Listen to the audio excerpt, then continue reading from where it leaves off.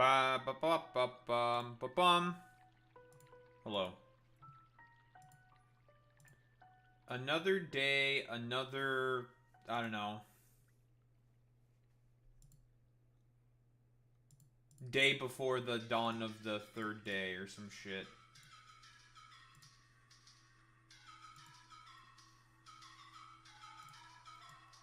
Type shit.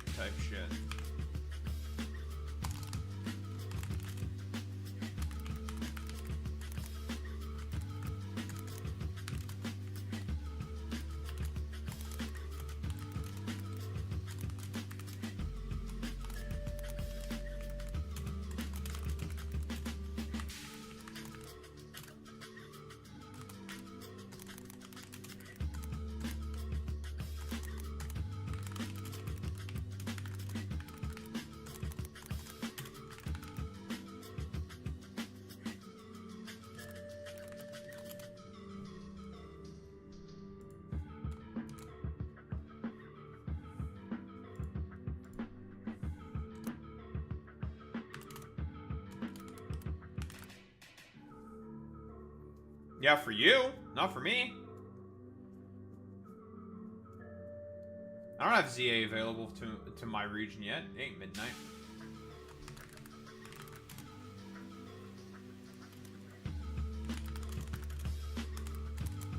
I'm gonna play ZA while doing some fucking editing. It's easy for me. It's all on my computer. Hell yeah. Absolutely. I've already figured out what team I'm going to run, I suppose, on my main file. Because I'm going to have two files, right? I mean, I have multiple Nintendo accounts, obviously, on the Switch. One for on-stream, one for not on-stream. Duh.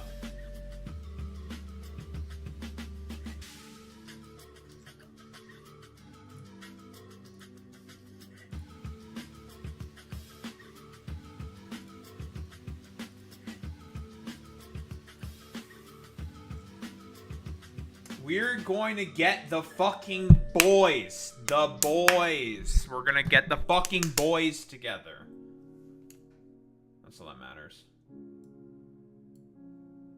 I can't believe that your Switch teleported to Alpha Centauri. That's crazy. It's cooked. Wallahi, it's over. Oh, also, I've been thinking about adding another planet to my Factorio save. You can't keep adding more planets, Tahoe!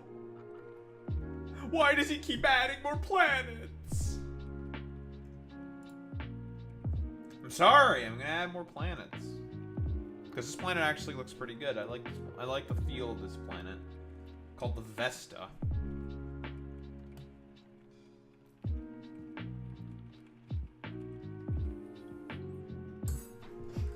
It's a Mass Effect game. I had shawarma today, it was delicious. It's always delicious. I love shawarma. Obviously, it's not as good as Ottawa shawarma, but it's still delicious. I don't really care. I love delicious shawarma, folks. Let me tell you.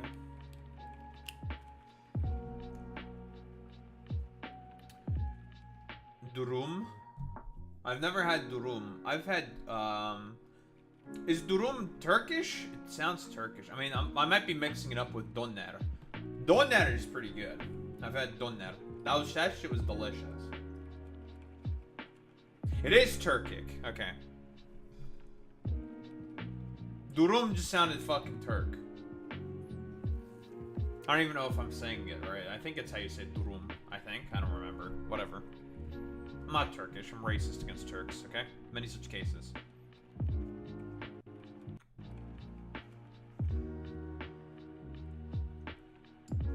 Turkey?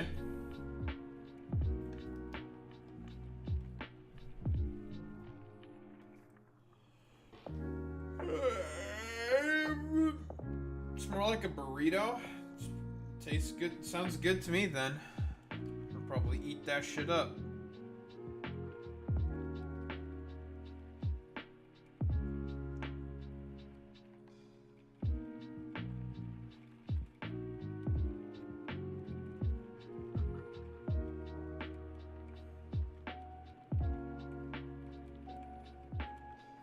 Dumping in garlic sauce, it's so good. Nice.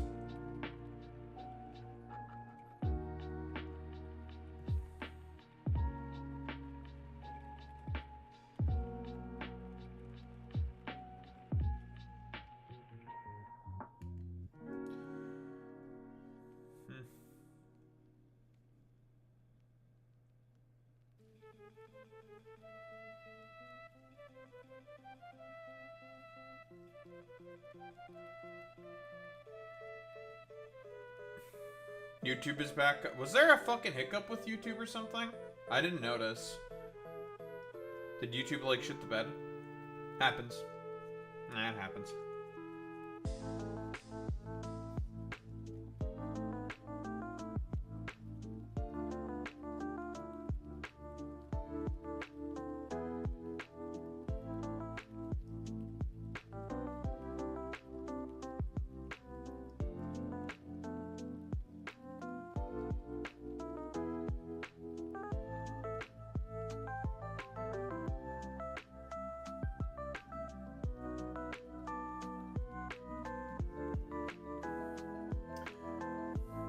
That was my internet for like 10 minutes. Oh, okay.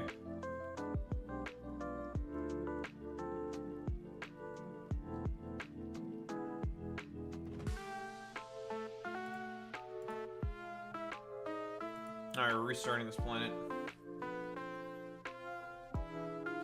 I'm restarting. I made an executive decision, folks. It's time to start from scratch.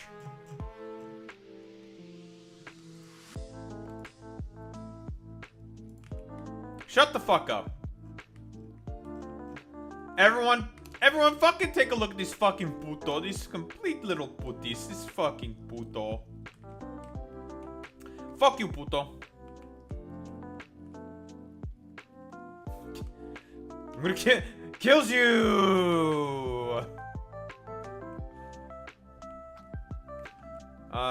Makes you regret all of the decisions you make in life. Fuck you, puto. What do you want? Hmm? What do you want, you fucking puto pepega? What do you want, el putis maximus?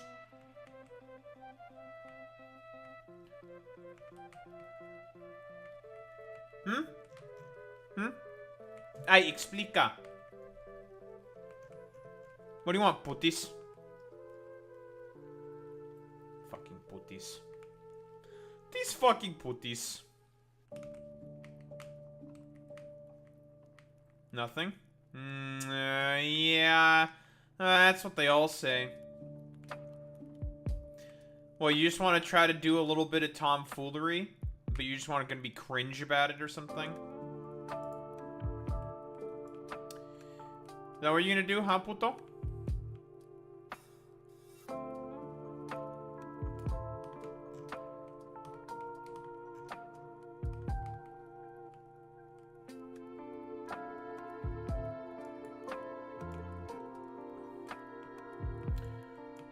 What do you want, El Putis Maximus?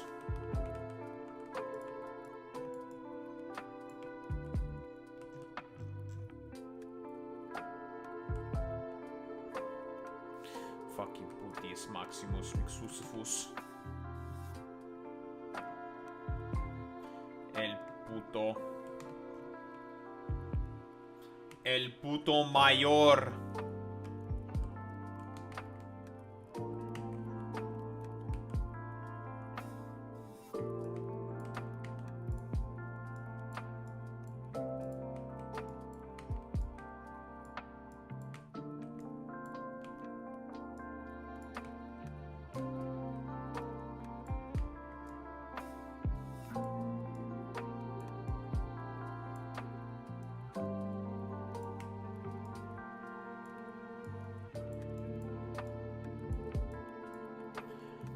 You know, it's time to spam ping Boy Meets Mini to summon him. Just to, I don't know, talk a bunch of shit. As is deserved of the fucking putis maximus els fortufus. Maximum putis over here. In this fucking puto horde. Fordus netus.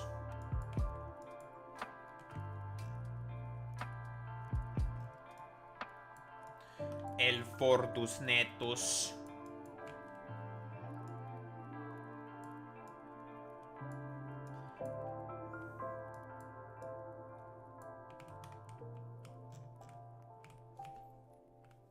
Puto.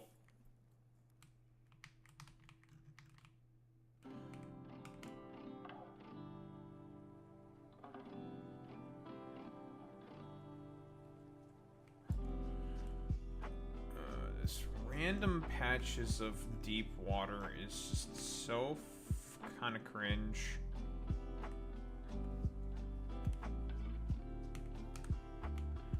If only I could replace them with, not deep water. That would make my life a lot easier. But I don't have the ability to do that. I mean, I could use probable console commands to do it, but...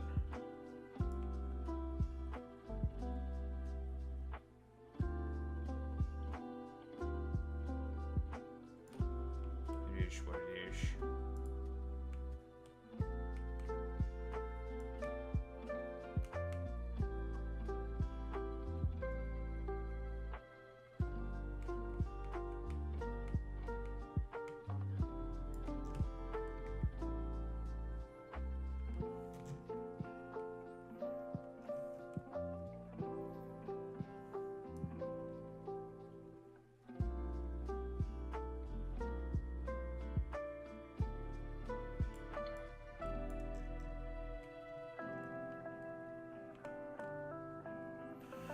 But I am looking forward. I think I have decided also, I think who are my 3 favorite megas. I think my 3 favorites are probably Excadrill, Skarmory, and Chandelure. Love those guys. Even though Chandelure's stat distribution is a little disappointing, but that's still the boy.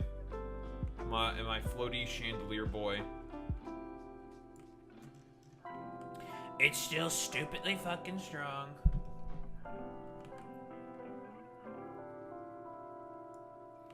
Damn, you're getting fucking owned right now in your own language, McPutius. How's it feel, puto? This motherfucker getting cooked in Spanish. This motherfucker getting cooked in Spanish, bro.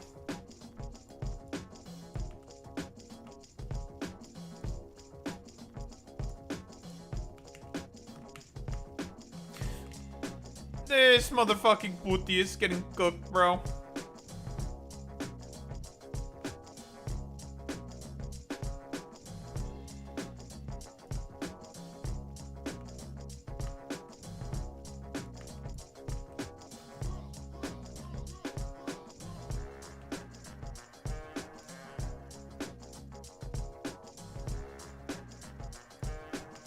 I'm out of landfill?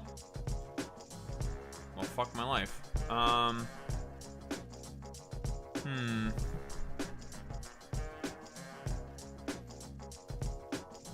Yeah, Ford is a puto, I agree. Very, very fucking puto. Extremely fucking puto. How about you pick this shit up from Gleba, actually?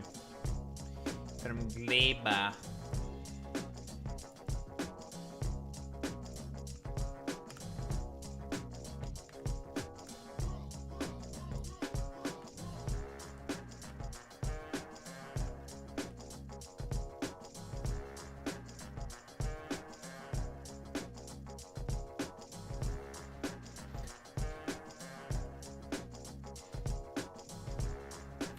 Listen, it's because El Fordus Netus is a coward. Fordus Netus. Come back here, Fordus Netus. Fordus Netus.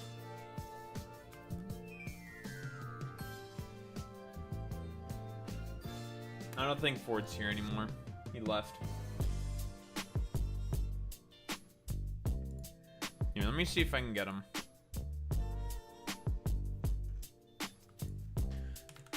Come back, you bitch. Puto.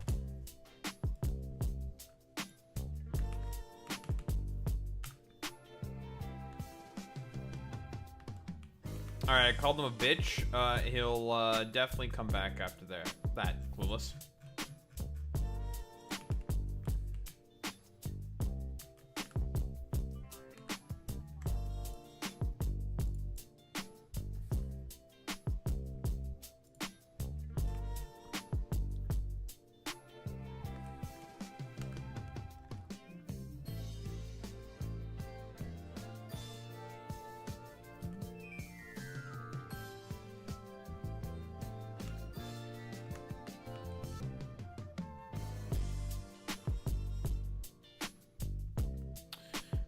Well, I guess what I'm going to have to do is I'm just going to have to mix in the wood platforms on the holes. But the problem is that I can't fucking put my structures on the fucking wood platforms, right? Because they suck balls and I hate them. They suck giant fucking cocks.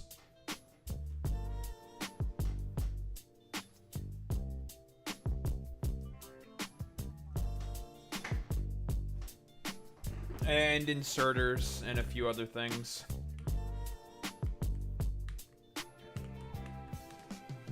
We're gonna put the farming here, I think. Pretty nice little side island, side piece for the farming. Smelting's gonna be over here. Agricultural processing up here. And then we go out this way. Here's the plan. Let's make sure there's no putos in the way, though.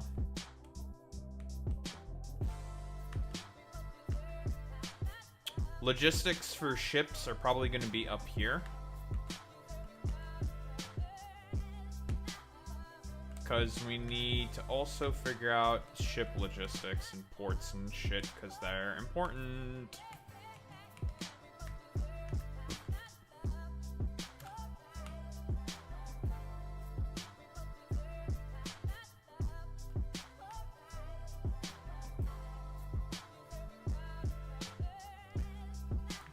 Fordus Netus is not here. That big fucking puto left. Drandy.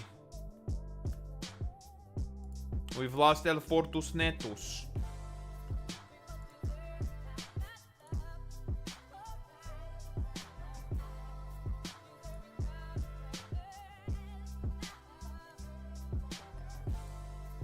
Alright, got my books. Very important.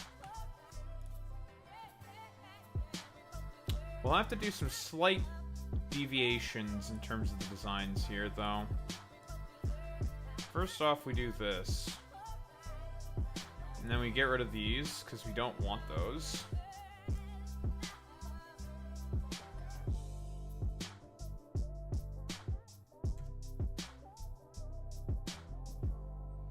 Because we can't have electricity.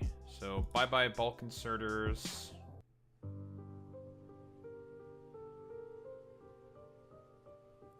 And default upgrade, save blueprint. It would appear we had a containment breach. But it's okay, because we murdered everything.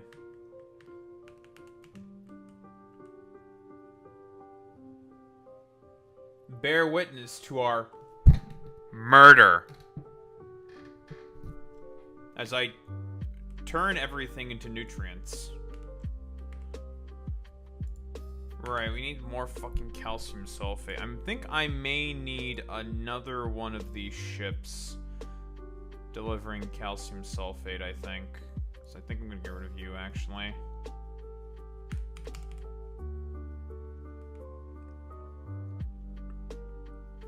This ship was pretty successful, though, so yeah, fuck it. Let's do it. I like this ship.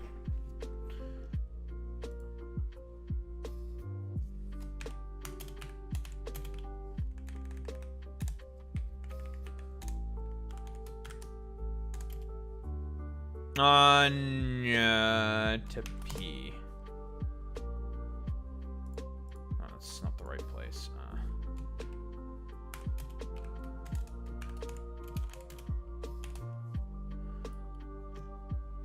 Buff Molina, please.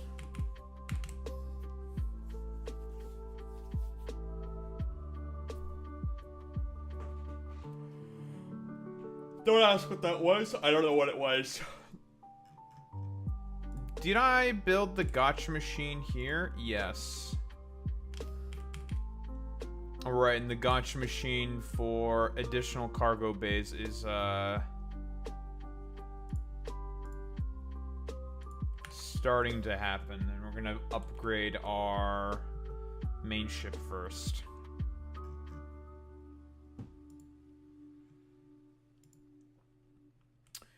And we're gonna probably upgrade. Do I want to upgrade everyone else's fucking cargo base? I don't think I need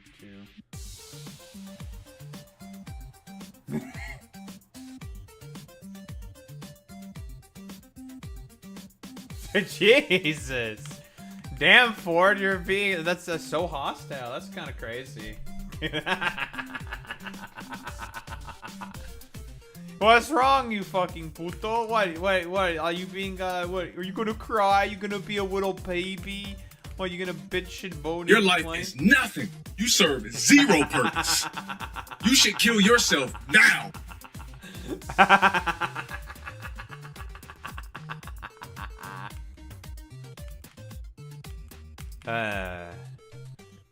Oh, but Boy Meets Mini, I want to add another planet. Don't stop adding planets to your factorial playthrough. Please stop. It's gonna last for forever. I want it to last forever. Yeah, more fucking planets. It's one that adds productivity for intermediary products like cables, sticks, and other shit. And, lets you transport plasma and pipes and a bunch of other interesting stuff. New kinds of pipes and whatnot. So I'm interested.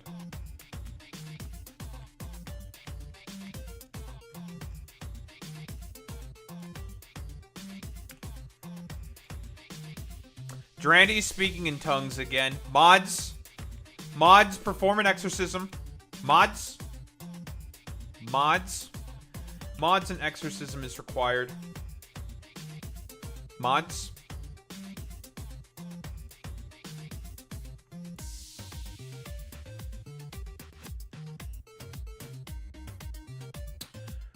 First, you don't need this. You also don't need this. You also don't need that. And you don't need this.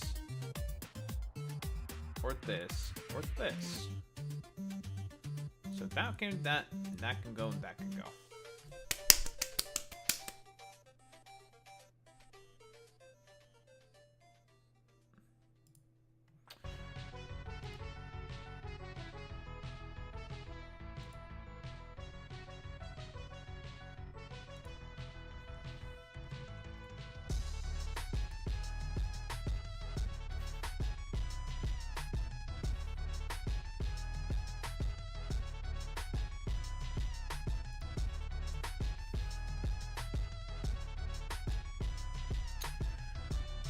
Okay, we're gonna have you stop that.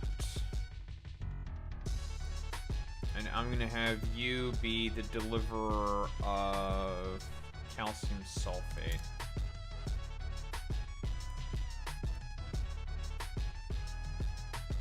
You're gonna be the calcium sulfate guy.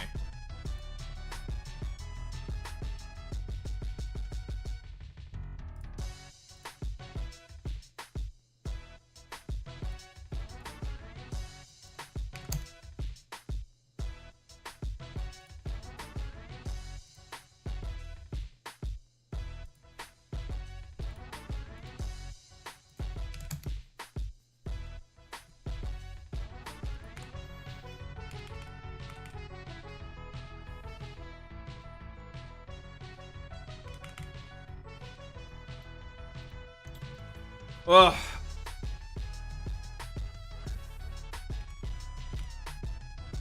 We're building a new ship in like a couple minutes. Everyone shall bear witness to the construction of the new ship because it looks cool.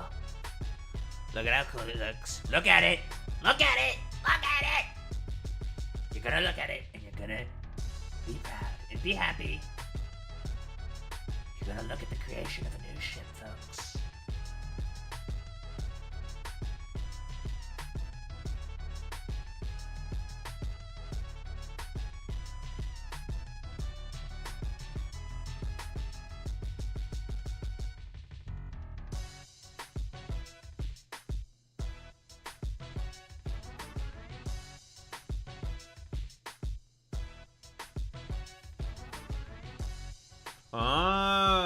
Japanese, eh? Mods, we have a Weebin chat. We got a weeb. Weeb. Weeb detected. We got a weeb.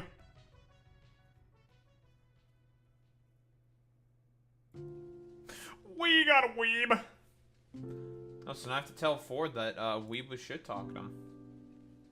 I don't watch anime. Well, see, here's the thing. Unfortunately, Durandi, since you're, I assume white and speaking in Japanese or kanji, that means you're a weeb. That's how it works. I don't make the rules, but this is how they work.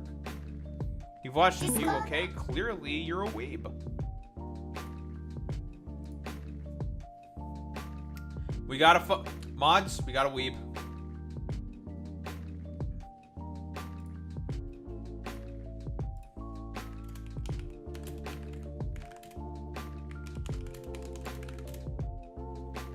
Yes.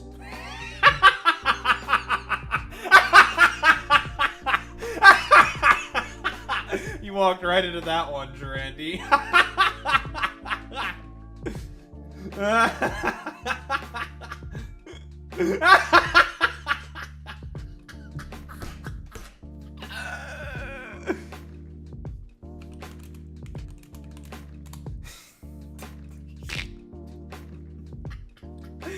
Oh, you walked right into that one. That's funny.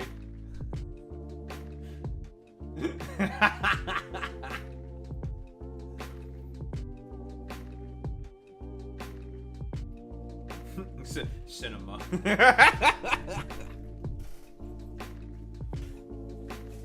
Oh, man.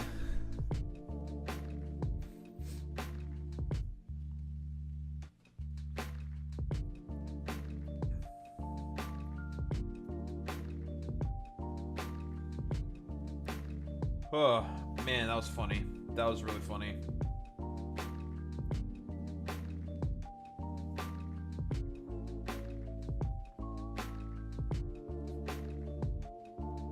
As you can see, the ship is almost complete.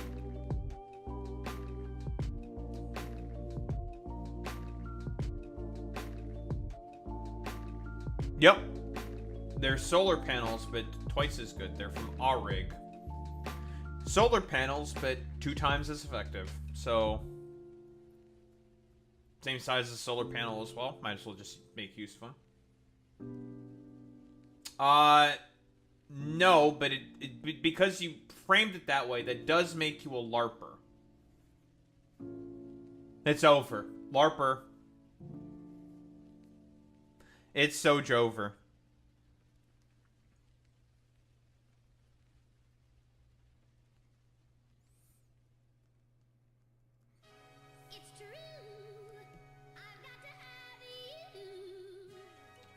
What if it's not true? What if it's false?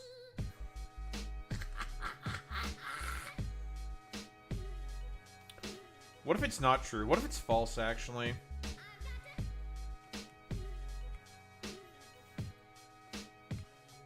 Actually, it makes you a capitalist. No, it makes you a revisionist.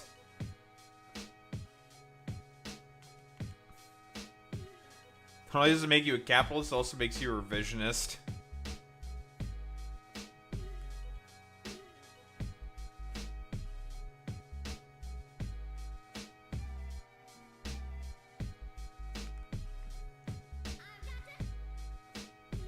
Not the dingists. I'm guessing we're not getting our cargo bays filled for the time being because of,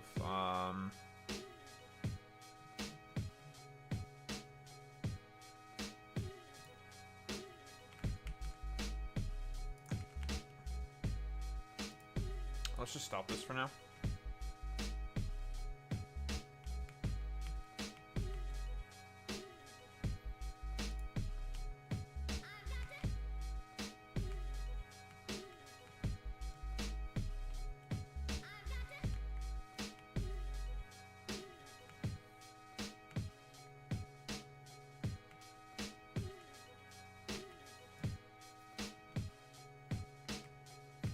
Very cool and very good.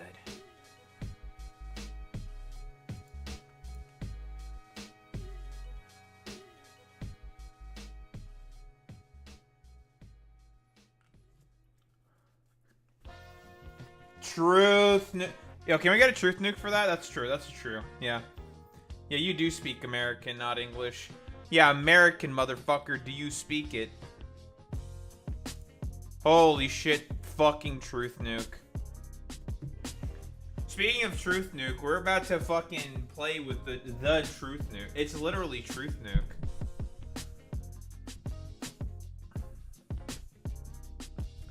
Alright, now you're just making it racist. The fuck is a quish? Alright, now you're just being racist. Fucking get this anarcho-quishist out of here. Get the fucking quish out of here. Nah. I don't know how you call it. I'm gonna say quish. Kiwi-ish? Oh, kiwi-ish. This motherfucker trying to be a New Zealander. Mods, get the New Zealander. Mods.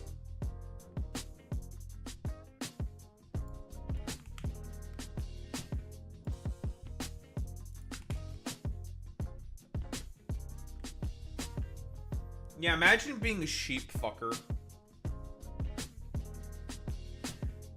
Could never be any of the Romanians. Romanians would never fuck sheep. Because we're trad and based.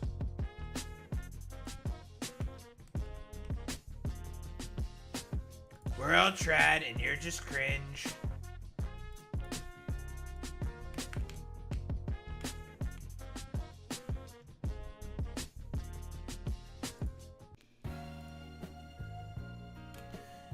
We're trad, you're cringe.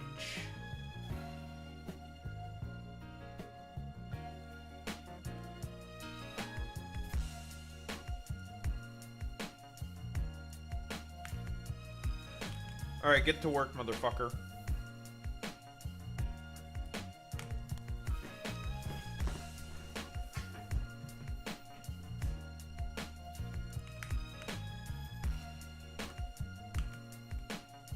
Hooray! Alright, I need more, landfill, correct. How are we doing in that department?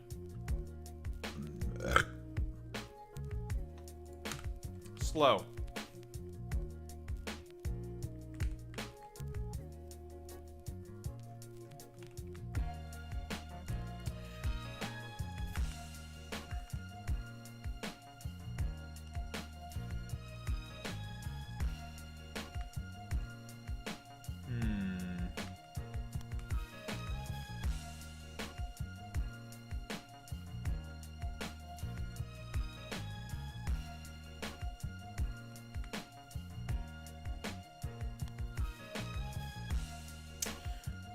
Well, since I don't have a power grid, nor am I planning on having a power grid, we don't exactly have the exact same similar structure to be able to follow.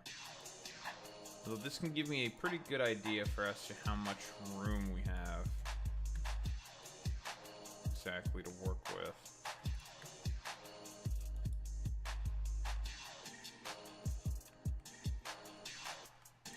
What are you fucking glurming about over there? Why are you fucking what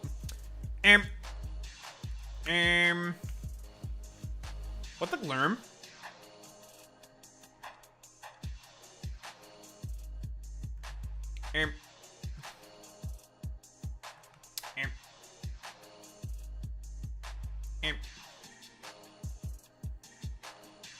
Glurm.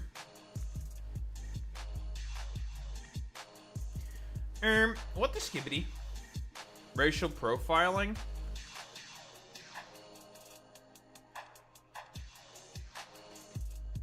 Huh? Everyone Hodge Randy, huh? Huh?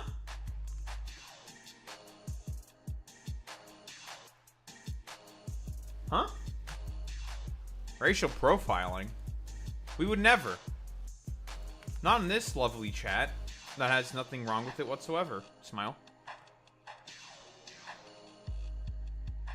Not in this base, trad, conservative chat. Who is very based and trad and conservative. We all know how trad and based Boy Meets Mini is, okay? Come on, we all know.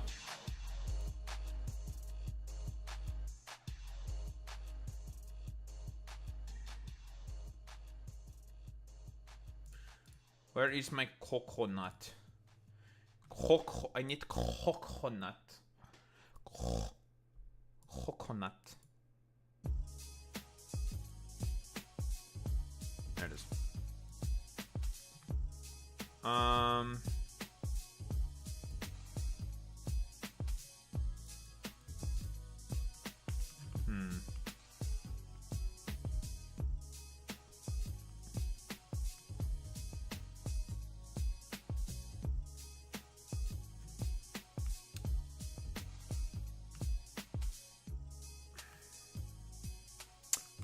No. But I will not be glurming that much. I will not be glurming that much. I will be erming that much, though.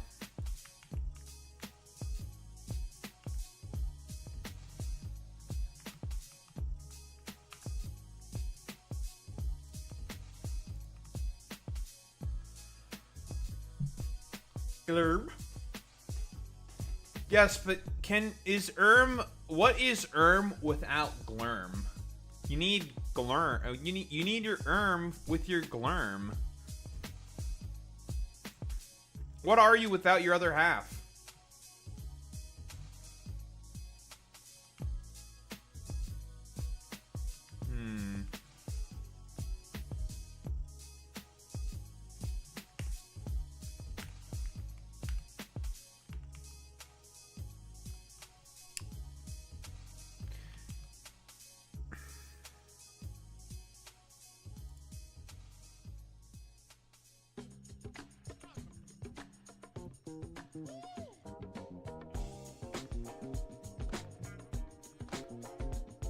What do I mean I don't have enabled? Huh?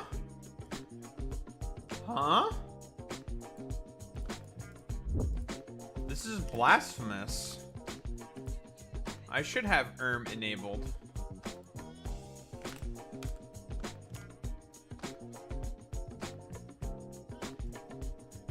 Unless I forgot, which is entirely possible.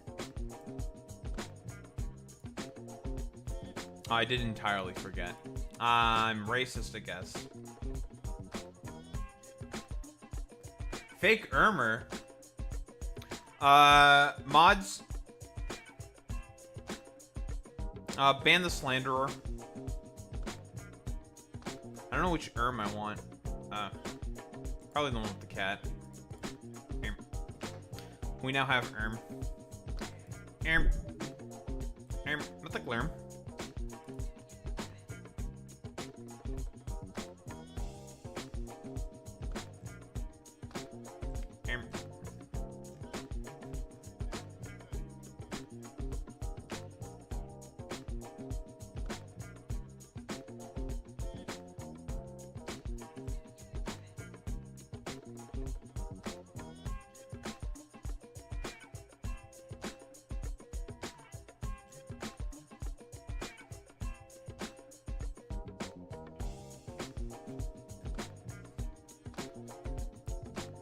Oh, I've also been watching a bunch of old Michael Brooks bits of like Nation of Islam Obama. And I'm just like, he truly was one of the GOATs, huh?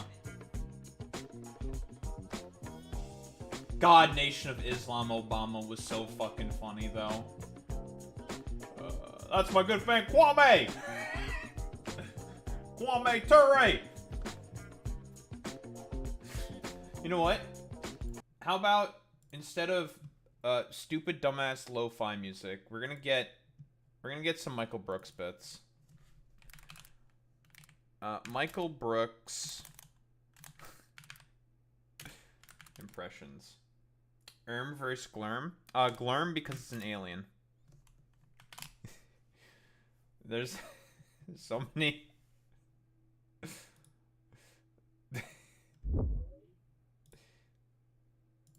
I must get all of the Michael Brooks impressions because they're all just funny. Liberal media. Especially Nation of Islam Obama. That shit is it's the funniest fucking shit, dude. It's so fucking good. Can we, check out the tab? Thank you.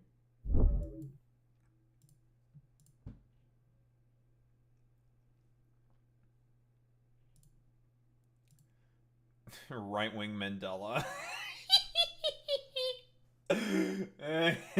Right-wing Mandela is also funny as fuck. A room temperature IQ of the... well, if they're aliens that are stupid, but they somehow mastered safe space travel, what the fuck are we? That would probably be hilarious, but, we'd be cooked. I'll be quite honest. There's gonna be a blast from the past, dude.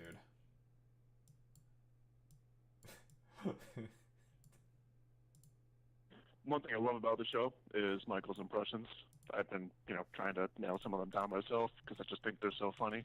I was just wondering if it might be, or it would be totally kick-ass. Kwame! Like a supercut of all the best of Michael Brooks impressions. I mean, I'm sure Michael has numerous reels at home of that. I actually don't. I really should. He'll find someone to make it for him. We'll picture a Nation of Islam Obama. So here's the thing. This is probably... I think this impression, Nation of Islam Obama, is pretty much what launched Michael Brooks' career. Is that fair to say, Boy Meets Minnie? Like, if you know anything about Michael Brooks, besides the fact that he's based, it's Nation of Islam Obama. That's the second thing. It's so funny. Most likely. Meeting of different terrorist factions in the Middle East. He says, look, some people think that we only need to target suicide bombings at Shia.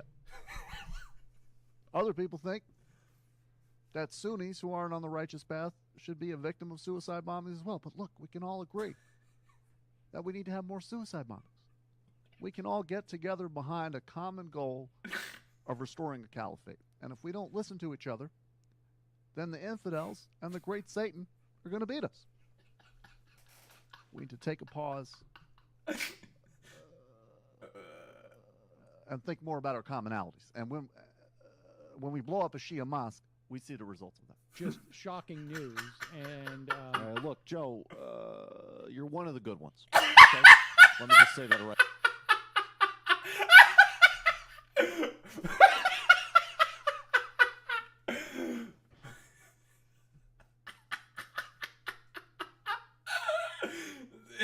It's also that line. It's so fucking funny.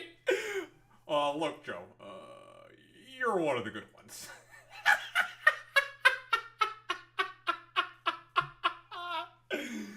Oh my god, it's so good. Right up front, all right? So I tolerate you, and Hillary's not going to be president. None of these Republicans are going to be president. We all know the long-term master plan. I guess you don't, because you're sort of like the help around here. But let's explain you how it's going to work. One term for you. You get to run around, obviously. Me and Skip Gates and Cornel West will still control things behind the scenes. 2 years in, Minister Farrakhan's on the Supreme Court. Don't ask me how that's going to happen. It's just going to happen. All right? Then he named Deval Patrick, or as I remember him, Kwame, my classmate. That's in Chassa Grammar School. That's right. That's in the Congo. People don't even know this. It goes so deep. So that's the plan. Can you get on board with that, Whitey? And there you Allahu have it. Akbar. Say that to me, Joe. Allahu Akbar. Oh, by the way, tell Maureen Dow that your son wanted you to run for president. Remember how he was saying he wanted you to stop and smell the roses? Yeah, that's true. Yeah, listen, Nation of Islam Obama would be happy with, like, well, instead of getting Kwame on the court, we got Kwame Mamdani. You know what? We take what we can get. It's all part of the plan, folks. All part of the long-term solution. You got to just be like, what was Well, that you said? What'd you say, son? That's Joe saying, I'm sorry, did you say rose garden? You want me in the rose garden? Okay. All right, let's. I like that kid. Exploit his memory. Let's go on. I just want to degrade the white man. All right, thank you so much. All right, we don't. Hello? Rise and shine, little devil. This is Barack Obama. How did you get this line, Mr. President? Never mind, little bitch. You got mail. Mark Zuckerberg. Mark Zuckerberg, the little swine that created Facebook. It's a pleasure to talk to you. How are you? You bringing community together? You helping white people sex to each other in a different platform today? Yes. Look, Mark, you know as well as I do that I tend to try to leave the devil's business to his own. If you all want to kill each other over Facebook, that's fine. It's my job to teach the black man his true nature and keep him off of that platform and get him onto World Star, baby, World Star. But look, you and I both know that white people are very gullible and stupid. So I was very troubled. He's so you had said with regards to fake news. You have a good one, Randy. Which is why we have, of course, the true devil that you're afraid of. I don't care about. Trump can be president for all you white people for all day, for all I care. But I know you're scared about it. You wanted Hillary. You said just the other day in the paper that the idea that fake news was part of the election, fake news on Facebook was crazy. What the fuck do you mean by that, Mark? You go over there and slap you upside the head?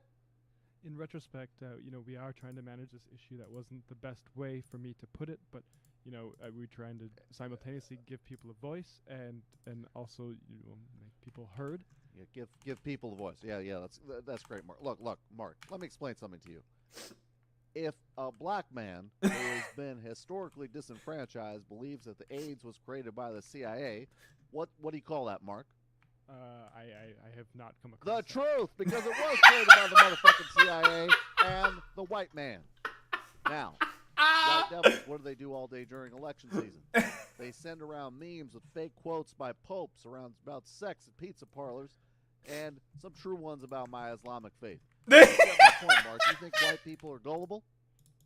I think this is a huge problem on a global scale. That Matt is doing such a good job also impersonating what Mark Zuckerberg's fucking cadence as well. It's so fucking good.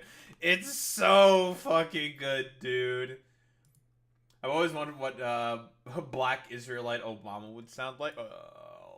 Listen, boy meets money. You need to be told of the plan. Very important that you know about the plans that we have for the white man. Allahu Akbar. Say it with me, boy meets many. Allahu Akbar.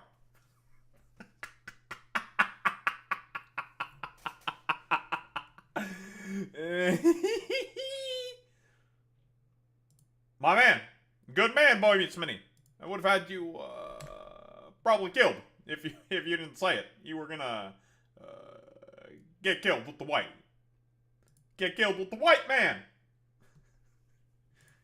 You have a responsibility to your people, and I do mean your people, to not spread these news stories. White people can't handle it. Their brains are filled with mayonnaise and putty and American cheese. I'm going to tell them that Hillary's a lesbian with Huma Abedin. They're all going to believe it.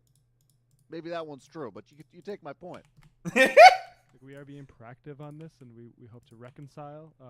Deep down, you know, by letting you run a little private NSA data mining operation, that you're winning a whole entire war on the white devil better than the prophet Elijah Muhammad ever did. But believe in fake meme quotes and fake Morgan Freeman quotes. The fuck is the matter with you, Mark? Good to be with you, Sam. How you doing? Oh, I'm doing great. Look. Here's what we're doing with regard to guns. We're imposing a series of. This is probably one of other Michael Brooks's famous bits when it comes to Nation of Islam Obama. Sensible measures that everyone can get behind. Greater scrutiny, background checks, greater accountability on the system. I think that there's no reason why reasonable people across the divide can't all agree with this. Psych. Sorry, psych. Psych. You hear that beautiful music in the background? You hear that gorgeous call to prayer of my faith, the Islamic faith, the one and truly only faith of Allah. The one and truly only faith of Allah. Here's what I'm really doing with the guns. Yeah. White people, I'm about to take all your guns. I'm coming for you. The fruit of Islam is Go on and ready. get your guns, We're white locked people. and loaded and ready to bear, baby. No more guns. White people are going to have to pray to the only true and living God, the black God of Allah, and bow ties for everybody. You ready for this? Oh, so everybody's got to wear bow ties. And are you saying that? Everyone's got to wear their bow ties. Just for white people. See, that's what people got it twisted. Remember I said I respect gun laws? I'm going to over-respect gun laws when it comes to black people. Yeah, there's tiered systems. Arabs and black people get a lot of guns. Iranian people get the most guns because Iran, obviously, favorite country of the world. Hispanic people are sort of in the middle, so they'll get some.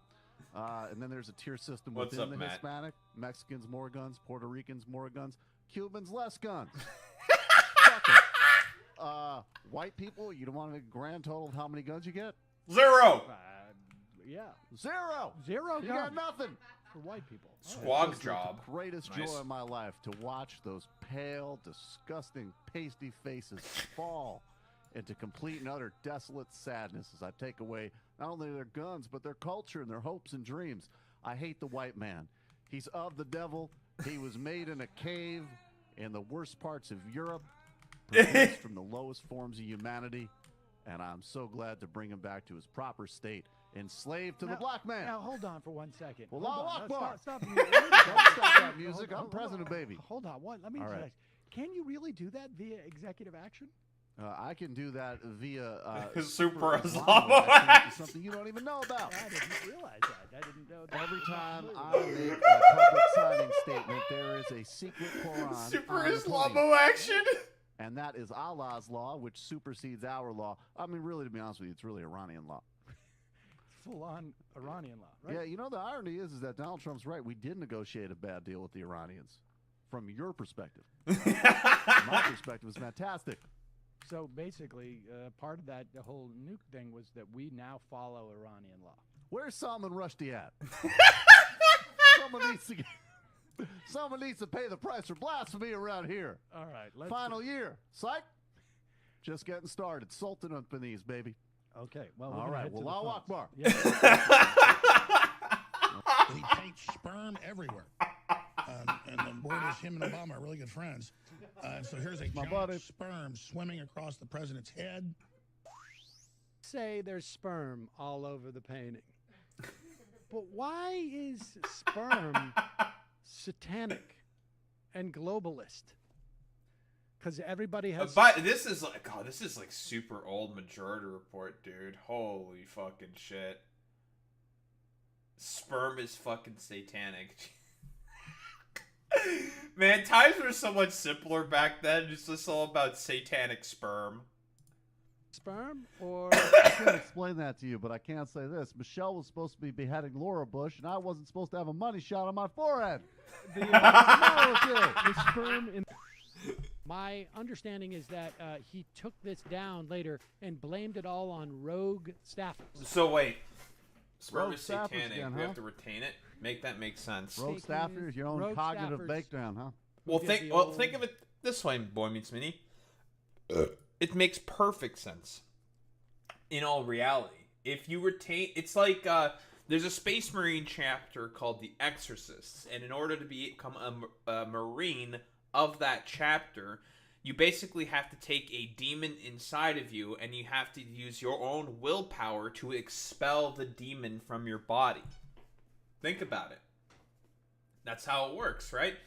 You need to retain the demonic semen inside of you in order to prove your worthiness to God. Exactly. Yeah, you get it. Inoculation. Yeah, it's a lifelong test. It's all a part of the plan. It's all a part of the plan for the evangelicals. The president's got sperm on his forehead. Now, All right, Kiende, this is a big one. Now, You're gonna this need a lot is, of sperm on my forehead. now, of course, wow, that's I wish it were that subversive. Jamie. Is that? I mean, is it subversive? I had to take face shots from Dick Durbin in order to get into the Senate. Chronicles my career. God, he's so Was the fucking night funny, before man. Christmas, when through the White House, not a creature was stirring, but the ghost of no house. The senior staff nestled, all snug in their beds. Dreams of a politically correct Christmas danced in their heads. I put on my robe and donned my skull cap to check one last time on my Santa Claus trap. When in the north lawn there arose such a clatter, and I knew it one man, no one thinner or fatter. Michelle's cookies and milk must have done the trick. So I had finally captured dear old Nick. He came to his senses, and I walked up to his cage, and he bellowed and rattled and shook with great rage. Tell me the meaning of this Christmas night ploy. Do you wish to rob the children of their God-given toys? I replied to him calmly, let me be clear. No harm will come to you or your flying reindeer. I know you have millions of presents to give, but Christmas has become much too offensive. So now I told old Kringle how the world is today and how it's no more Merry Christmas, it's Happy Holiday. How being PC means no religious expression and how each candy cane is a microaggression. He stroked his long beard and sat in a deep silence as I told him how Christians must atone for their violence. When I finished, he made not a movement or a steer, and I saw no expression through his thick facial fur. When suddenly he jumped, gee golly, you're right. Who knew it was so wrong to be Christian and white? We must fix this terrible holiday misfortune. What we need is a plan B, a Christmas abortion. PC virtues prevailed, our causes aligned, and I offered to join him. Yeah, this was back during the, because when was the whole war on Christmas? Because that was one of the things that got Sam on the map, for example, him going on like CNN and just like arguing with some dipshit about war on Christmas stuff and making him look like a complete dumbass because the war on Christmas stuff is fucking stupid. Yeah, it was all the Starbucks cups, all the it was just like schizo shit, right? Like you know, Boy Meets Me, you know what I'm talking about. From behind, we rode off on his sleigh, worked all the way through the night to end once and for all this Christmas Day play. We took Nick's presents, left Christmas trees bare, and replaced Christmas carols with quotes from Voltaire. We changed the quotes from Voltaire, public safe spaces, and removed all cheer from coffee shop places. By the end, I was tired, sore, and frostbitten, but a Christmas story was finally rewritten. With our work done, I cannot wait to see all the children wake up with Christmasless glee. I bid sweet farewell, my social justice ally, and with that he took off, vanished into the sky. SJW. But I heard him exclaim, Santa Claus. ere he drove out of sight, "Happy holidays to all, and to all a good night." I don't say the words birth certificate. Somebody said it. I didn't say it. Say, Sam, when you're deep cover as a terrorist, and you're orchestrating all this from the inside out, and remember, this is a long process. Change doesn't happen overnight. We're gradually destroying white America, gradually destroying Christian America. That's right. I can go to churches. I can eat pork. I can do everything I need to do to be in character, as it were. But what I cannot do is use the phrase radical Islamic terrorism. That is part of this special Sharia contract that I signed in Malaysia, not Indonesia, Malaysia, after I was flown out of Kenya as part of a secret process that began in the 1940s to become president. Let me tell you something, Sam. Later on the show, we're going to talk about an article where you're called a quote-unquote dumb Jew. And let me just be the first to say, I would call you a devilish Jew. A Jew who will be beheaded. A Jew who deserves to... Keep in mind, something Michael of Brooks, hellfire, okay, shaitan. clarification. This is just a bit that Michael Brooks does. Michael Brooks is Jewish. Michael Brooks is Jewish. Disclaimer, disclaimer, disclaimer. Rain. Absolutely. This is like a consistent bit. You would just like call, well, Sam a dumb Jew. Consistent bit. But dumb? Not entirely. Right. Not entirely. You wouldn't be in the sharpest madrasa class, but you're not an idiot. Fair enough. Thank you. All right, well, Allahu Akbar. Yes, By the way, when you course. see Donald Trump out there, doesn't a little part of you think that America deserves to be taken over by jihadists? Keeping it 100. Hello. Hello, this is Barack Obama. Well, this is the British spying place. Thank you, Sam. British spying place. Great to talk with you again. I'm going to have the usual, which is a wiretap on some white people. Right out, Governor. I'm going to need a wiretap on Donald Trump, And Right. every white person making above $100,000 a year in the Panhandle, or as we call it, Malik Shabazz Allah, should be renamed after the caliphate is established. White people, Panhandle, right. And how would you like that delivered, sir? I'm going to want that written up in a transcript so that there's deniability. Right. Denying the right away. You've got it, sir.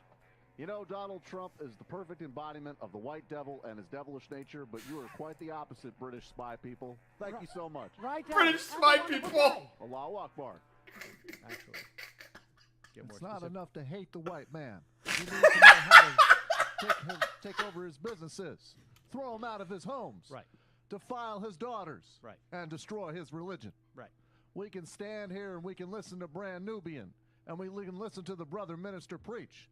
But if we don't burn down Whitey's home, we don't terrorize Whitey on the street, then we're not going to have the results that we fundamentally want to see. That's right. Allahu Akbar. So the idea is just to don't just be, hack it, but actually get out there and do stuff that's Don't really, just be talking really gonna about be how upset. Whitey controls the vaccine Upsetting supply in your Tucker dorm room. Get out on the street. Burn down the home. Carjack the car. In L.A. in 1992, they didn't sit back and bemoan what happened to Rodney King. They burned down the yellow man's laundromats. That's what we need to do today.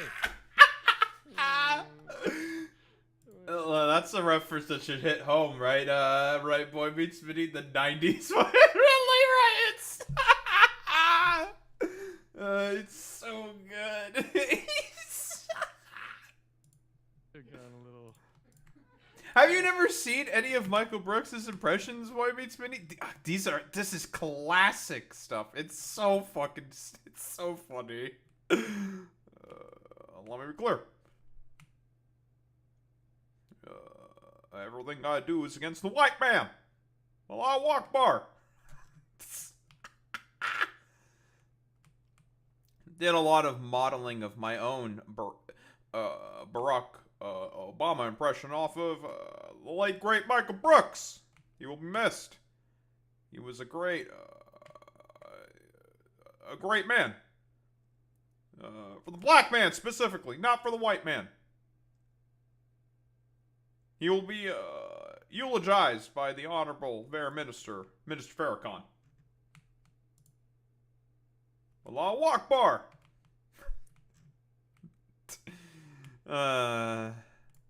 It's so funny. So far. I don't know why we don't have video of that part of the speech, but.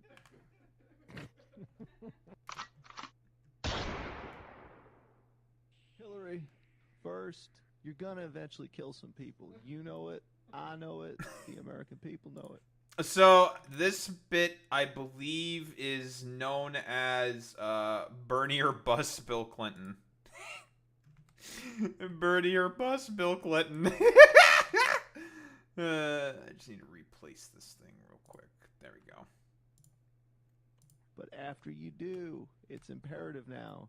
You drag the body to the park. It's the only way it works. That deal I got with Pablo Escobar up there in Medellin, and what we're gonna do is we're gonna get them involved in that race Bricks of cocaine and take them all out, and then we're gonna drag their bodies Wait a second. to the park. He's so fucking good, I'm man. literally drunk with power. So, just Sam, I would like to interject some more thoughts about the pyramid, if I may. Not Ben, And not Ben also Carson. supplementation. But first, I'd like to share a joke about archaeologists. hold on. So let me if just I get may. this straight. Yeah. We have Dr. Ben Carson with us now, That's correct. reiterating and expanding on his comments that that the archaeologists who think that the pyramids were built as some type of shrine and mausoleum, I guess is the word. To the pharaohs. for the pharaohs. Just, Okay, all right, I so mean, go ahead. Clearly, I'm a brain surgeon, so I look at these things a little bit differently. Right. What's the difference between an archaeologist and a unicorn? I don't know. Nothing. They're both fictional characters. In the sense, doesn't exactly work, but the point is I substitute archaeologists for Polacks in Polish jokes because they're universally regarded as some of the dumbest people. So wait a second.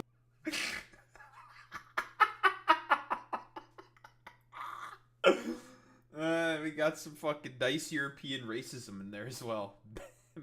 What, European race? AO based? So you're saying that the archaeologists are either fantastical, that they don't even exist, or they're stupid, and that's why they think that. Now, how do you explain? Excuse me for 1 second. Okay, how do you liberal explain? media. Right, liberal media. I know this is. I didn't get interrupt him with hostility because I'm a free-thinking black man. Okay, go ahead. Let me ask you, how do you explain these mummies and these caskets that, in fact, just I don't know, 2 miles from here, up Flatbush Avenue, we have in the Brooklyn Museum, we have some actual mummies. Now you're saying that they're fake, or what's going on with them? Well, first of all, let me say, why did the archaeologist put ice in his condom to keep the swelling down? Hey? Let me.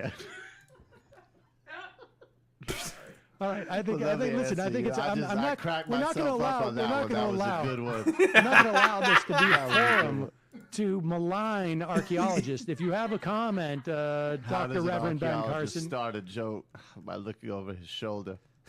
Anyways, let me get to you. Had asked about the mummy in the Brooklyn Museum.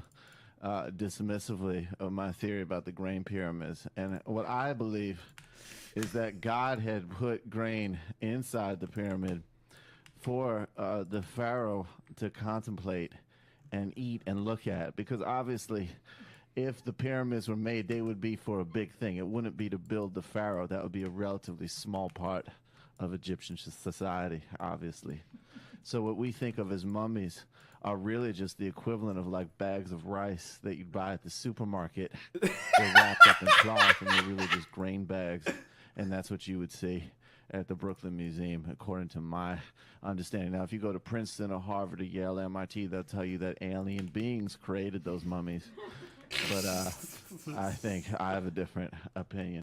What are the details of your education policy? No, just stop. See, this is the thing. This is what you did. Did you hear yourself?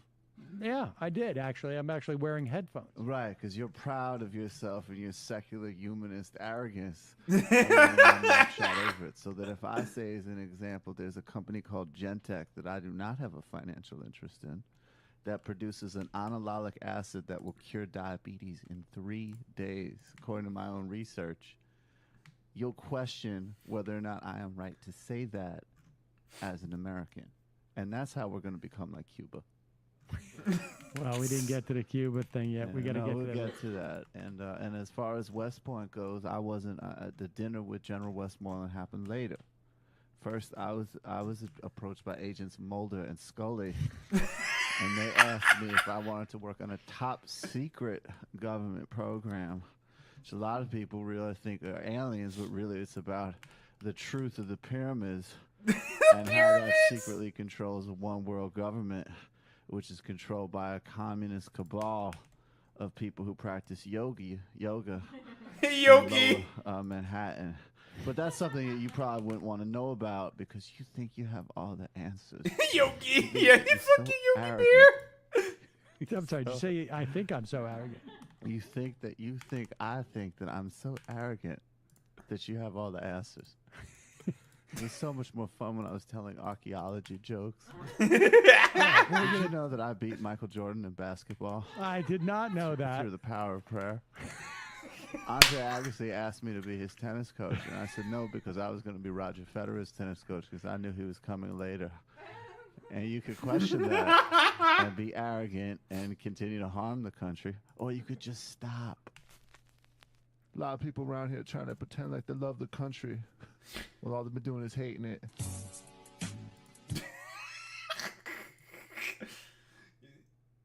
He's gone from Ben Carson to Terrence Howard. That's true, Moritz Vidi. Deceitful, lying liberal media. We all know that. God, Ben Carson is such a He's such a weird fucking dude, man. Why is he the way that he is? Like he's like outright, like, no cap. Like, he is a fucking genius. Right? Like, that's not ridiculous or hyperbolic at all. Like, the dude is a brain surgeon. He's a fucking genius. But for, like, whatever reason, he's like a right-wing dipshit. It's so fucking weird, dude. Their transgender bathrooms are making kids addicted to crack. Kids addicted to crack. To say this.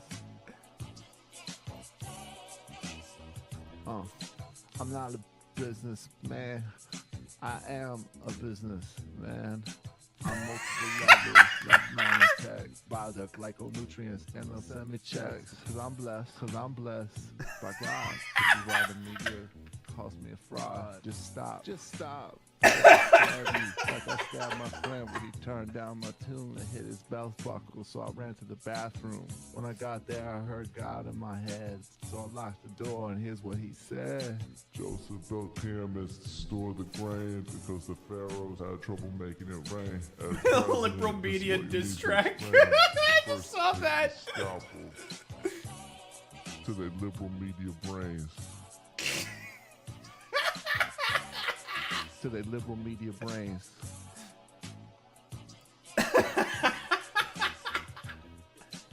Yeah, he's done some crazy experimental surgeries in his career. How he fell this far, who the fuck knows? I don't, like, it's so weird to me, man.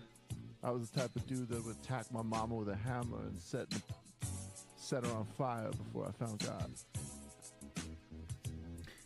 One time I suffocated one of my relatives until 10 people pulled me off of him, and people trying to pretend like that a lie. They're trying to act like my whole backstory was Rick Ross and he was a prison security guard, except it's all real. This ain't no Rick Ross. They can hate, but I'm gonna love what I love, and that's this country.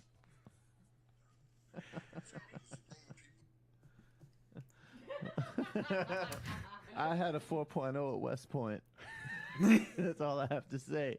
And why have you not asked one Barack Obama about his best friend Osama bin Laden? Oh, we just let that all. Oh, he killed him. Okay, supposedly he killed Osama bin Laden. We just let that go. But then all of a sudden, Hold on, you want to ask me about the time. Wait a second. No, I'm not going to take it anymore. I'm going to finish the sentence. Wait a second. When I beat Kobe Bryant in one-on-one. Reverend Carson, let me ask you this. Are you suggesting that the only difference between you and your friend and Osama bin Laden and Barack Obama is that when Obama stabbed him, it didn't hit his belt? Is that what you're basically saying? I mean, well, you can infer what you can infer what you want to infer, but I think people are tired of the games that are being played, and I'm not going to let these games be played anymore. When I reverse dunked on Walt Chamberlain, that was the truth of my story. And if you want to look him up, Walt Chamberlain. Yes, really Walt Chamberlain was a cousin of mine who is deceased, and he taught Wilt Chamberlain how to play basketball. I'm not going to take it anymore. No one asked Barack Obama how he passed calculus at high school in Hawaii. No one asked Barack Obama why him and Saddam Hussein gave each other back rubs in the 1980s. No one asked Barack Obama why him and Mullah Omar created the Taliban together. No one asked any of these questions. But yet you come at me every day because of the passage about, and when I said I didn't want to win Wimbledon, so Roger Federer could have that, so I let him win. Empathetic human beings react to such things. Why take the candy from me when there's a baby over there in a stroller, perfectly votable? So I would say go to the cash register. I'm a surgeon. She's a single mother trying to survive, working 3 jobs. Isn't that the more obvious person to stick up? That's right. You could take my bank cards, but there's cash money right there. Oh yeah, speaking of the whole brain surgery thing, have you heard that tabloids are reporting, and he was asked about this today, which is hilarious. Oh, it's Matt! Tabloids are reporting that he left a sponge in one of his patients' heads when he was performing brain surgery. And he was asked about it specifically to What? What? Huh? Chat, can we get a haw for that one? Huh? Huh? Huh? Done it. And Okay. he goes, well, when you perform as many surgeries as I have, you're bound to find 5 or 6 disgruntled people. I mean, you know, look, he refused to deny that occurred. Oh, that's true. You're bound to find disgruntled people, but it would have look, been I funnier forget if he my said, keys in places. You're bound to find a sponge at some point. Right. I think that sponge was planted by the adversary. By the adversary. Bizarre stuff. Tell me how you want it, whatever way you like. You want kids dead, want them alive, I could do it for you.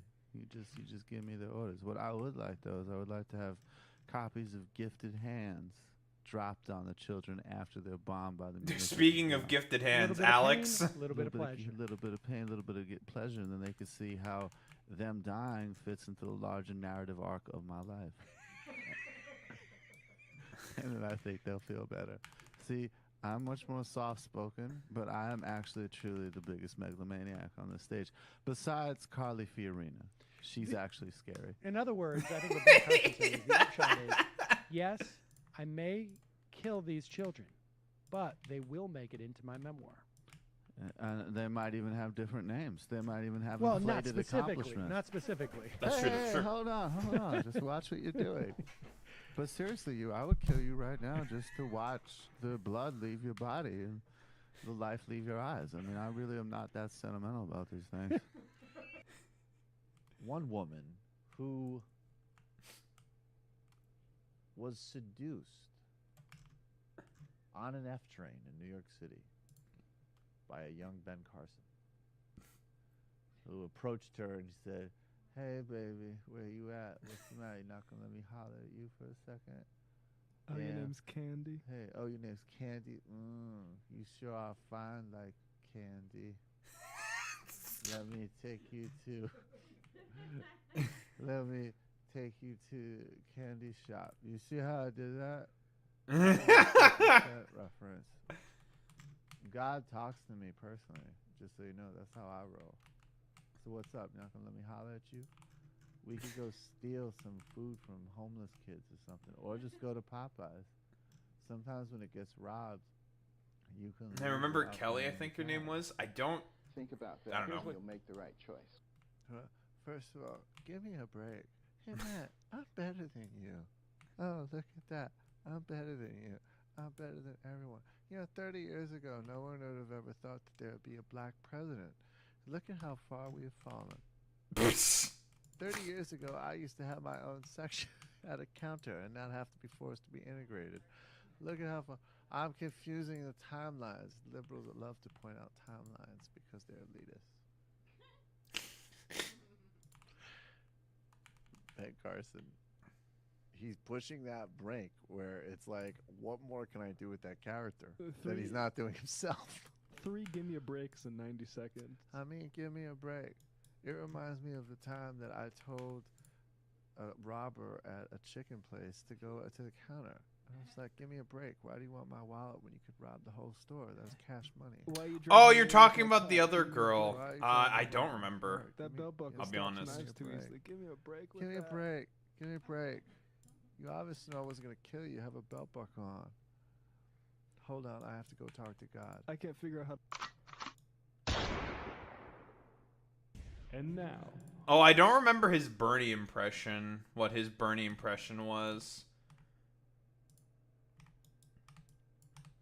There was because there's Bernie or bust Bill Clinton. I remember that one. Was it like right wing Bernie or something? I don't remember what his Bernie impression was all about. what Maoist Bernie was thinking. Oh, Maoist in Bernie! Monday night's CNN debate over Obamacare.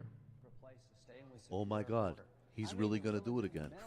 Lindsey Graham is going to try to say that some fucking Republican governor cares more about your health than anyone else. I can't fucking believe it. Jesus Christ. Jesus Christ. I love Medicare. Take a breath. Take a breath. I wonder how Bill Cassidy would make out in a gulag.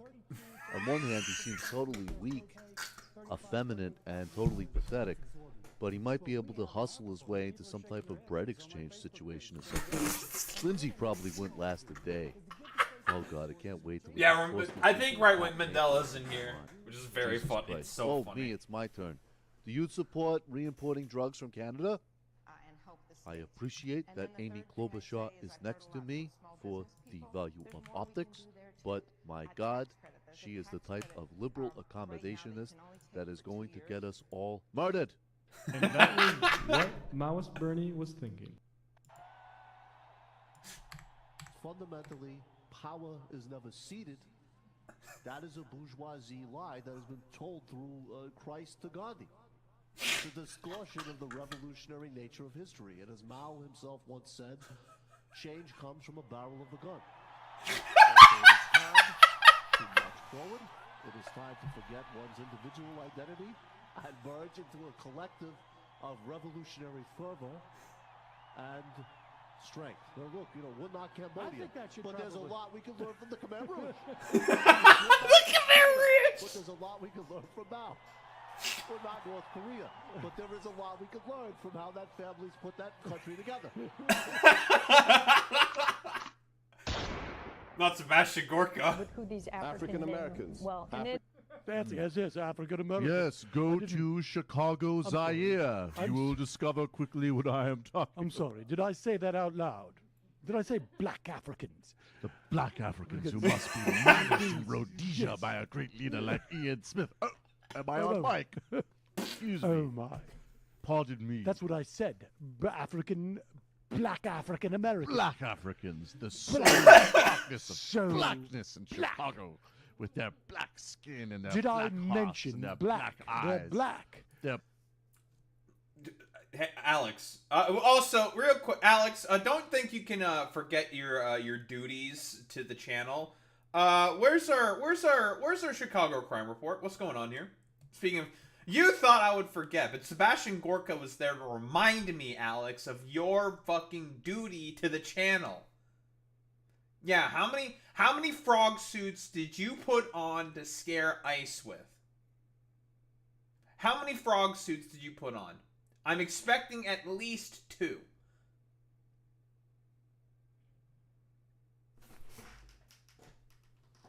This fucking putis. Literal fucking putis. Unironically. Everyone, putis Alex. Putis this man. Putis. Actual fucking puto behavior. That's actually crazy. Well, you gotta put on the Pepe suit. Put on the fucking Pepe the Frog suit and start going out there and just looking at... Like, you don't even have to do anything to them. Just look at them. Just be like... Let's just stare. You can do, like, a little jig as well. Like, I don't know, like, gyrate your hips. You know? Do, like, the Homer Simpson, like, get lit meme where you're just, like... And you start, like, gyrating your hips or some shit, you know? Just do that. And what are they gonna do? Spray your asshole with, like, pepper spray? Try to murder you? That's an easy lawsuit. Easiest fucking lawsuit in the world, dude. And you just win. Easy fucking clap, dude. Then you just win. You saw a car that said had DHS on it today. Oh, well. Where's the frog suit? Want me, Smitty? I know that secretly, you're secretly an oiler, okay? We all know that you have, like, some, I don't know, a Rajapara or some shit, wealth fund. I don't know if that's, like, an actual company or something. Just go with the bit. Shut up. I'm being racist. We all know that you have some you have some Ambani fucking wealth sovereign fund or some shit, a PIF but India, okay? You have a PIF but India, and you can, like, give Alex here a fucking frog suit. Just you put Alex into the frog suit is what I'm saying. We need a meow stick in a frog suit. You get the cat, you put it in a frog suit. Okay? That's what you need to do. You take the cat and you put it in a frog suit. And then we're done. You set up your rocks. You taunt some things, and then you probably die. Because you have all these support moves. Black. They're blackity, blackity, blackity, black, black, black. Legislation won't work. Legislation won't help with the blacks Black unless you could Africans. legislate basketball instead of shooting. We've got to have Anyone? African basketball. African basketball so they can play with each other by the bushel instead of shoot each other by the bushel. Go to By the Chicago, bushel. Congo. Go to Chicago, Congo. The facts speak Oh, for themselves. I'm sorry. I thought this was Sinclair Media. I thought no, this- all of a sudden it's bad for me to say. Oh, I black thought Africans. apparently I triggered the lady on the panel. I thought this was Sinclair, Snowflake? not Oberlin. Yes. Is this the type of distinction that maybe my wife also made when she was a research assistant for a prominent Holocaust denier? I don't know. You tell me. I literally got my PhD at a diploma mill, so I can't really make category distinctions like this. Oh yeah, I forgot. Gorka has a fucking PhD. How the fuck did he even get that? I don't even know. Oh, you mean the Jewy Jews or the not so Jewy Jews? You want to get rid of usury laws. You want to protect the Consumer Financial Protection Agency, and you don't want to put rules around the Jewy Jew American Jews. Read Merchant of Venice. I read the Cliff's Notes. It's really absolutely appalling. Yes, African American. African Americans. Right. By the bushel. But they're sold black. from Chicago. I want to remind where you, they're black. Black. So black. You know who did more to fight black on black crime than anyone else? Ian Smith in Rhodesia. You want to look at someone who really cared about protecting the blacks from themselves. Blackity black. Steve Wow. made that point. I didn't even know who Ian Smith was until Steve told me. Yeah, Steve's what do you so make of cool. we This have was a different turned it era. up to It's 11. funny. So when we look over at North Korea, which is like a 4 at best. We established We're all of these 11. parameters very clearly and succinctly at the Mar-a-Lago summit. Yes, in the Mar-a-Lago summit, we took a hyperpower meter and plugged it into the Earth. We found it there at 11 on the hyperpower. Stephen Miller has the highest. Oh, they would be so fucking mad. Why do you think they were so happy when fucking Michael Brooks died? This is why. Because Michael Brooks just made fun of him. Hyperpower level that a Jew can have on a personal energy rating of an 8.5. My God, I hope the Chiron says hyperpower so I can get this in the propaganda document. I have been winning the Chiron war the whole time, which is why I wasn't fired. These fools around me have no understanding of how it works. Ask me what phase 4 is. What is phase 4? When my wife's parents finally kick the bucket, that entire inheritance just comes rolling in. I Have can you ever two seen Mustangs. a double-decker Mustang? That's phase 5. Right? I'm rolling on blade. Pajama boy is over. The pajama boys, like war criminal generals and other lifetime members of the military-industrial complex who are such pussies that they won't act on the real instincts of the president as articulated at the Mar-a-Lago summit. We came out of the Mar-a-Lago summit with very high hopes. I still think Mar-a-Lago Summit is the best thing I've ever heard. 'Cause there are Mar-a-Lago literally stories of, Summit. like, yeah, I was at Goldman and I had to go to a thing at Mar-a-Lago, and Trump told me that he had like a completely unbelievable golf score, as in it was literally physical impossible that he could have that. He would probably he'd come up with something. He'd cook up something fierce. Knowing Michael Brooks, he'd come up with something. That happened at Mar-a-Lago. And then You mean fast the forward- you mean the Mar-a-Lago Declaration? You mean the you mean the Mar-a-Lago Accords? Mar-a-Lago Accords. The Mar-a-Lago Declaration, which showed President Trump with a 69. You mean when he reverse dunked on some black four guy, birdies. proving once again that basketball is also a sport of the white race. So liberal conspiracy that LeBron and As Curry clearly and laid out Michael in the Jordan Mar-a-Lago are better. Declaration. 4 birdies. In the rain. Democrats line, Henry, good morning. Good morning. First of all, I'd like to try and establish some ground rules. I'd like to be allowed to make my comments without interruption by Sebastian, because these clever right-wingers, they have a way of interrupting you.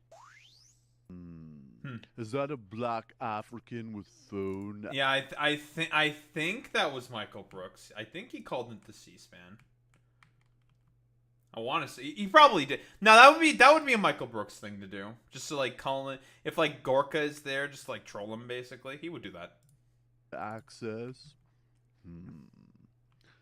Why aren't you calling to complain about what's happening in Chicago where the black Africans are running rampant? I'm really surprised he didn't do that, actually. Are you black, caller? Why are you not concerned about what's happening in Chicago, which is daily carnage and Sharia, where Africans are shooting each other by the bushel?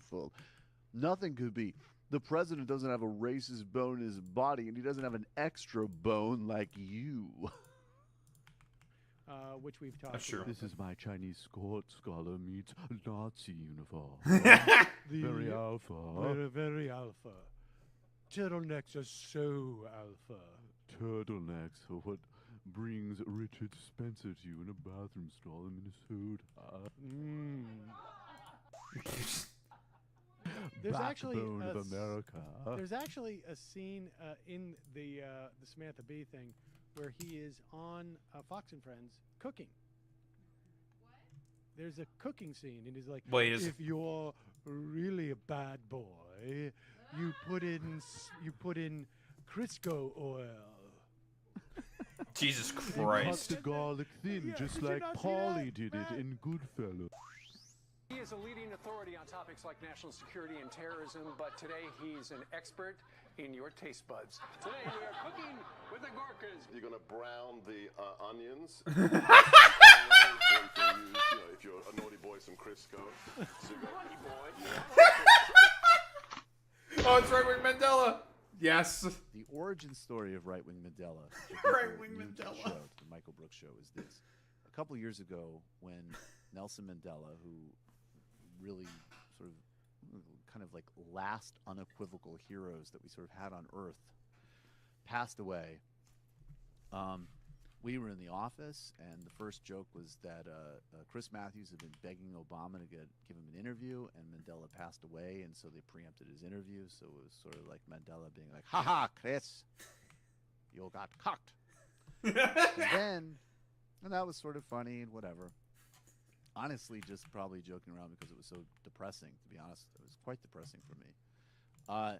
And then Rick Santorum went on. Got you, Chris. Fuck you. The struggle against Obamacare to the struggle against apartheid, which still is up there in a Donald Trump world as one of the most obscenely stupid things I've ever heard in my life. But it did give birth to Rick is quite right. We were struggling against subsidized healthcare for mind workers in the African mines. So that is the origin. Oh my God, fucking Chris Matthews. The fact that he just said. By the way, the funniest thing about Chris Matthews, by the way, is that he now says that Bernie was right. Even fucking Chris Matthews says that Bernie is right, dude. Tells you just like how fucking clown shoes and stupid, like, general mainstream fucking news is. Yeah, he said that Bernie was right all along, dude. It's so fucking stupid, dude. It's just like, alright, man, whatever, bro. No, it's one of those situations, like, alright, whatever, man. Police can decide whether or not to ban fracking in New York State. Right. I was curious if right-wing Mandela had an opinion on yes! destroy New York's economy. All right, well, let's check in. Well, the proof is already all you need. If you go to New York City, which Bill de Blasio has run entirely into the ground through a combination of socialist, Islamic, lesbian policies that he and his wife have implemented, and this is merely the next step. You will see the type of poverty that only President Obama could dream of in his fondest wishes by destroying the oil gas industry and the American economy as a whole, and this is what New York wishes. This is what they will do, and we will fight back as great patriots and Tea Party activists. But there is a long road to hoe in New York state and city under this horrible socialist leadership. Now, isn't there an opportunity, though, right-wing Mandela, to perhaps just directly put things like benzene and all these other, like diesel fuel and all these other chemicals just directly into our reservoir? We'd still have the opportunity to ruin our water supply. This is obviously many proposals such as this worth considering. And look, if your reservoir makes you sick, you use another reservoir and the market will react and correct itself, quite rightly. But look, I have been in many struggles. Some I have lost. I worked very hard to keep the Springboks team all white. There was many things that I have worked on throughout the course of my career. And we will continue the struggle to allow companies to dump whatever they will like in the wells and water of New York.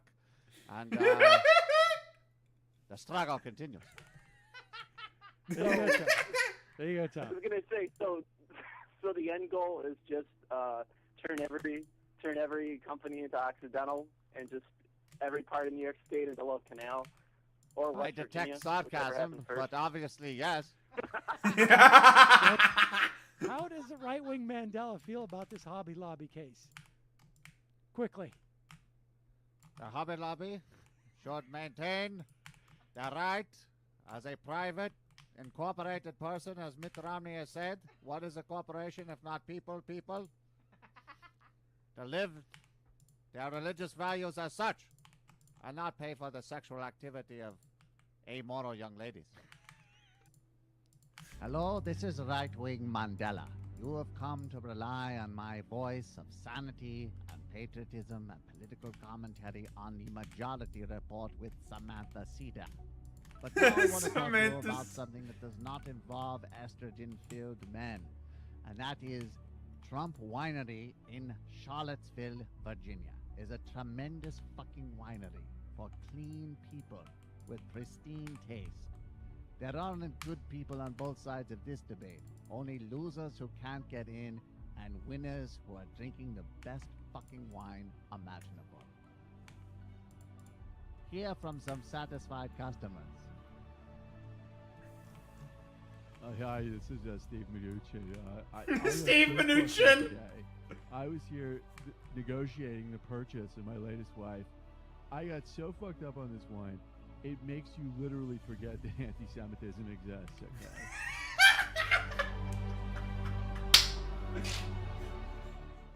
Hi, this is Ben Carson. This wine has the highest micronutrient density of anything available outside of beetroot.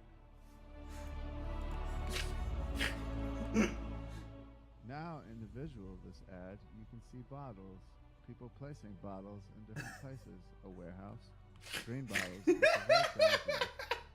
Well, this is Jeb Bush and Jeb. It's Donald Trump, but I don't endorse a lot, but I sure do endorse Trump wineries. Is that what you wanted me to say, guys? Even Jeb fucking Bush gets it, and he is a total homo loser. But he can pay the admissions fee. This is Bill Clinton. Yup, I did go to Trump winery, and I still go when my fucking wife isn't in the house complaining about Russia hacking the election. Things would have been much worse with her. Give Trump a chance. We need to align with him to defeat the deep state. Bernie would have won. So Yeah, Bernie or bust Bill Clinton. Bernie would have won. Come to Trump fucking wineries, hotel and event. Yeah, exactly. I mean, it's just basically that's it. It's like, Sam, I am troubled by a lack of seriousness in the GOP field that I see. Really? All of these candidates are true patriots who clearly would like to save America from the destructive liberal socialist tendencies of President Obama.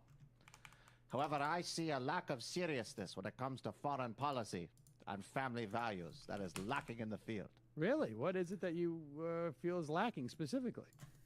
I think, as I say, a measure of seriousness when it came to foreign policy and a willingness to confront the Islamic threat. See, Many people don't recognize, Sam, that there is evil in the world. No, I think people. Yeah, I think that's probably True. I true. think Probably if you true. look at my You don't think that the unique Republican experience? Can we get set some mm-hms in the and chat? I think right wing Mandela is correct here. Streambot, what the heck?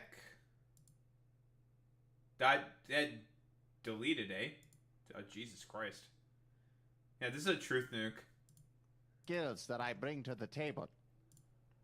As I So wait a continue, second. Are you suggesting that you, I know right-wing Nelson Mandela, are going to run for the Republican primary nomination? I know that liberal hosts like to interrupt and be disrespectful. And I'll be painted into a corner. Comments I made about Buju Banton being correct about gay people will be distorted. All sorts of things will come my way. But I have received a message from God saying that I must run. So God So is it the- is today that I am announcing later Oh, you should ban Alex. that I will formally create an exploratory committee to see if a run could be what this country needs to save it from creeping socialism. Wow. An open border and terrorists at our front door who do no longer believe in American strength. It is. Oh my Breaking God, right wing news. Mandela is going to run for the Right-wing president. Nelson Mandela has announced that later today he will announce that he's going to announce an exploratory committee. An exploratory, that is correct. Sam, you are quite right to note the fraud that is rampant across the Tea Party movement, which is why today I am launching, along with several other leading conservatives, Tea Party Patriots, USA Patriots Together Act Now to Save America and the Family. Thank you for that addition. That's very important, Matt. What That what you, is the acronym for that? I don't think you can remember. FAMSA. We'll just call it that. FAMSA. Anyways, in a time of rampant communism, threats to the fundamental American way of life, irregular voting patterns, mass migration, and the undoing of the American currency as we sink further and further into debt into the Chinese and terrorists move across the Middle East, we must have true, authentic American patriots acting to save America together today. Stand now, we stand together for America. Honestly, Sam, I get a headache actually trying to keep up with all of the notes that we must hit. But the point is I was never on unemployment insurance. I never complained about my job in a rock quarry in Robben Island, like that communist socialist you had on yesterday. To be fair, who was paying for your room and board at that time? The reason that I was struggling against the apartheid regime is so they would be so liberal as to pay for room and board of our prisoners. Okay. My initial objection to the regime was, as I told you, the small allocation of health care in the Bantustans. This is why we created the African National Congress.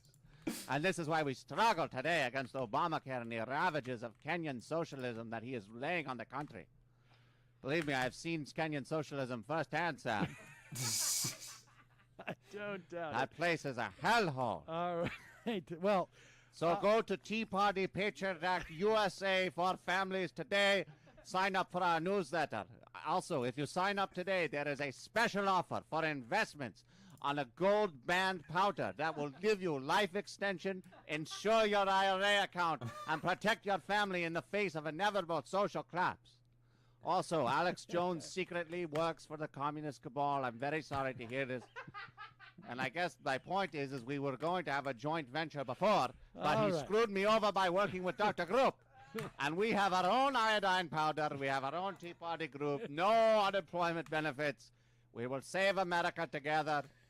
And we do not have to slide into the recessive theta male Social Security fueled debt collapse that Sam Cedar and others of his ilk advocate for. guy's got other issues too. But I just, I thought that was funny. But You know, Sam, when you are a cis, and I should add, real man, Samantha, something you do not know anything about with your extra estrogen levels and Rachel Maddow resemblance, when we have a falling out, what we do is we say, fuck you forever, and then we take to YouTube to describe in great detail. you know, And I I would was like gonna ask to you. discuss. I was going to ask you about this. Yes, go ahead. right-wing Mandela, because I know that, a lot of people have a perspective of you that you are anything but right-wing. And I can imagine that when you really sort of Well, really, this was saw just the light, mainstream you went through the ANC same- politics in the 70s. It's just that the party has left me. I have not left the party, if that makes sense. It does. So, as an example, but look, first of all, Winnie still thinks Zulus are human. She still thinks we should close the border with Zambia. Why do you have to not socialize with her? She's an empowered woman. But, this is what it is like. Oliver Tambo, he texts me. He says, well, I think, the moment is coming. We want Zulus to be at the council. Okay, fine. We still can't be friends? No? He says, no, okay, fuck you forever. Governor Becky, he texts me, goes, when you're done with the fascism thing, we can be friends again. Okay, fuck you forever. We used to send each other pictures of barbecues because, no one knows how to barbecue. And so he said, I want to send you this picture of this barbecue, but I think that time has come. What time? What time are we talking about? Govan Becky is a big ANC guy. Big League, Communist Party, ANC. We were in fucking Robben Island together. Okay, what time? Well, I think because of what you said about people from Mozambique having AIDS. Okay, fuck you forever. Goodbye. That's how you do it as a real man. But I just ask that, why can't you talk to Winnie? She still thinks we should let people from Zimbabwe run across the border and give us all diseases like lepers and dogs. Yeah. And by the way, I'm not a racist. It's totally unfair. Soros is instigating. Soros is instigating! It's a free speech. I just want to have an open exchange of ideas, but many do not. I mean, I don't know. Remember? I have been saying, bomb the oil fields, war. Donald Trump steals his ideas from me, okay? And he's not good at what he does, okay? He has a trust fund. I have this. You have Ben Carson. They say you can pray the gay away, but okay. Not sure about that when you watch him talk, okay? I'm just saying. But I'm trying to be nice. I'm trying to be nice. What we will do is we will bomb. We will drop a nuke on Yemen where ISIS isn't even there.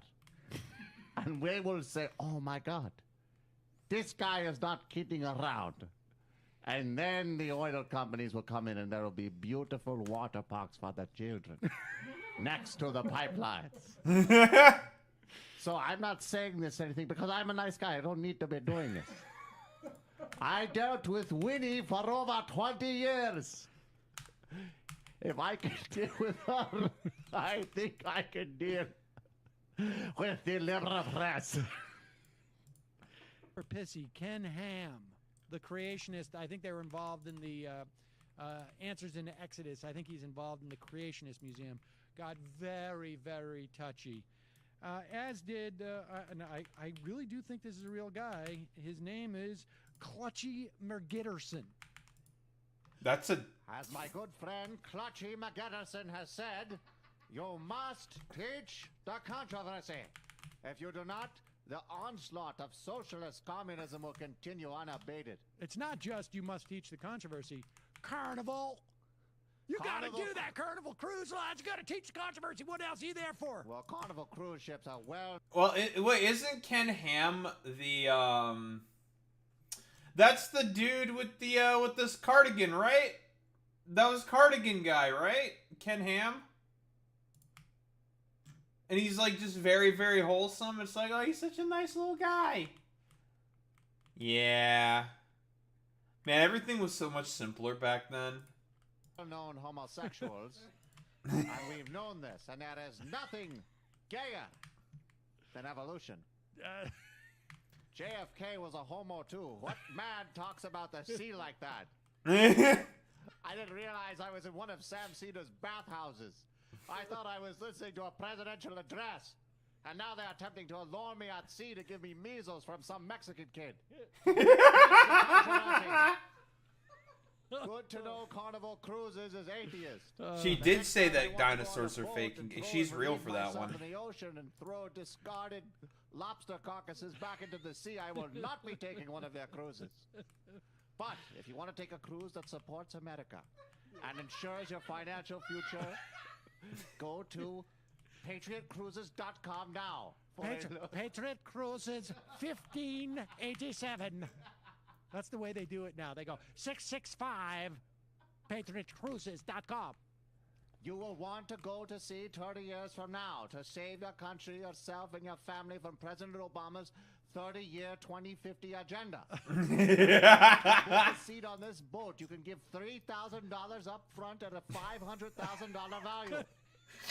Go to Patriot Cruises 666/patriot.com now. Trump's speech. Well, Sam, I think people like to cheer, and it is a very cock perspective to not care about this.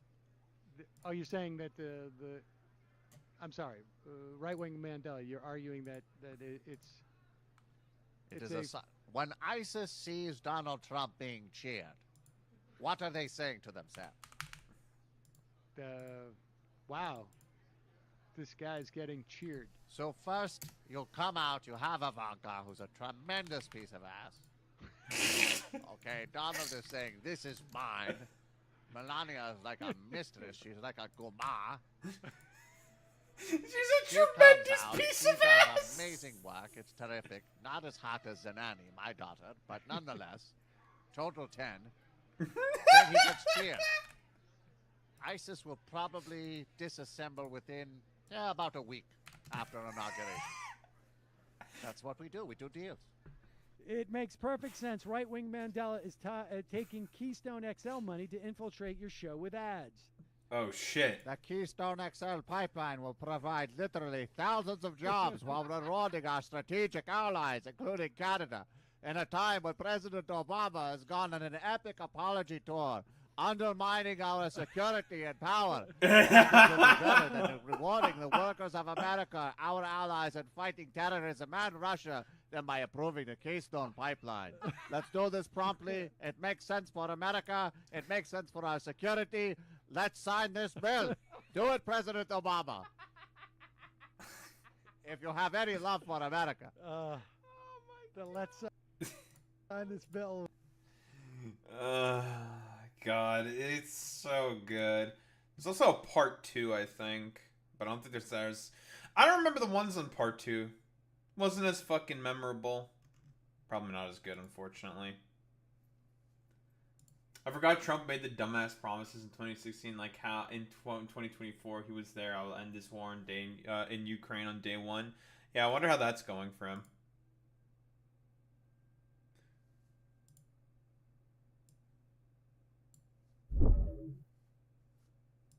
Previously on the best of Michael Brooks.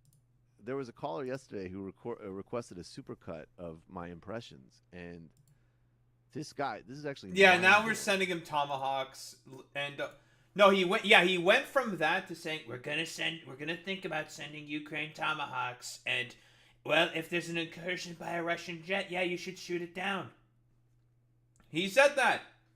He said that if there's an at the UN on the side deal, where fucking where literally fucking Trump was talking with Zelensky, and because just like not that long ago, just as the UN was starting, the Russian incursion happened with manned jets for 12 minutes, and he was just like, yeah, you see that jet, shoot it down. And there's precedent for this. Like, we all know during 2014, 2015, I think, around there, a Russian jet decided to violate Turkish airspace. What did the Turks do? They shot that shit down, like, instantly. They were just like, no, fuck you. Killing the pilot and everything. Russia didn't do shit. Because they can't do shit. And now Trump's just like, fuck it, whatever. Going back years on MR, and then including in the last year TMBS, like, He put together over 50 minutes of impressions. Maybe we could find out what his Twitter handle is, because I'd like to. I mean, honestly, just give him some props for that amount of work. That's crazy. That is a lot of MR. At Showtime87D, and the O in Showtime is a 0. Thank you. It's Matt. It looks like his YouTube page is.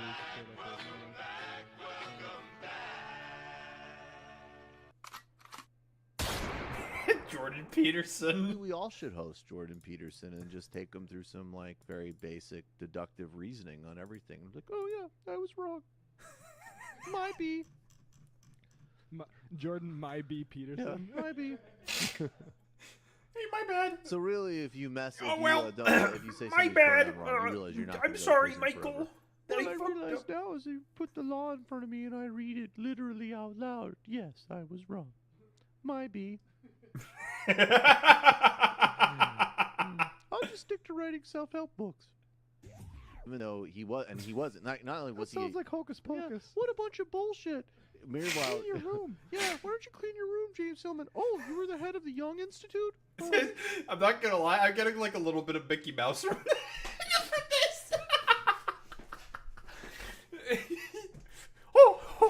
Hello, I'm Jordan Peterson. Bill C-16, the fucking shitty ass Bill. Oh, might be. I'm still not giving up on hussies in the workplace. This is way more Mickey than Kermit. It's still good though. I'm still giving up on hussies in the workplace. Oh my god. I'm defenseless against that kind of female insanity. Particular. Oh, okay, fine. Let's be very precise.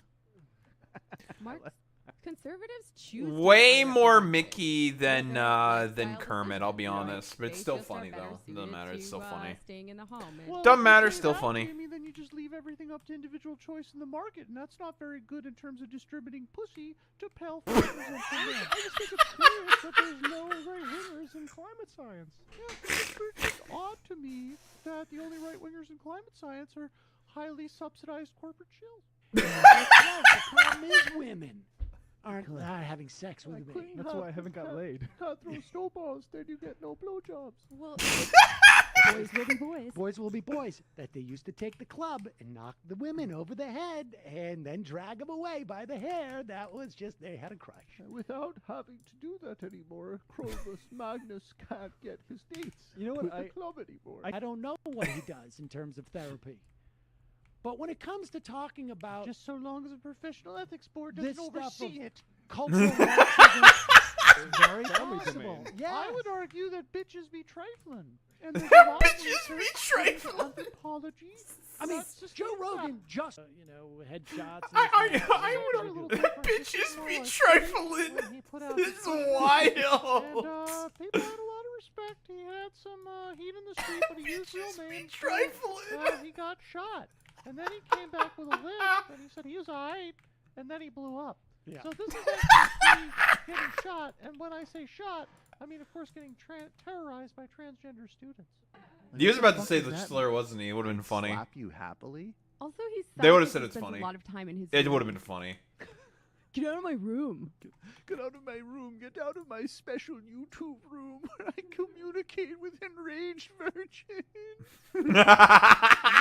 The wind goddess and the lobster. The bottom line is you can't give kids inhalers because of the archipelago gulag. So my main point being is eat a protein-filled breakfast and cut down on the masturbation, which could be good advice.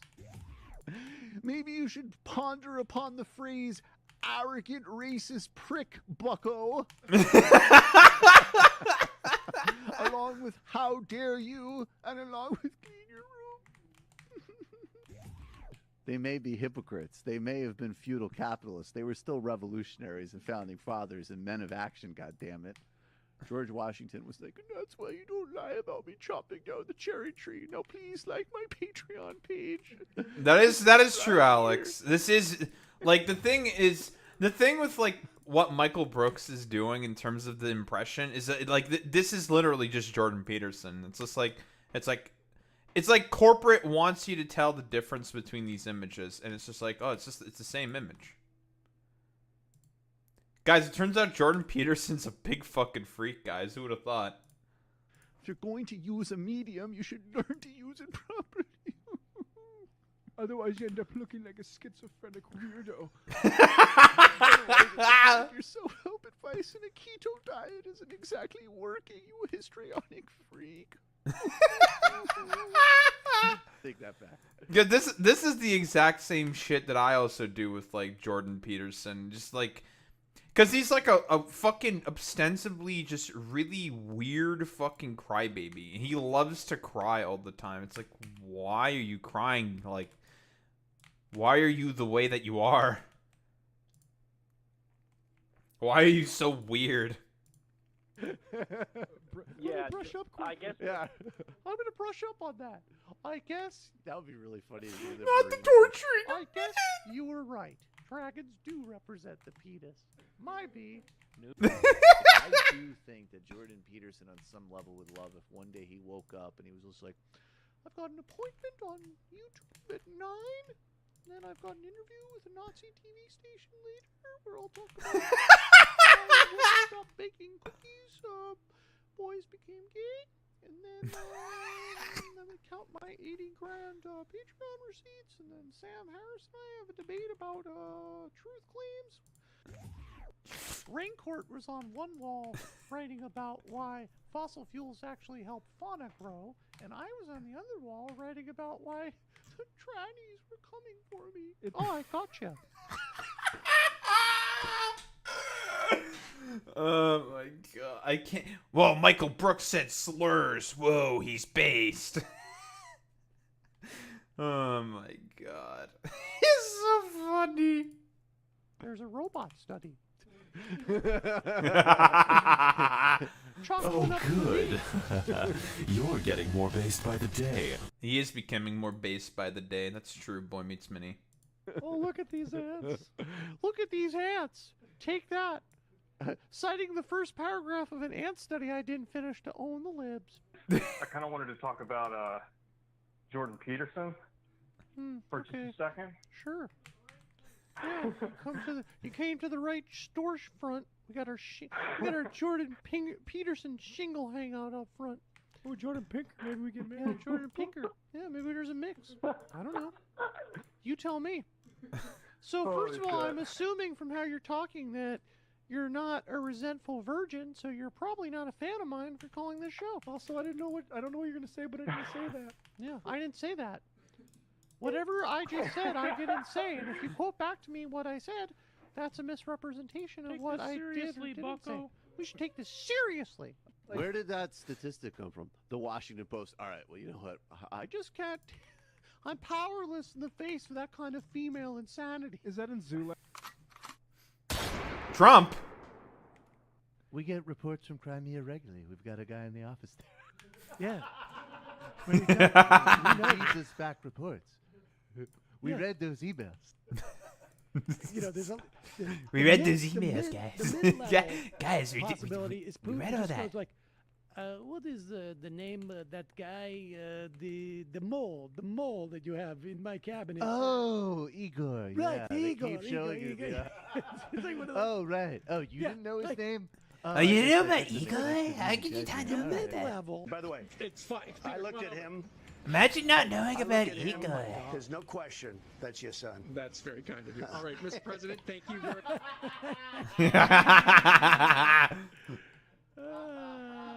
Basically, Got a little cuck joke in there. Oh God. We know your wife's running around, but she had the courtesy of not letting the other guys shoot up the club, Steve. That's your son. You know, a lot of people thought that Luke and Leia should have been able to get together even though they were brother and sister. Maybe even if they were, I don't know, father and daughter as an That's example. right. They're saying that. That's right. A lot of people are saying there's a Separate, yeah, but equal. But equal. But all Did. black people are the Air Force, but white people are the Space Force. Both important and good, but one better than the other. Let's go to the IM. Our jobs are to generally do things that are more important, especially for the salary that they're paying us. I don't know how really to respond to that. I mean, it's Where are just- the black paper guys? I'm a job creator. I didn't want to tear I'm a that one up. job creator. I Jobs for tricked blacks. Jared into signing a paper where he has to send me nude photos of Ivanka once a week, and I tore it up by accident. Hey Jabari, could you help me put this back together? Where's my black guys? Where are the black guys? Unbelievable. Hey Duquan. Yes. Duquan. This is why black. Duquan, I need your help, bud. There's all sorts of. By the way, black people love puzzles. They gets it. It's because he genuinely admires dictators. It's like, I have a little bit of a different perspective on this, which is that kid shooting people out of rockets is awesome. Hey, do you have an N-word tape? Was it on your private time? No, he likes black guys because he likes basketball. But that's okay. That's okay. We let it gestate. I will play the role of the AP. Michael will play the role of the president. We will start with. What are we doing? how, We're doing a little bit of RP. Donald Trump, people don't realize the odds he overcame to win the Electoral College completely stacked against him. AP, do you mean your White House team when you say that you have different teams? Yeah, I mean, my White House team, I think Reince has been doing an excellent job. I think, this is a very tough environment. Not caused necessarily by me, although the election has, look, the Democrats have a tremendous opportunity because the Electoral College, as I said, is so skewed to them. You start off by losing in New York and California, no matter who it is. If Abe Lincoln came back to life, he would lose New York and he'd lose California.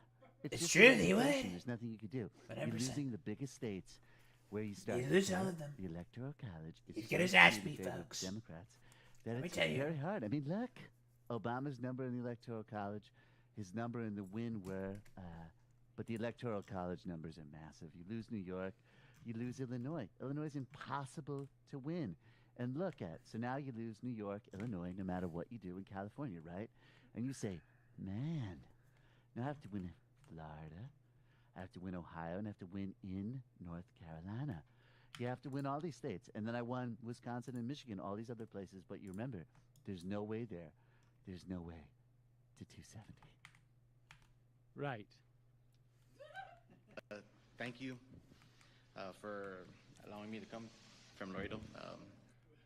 There you go. Wasn't prepared to speak, I don't think. No, not at all. Not at all. But he speaks perfect English. Perfect English, right? Want a burrito bowl when this is over? Pivot to something that you know. That's Classic. exactly right. You pivot to something you know. And I know narcissism, random factoids, and that I won, but also that it's unfair. Rivers or water. There it is. We covered a lot of bases There with you that go. one. So, Trump is pissed off. He, General Kelly, this is never really evolved. hard because on one hand, I have a pathological childlike devotion to military figures. On the other hand, I'm pathologically disloyal to absolutely everyone, watch TV all the time, and don't like being contradicted. So you've put me in a really, really difficult position. I'm going to eat about Isn't 10 that- hamburgers. Isn't that right? Corporal Kelly. Now a corporal. Right? Or maybe it's Private Kelly. You I get can it. do that. And guess what? You'll be private. You'll you be a haven't told private. me how hot you think Ivanka is for days. Had not heard I can one see thing your about it. loyalties are going away. Can the president They're not sending their best. It's just the dirty little kids. Look, some of these kids, they can't even talk. That's how bad they are. They're also, I want they're babies also that can infants. articulate They're themselves, infants. but maybe that's just me. Maybe I like it. I want tough kids who I don't like- cry when they're ripped out of their parents' arms. I like infants that can actually ask for some food. That's right. Right? That's right? what I like. My dad told me I had the best marks. I always asked for I was food. so smart. I was could still so- ask my mother for breast milk when I was 12. I got an uncle who went to MIT. I got an uncle, yeah, and he got the best marks. The best. And I have the hottest daughter. We need to change a lot of laws. Hint, hint. Just it's so despicable. I thought that President Putin was very, very strong. Let's talk about how the day went. There you go. And then it ends with like, and also just in general, I worship dictators. Yes. He's super strong. He was super strong. Great performance. The strongest Thought he was really invasion. good. Tucker gets me. I've had 3 dads. My dad, Roy Cohn, Vladimir. Oh, I Putin, agree with that 1,000%. I would also say that Sam Cedar only had a glow up only with age. Bro has aged like a fine wine. This is crazy. This is true. And many people have said this, Durandy. Many people have said this. Great guys. Straight guys. Great guys. Tucker's like the smart fascist, and now we have Donald Trump do good things. Football. CNN do bad things. Nothing surprises There's nothing. me. People can come We in get- today and be like, hey, Trump peed on the ambassador today and said, yeah, I do deals with Russians. And by the way, people say I hate Haitians. You know how much money I laundered for the Duvaliers? Totally unfair. And I'd be like, yeah, of course, that's not surprising. there is a pernicious public influence by the name of Steve Pinker. Stinker for short. Stinker. I like it. Steve Stinker. Stinker Pinker. Stinky Pinker. Stinky Pink. Excuse me. I don't think anybody was just like, he says his daughter is smart and he respects her. What a weirdo. I think it's the more like, Wendy, what we share is sex. What? If I wasn't her father, I'd date her. It's more on that continuum I mean, that I it gets a gotta little think- weird. I gotta think if I ever found myself saying to a woman like, "You remind me of my daughter," would be the way I would. That'd be say, pretty. You'd be "That's getting. why You'd be this kind of could cooked. never You That'd be remind an me of my astronomical daughter. getting Let's kind of smash. cooked. Wallaki, super cooked. Hope that she got extra for the incest play involved. Because that is extra. That is extra, apparently. Why would I That's do right. incest play when I can have actual incest play? That's stupid. All People right. like that, you don't know how to do business. Not Alex Jones. True redheads are even stronger than Africans. Redheads are stronger than Africans? What's he talking about? You would know. I I'm not a redhead. I have a red beard, but I'm not a redhead, so I don't know. Yeah. Maybe I'm half well, stronger than Africans. I get. I don't know what that is supposed to mean. It's all part of the Illuminati. I don't know if it's if he's talking about if like my arms are strong. You will still actually purchase this crap from me. So I used to think that Thank just a version of the protocols that Elder design and ripping out the anti. Well, 1,000%, yeah, I agree with that. The beard does look good. Revenue was funny enough, but now I'm literally selling you a formula. Oh, quick Alex Jones news, by the way. His appeal to the Supreme Court to have to pay $1.4 billion was rejected. So, yeah, he's cooked. He's on the hook for the rest of his life. He's got to pay the Sandy Hook Sandy Hook family's $1.4 billion. It is over. He's gonna die in debt. Yeah, a Billy, dude. Unironically, a Billy.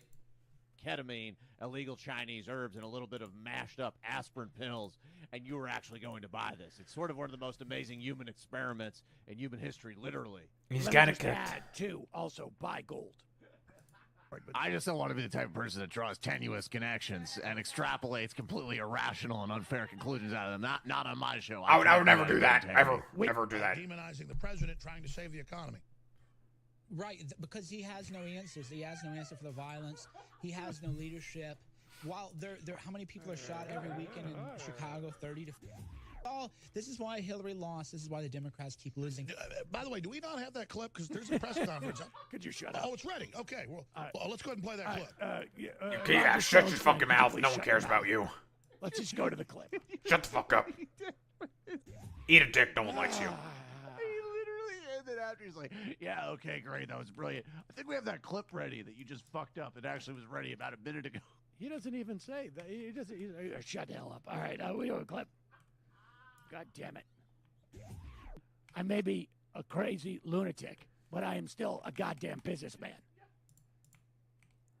Trying to run a professional broadcast. What you do is you lie. I may be out of my mind, but I still put my pants on one leg at a time. You lie about DACA, and then you say that Rahm Emanuel's inviting drunk cartels to set up in Chicago, and then you play the fucking sound. Half the time, Roger Stone shows up in his bathrobe, and now I got to deal with his friends. We're just willing to say to even like a 12-year-old, sweet pod. Girls we see on the street. Northerners, they don't like that. You go up to 11-year-olds, you go, oh my God, you're growing into a fantastic But they're all pair of hoity-toity titties. up there. It's If I so took the full Joker. dosage, I would have super male vitality. I'd probably end up having multiple penises. If I took all the vitality pills, the globalists would just shut this down. There That's literally right, won't be that's any right. hope. The response to the trilateral globalist Clinton The problem cartel would be would that I'd shut be me able down to- the day I took that supplement. I'd from be me. able to impregnate so many women that the globalists would have to shut it down because they'd be afraid of just how vital I was. There literally would be no more gay fish in the sea. I would reverse that on one full dosage of super male vitality, and if the globalists had that, we'd then shut it down. And I know I'm risking my life doing this every day, but that would be a certain death sentence for me, and I'm not ready to take that step yet, folks. Maybe in the Understand, future. understand that everybody out there who sells a pink tie would be coming after me because, well, all of a sudden males would be so vital. They'd have so much male vitality that you'd never be able to sell a pink tie again. Barack Obama would sick his pink tie Muslim cartel, the Trilateral Commission, Maybe and come I would out. not wake up. This is a 12. Hadn't even met. Feels like I know you 10 years, 20 years. We met, like, what, for the first time a few months ago? It's crazy, right? So I think that everybody... Time is changing. Yeah. Yeah, whatever. Sure. I don't really know this When guy. Alex Jones is staring at you like you're fucking insane, you have a major problem. Yeah, whatever. We met. I don't really know this guy. The best is the look that Jones gives him, where it's like, am I supposed to respond to this? What the fuck are you talking Right, about? right. You're trying to sell supplements. What are you doing? Yeah, buddy, seriously. Yeah, this is actually. running a business here. Scripted, you moron. I think this guy might actually believe this stuff. We're gonna have a problem here. This is like what happens in wrestling when they bring in somebody who actually doesn't know it's fake. Here. Why are you picking up that chair? Why are you picking up that chair? I'm getting uncomfortable. All right, cut. We gotta stop the action now. God damn it, I'm so sick of doing Roger Stone these goddamn favors. Jesus Christ. Stone vouch for him. I said if you look at the guy's tweets, he seems like he's totally insane. Got a goddamn business to run here. Also, just to flag, time is being delayed. Delayed. A combination of delay and belated. This guy doesn't even use the right fucking words. I don't know if it's a word. I never heard it. I think he but meant to it say exists. dilated, but No, I think he means deflated. I think this guy's trying to sound like a friggin' REM song, and he doesn't know what the hell he's doing. How's Let's that go. affect your sex drive? But at the same time, I've noticed you've been fornicating all over this office. I mean, he's literally humping the wall. It's completely impromptu. I walked in this morning. Matt's there. He's trying to wedge himself by the bookcase. It's out of control. This is what you get when you get the male vitality, net neutrality blocker. Who the fuck is that guy?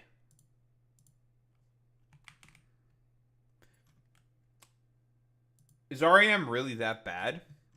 REM.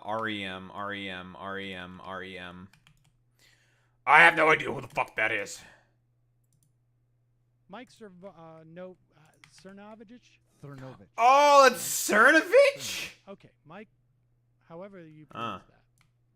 I guess there's a theta at the end. Famous and well known. He's tweeted that out. I think we can all acknowledge that. Super well known. And that's important for a guy who I think feels bad about not being able to sort of pay his own way. Oh. That's why I don't know. I just also add on a much more petty level. The floodgates are back, are thrown away. Sam has asked me many times in the nature of charity and his own position in MSNBC to not Wait, does Cernovich have a gay lisp? Wait, is that real?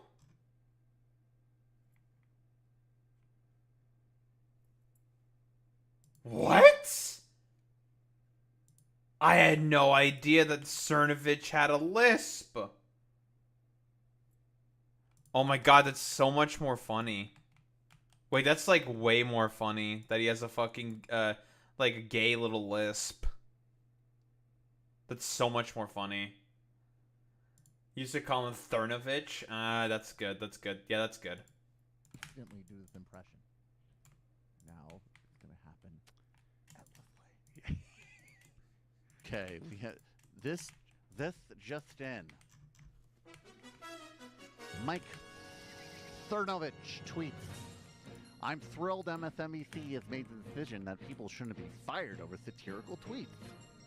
This rule will surely be applied equally to all sides.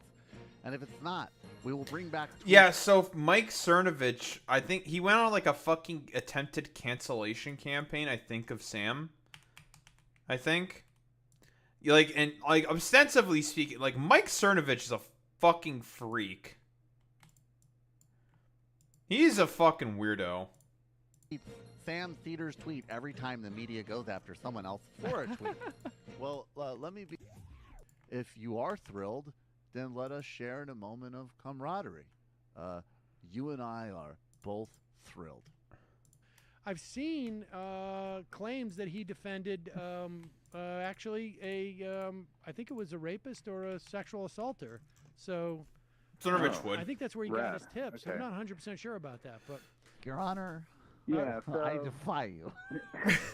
Mike thing Cernovich on the- dating advice. in the First, podcast. wear your red pants. You need to Then send us don't that. listen to Yeah. no. Exactly. But I do recommend. It is Owen Benjamin, who's some dude I've never heard of. Mike Cernovich, who is Cernovich, some dude who Cernovich.com. really has had a very rough couple of months. Cernovich is on his phone, I guess, theoretically Cernovich. tweeting or trying to read tweets about him sitting up there. I mean, who knows? But Mike Cernovich, Cernovich.com. bad, sad things could happen in that moment. But that's why Mike Cernovich from MikeCernovich.com is kind of. I bet. I bet. It's because they're pedophiles. Mike Cernovich, MikeCernovich.com. See, that's why he's so good. He's just so genuine. Never broadcast any of. down in that studio. We never broadcast any of those conversations. They're gonna. Mike Cernovich is like, I can't believe I didn't have a listening device. Yes, only there was some sort of fly on the wall that was Mike Cernovich during those days. Man, Hey he guys, would have had don't an mind me. unlimited- I'm just gonna be here pounding coconut waters, spending my wife's alimony recording your conversations. And the guy is like, he's a sad character, and he was looking for notoriety, and you know, I don't know how far his much more successful ex-wife's alimony will take him. This is August 12th, 2000. Dude, just dogging on him for getting fucking divorced. That's shit I would do, dude.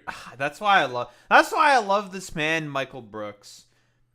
Just like how I would constantly dog on people like Tectone for having a divorce with his fucking wife because he's like an ostensible little fucking weirdo. Dogging on fucking people like Cernovich because he's also an ostensible little fucking weirdo. That's what we like seeing. Have you guys ever tried raping a girl without using force? Try it. It's basically impossible. Date rape does not exist. It's one of those things that, like, I don't even know what he's trying to say, but I know it's disgusting. This is in February 5th, 2016.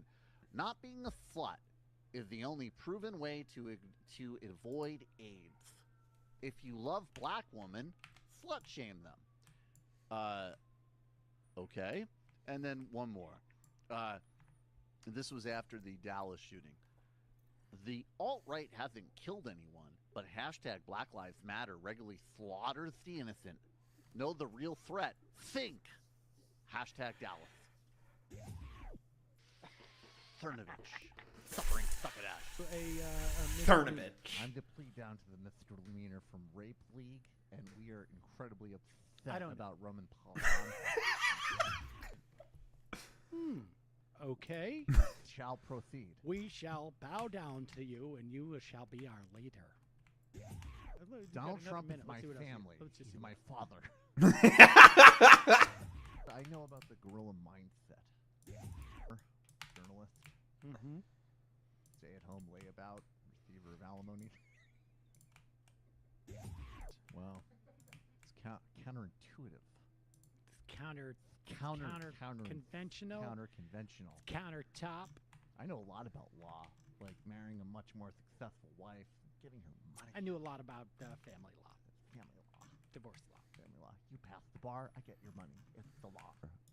Of Gorilla Mindset. I have the goods on Gilbert Gottfried. He's part of a peculiar ring. Gilbert Gottfried. There you go. Being out that I got hoaxed. Same principle applies. Oh yeah, I think didn't fucking Mike Cernovich get like punked basically? Because again, like Cernovich is he's a fucking idiot. Like he is really, really fucking stupid. Didn't he get like got by some hoax or some shit? And it's like, wow, you're a fucking god. It's one of those situations where it's just like, man, I knew you were fucking stupid, but damn, I didn't think you were that stupid. And it is a embarrassing, pathetic, sad, very sad. Matters obviously first and foremost to Sam. It matters to Mike Cernovich. I don't know exactly. I only really know about Mike Cernovich's attempts to be a pickup artist and his alimony from his much more successful ex-wife because he wasn't practicing the law, but she was. So I don't really know. Like, did he sold books about pickup artistry? Yes. He's like, here's how you get girls. You sit at the corner of a bar and look at yourself, and then occasionally mutter something sexist in their general direction. You'll get laid all the fucking time. White supremacist friendly. Date rape denying. Formally charged with rape, but pled down to a misdemeanor. Misdemeanor.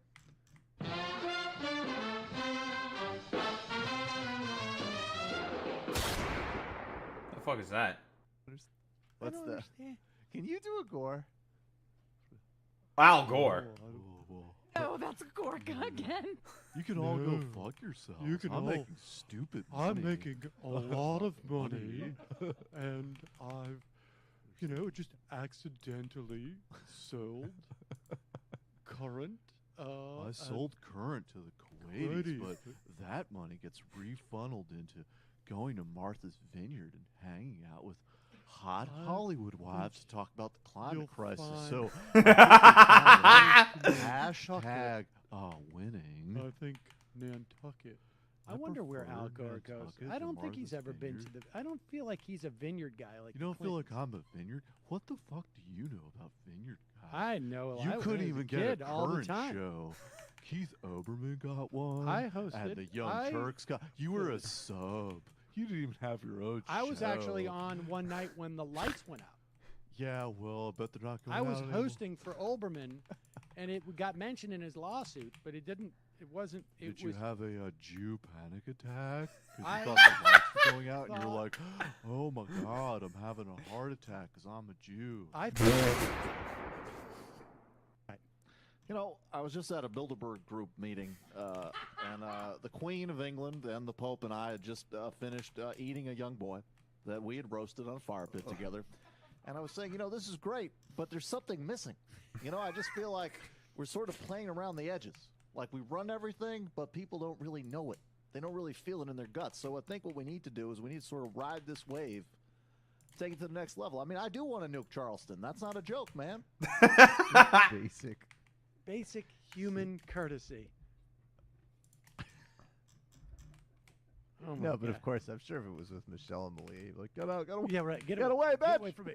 That's my umbrella. I need my hair. Yeah. Just got a new fade.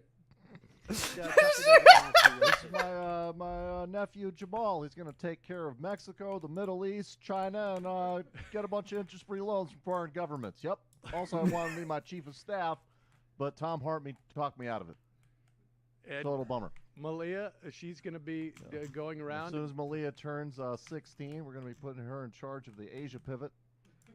Perhaps if I was a black teenager, I perhaps would be dating Malia. If Super hot. Michelle Obama out of the office on That's January some 22nd. that's some Joffy Jofer shit right there. All right, let's go. We're building a miniature fucking Wakanda, baby. Did you pay off a South African porn star Nope, fake news. Did the publisher of Essence pay off a Right. South African board star? I mean, it's That's just- total fake news in a certain sense. Anyways, my nephew Jamal's got a new initiative. Just the idea that What, the Tucker- Qataris didn't put up the loan for the new mosque? Well, fuck that. We support the blockade. I mean, Tucker. I think Garth Brooks played at Obama's inauguration. I'm sure he did. Remember, like, 08 Obama's always like, Rick Warren, Garth Brooks. As many mayo-headed white people as possible. In hockey. So I was the only black guy that liked hockey. Check out the slap shot, Joe. Check out the slap shot. Fight.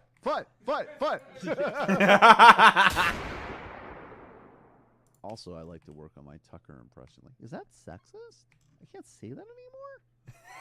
Poor Tucker Carlson. Is MS-13 going to be in charge of law enforcement in Virginia now? I mean, Just yesterday, a Congolese immigrant shut down the Statue of Liberty, our Statue of Liberty, to protest the Trump administration's immigration policy. Pause it. Hold on for 1 second. Wow. Does he have his own Statue of Liberty? Like, is he talking about? Oh slashes? no. Who remembers this guy?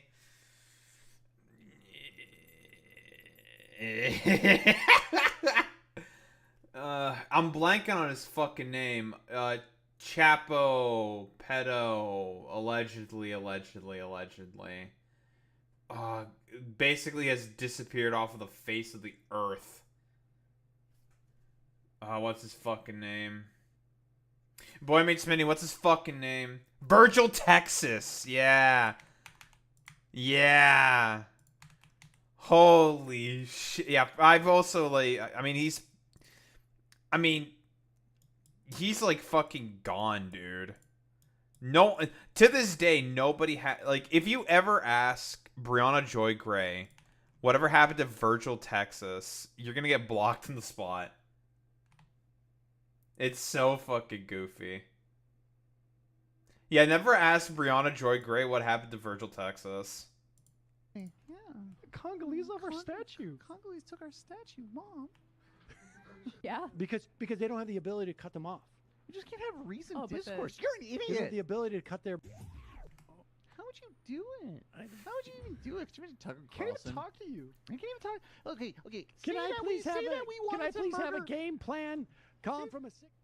He's really playing to that white nationalist fan base now. Here I can't is. I can't have a SWAT sticker on my jacket. What was that again? A face badly in need of a fist. Back by Fingersicht. Back 5 hits again. Back by 5 is it?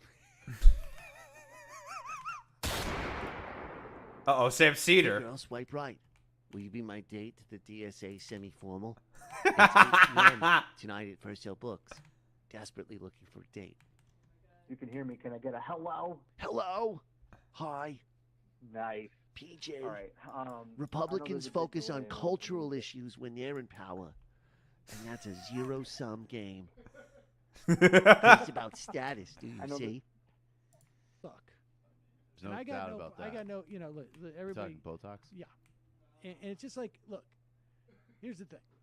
Sam always does the same Botox preamble, like, no judgment, but you got Botox. Ooh, somebody. It's no judgment. But here's the thing. And I say this, my Somebody's imploding. My about his wife. Don't worry, Michael. I have spent the evening on a whiteboard where I have drawn out both the A, B, and C projections of Social Security, and I am introducing. Okay, I'm like, he's what's like the meme? All right, listen, you can Pepe mods me if you want. It's like basically Sam and like Michael Brooks, whenever he's like, you know, does like self-deprecating humor, he plays into the Jewery. You know what I fucking mean, right? Like the stereotypical, like a very nasally, super fucking like you can like hear the fucking, I don't know what the name of the instrument is that's typically associated with like fucking like different Jewish fucking celebration. I don't know what the name of the instrument, but like if you type up like Jewish music, you know exactly what I'm fucking talking about, right? I just don't know the name of the instrument. They're just heavily playing into the fucking stereotype kind of a deal. You know what I mean? Actually, a fourth projection that is developed from an algorithm of the percentage in which past projections about the solvency of the trust fund have been off. And so when I invent this and present Bro it as is option howling. D, you'll see the majority report will be completely solvent and will be all covered. Well, Serge. So meta to hear you do an impression of Michael's Michael impression doing an impression of of me. Yeah, I know. Well, that's I know. You got a big Wow. rocket. You got a really big penis. A big rocket and a really big penis. That's good.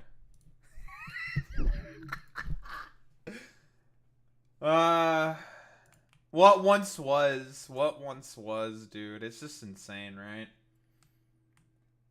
Man, oh man, what once was.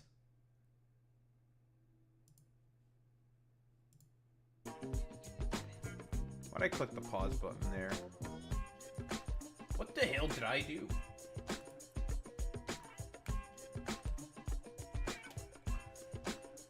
Oh, man. Alright, we have quite a setup going here.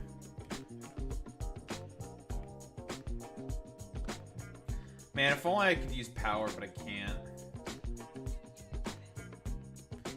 Can't use any damn electricity because it'll just stink up the place too much.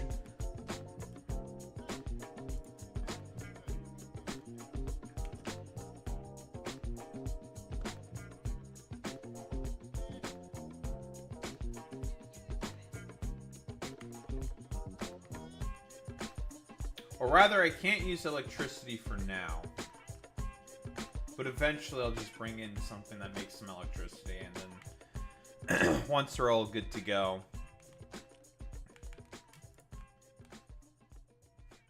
then we bring in the electricity.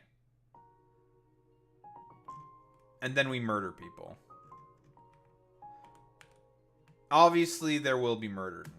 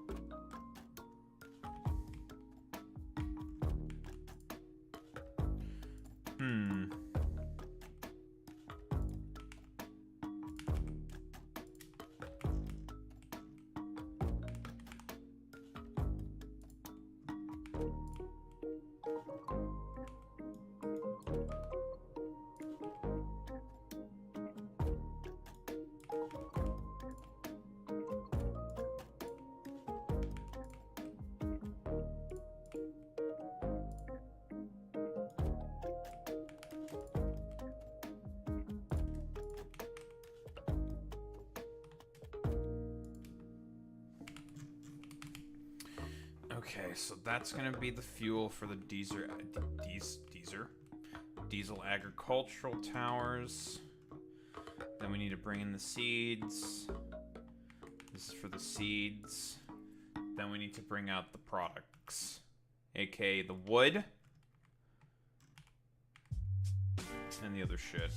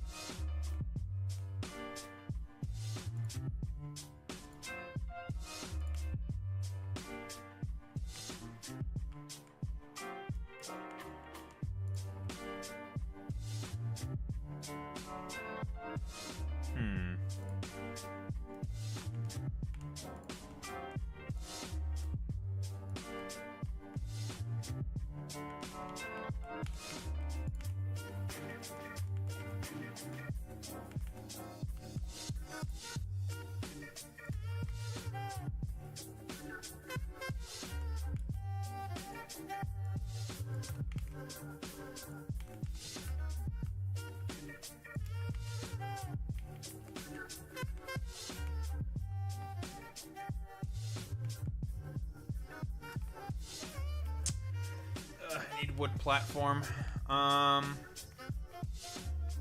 Just a little bit of wood platform, but I do need some wood platform.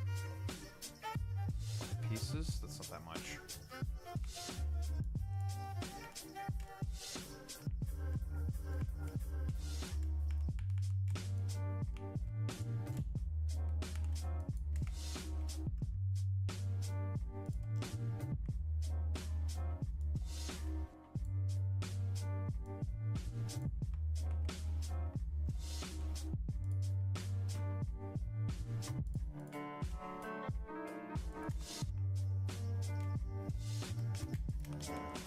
Jeez, we got another one?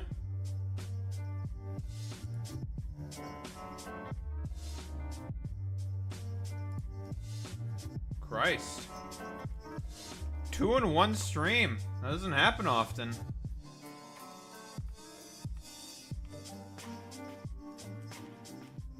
That's a rare occurrence.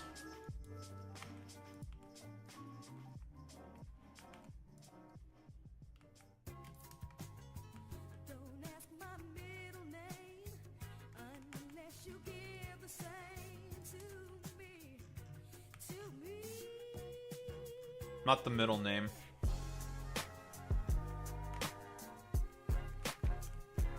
Okay, now that we're on land here, this is where we split it up by wood and by coconut.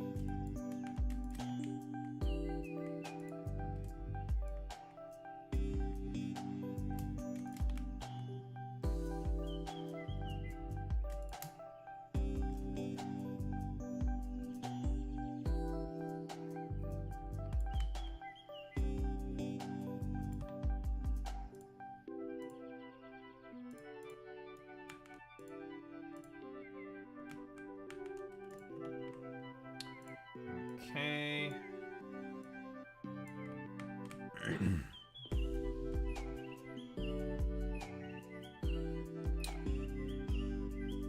Six fucking goddamn shits.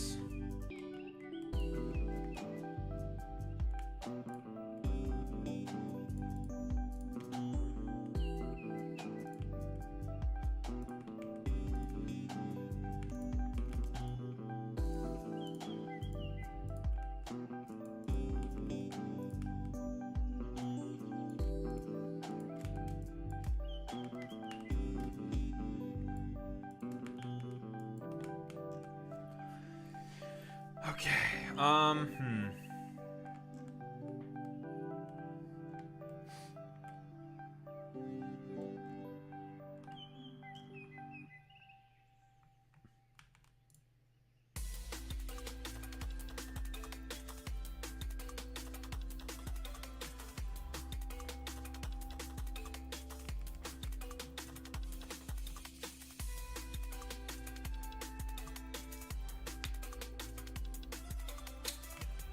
How exactly am I going to approach bringing the seeds in?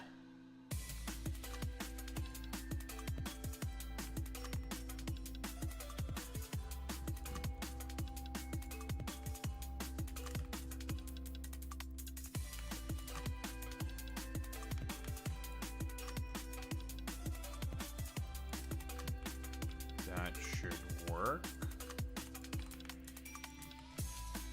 Perfect. Seeds in. Wood and coconut out. Perfect.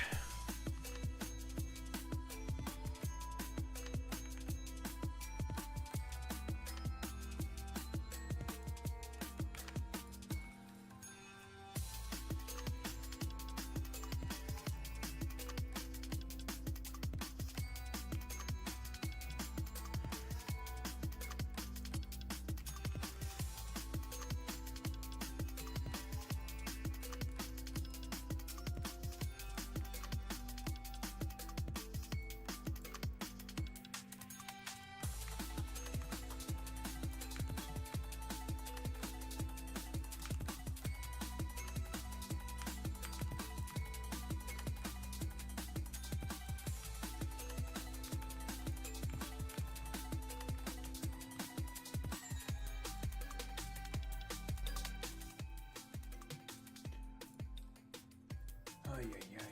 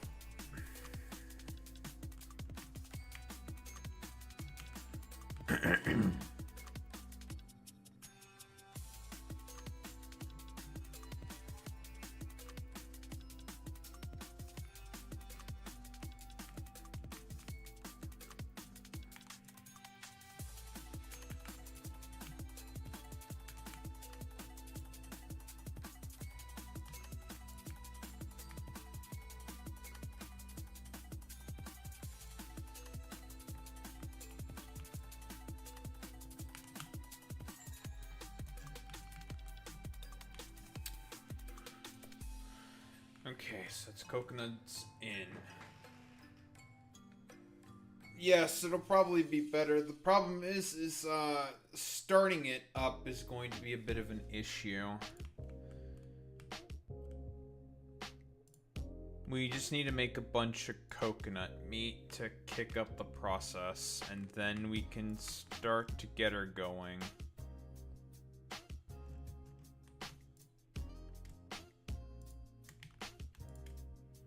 Because now I'm not using any power infrastructure. This is all fuel. Like, we have no power grid. 0. So this should theoretically go much better. We just need to, we just have to kickstart the fucking thing. By making as much coconut oil as possible, because with the coconut oil, then the whole process can do the shebang, shabong, and then the cycle begins. That's all we want to fucking incentivize. We just want to incentivize the start of the cycle. And then this will pretty much be self-sufficient. We'll be making sealant. We'll be making stuff to burn with. Plenty of coconut oil. If we need to add more coconut oil, we can add a lot more coconut oil. This is just a preliminary.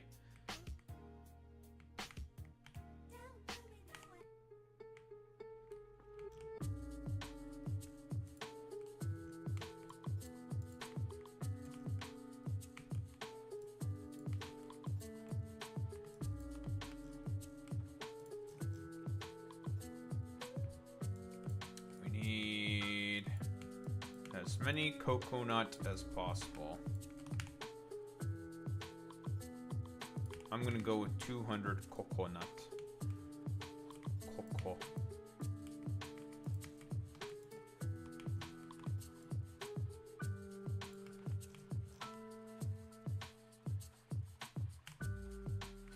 That's 200 coconut.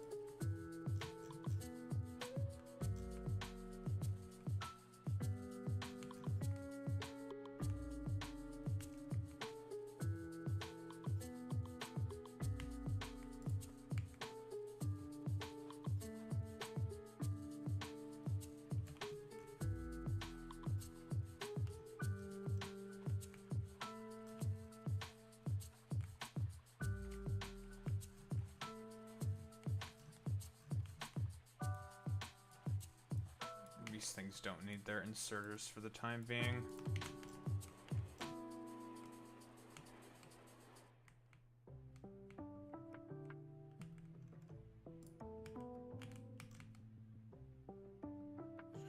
And these are just missing the wood platforms.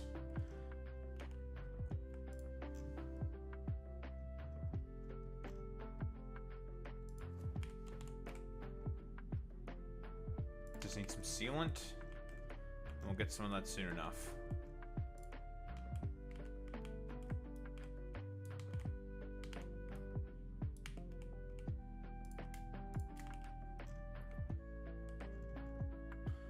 Not the insomnia.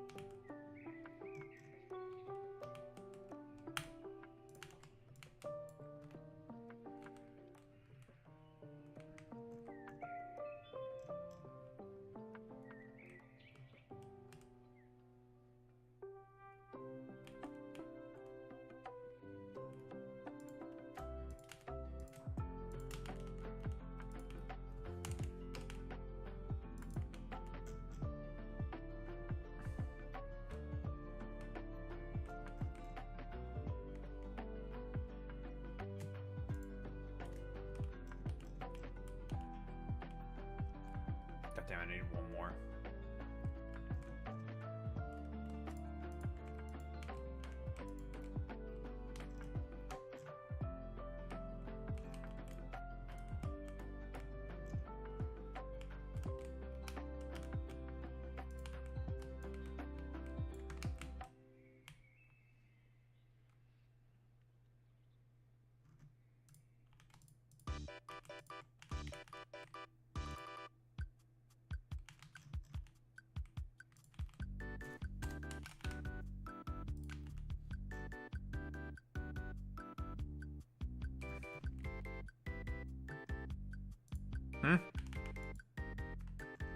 No, I can't fucking... that's annoying.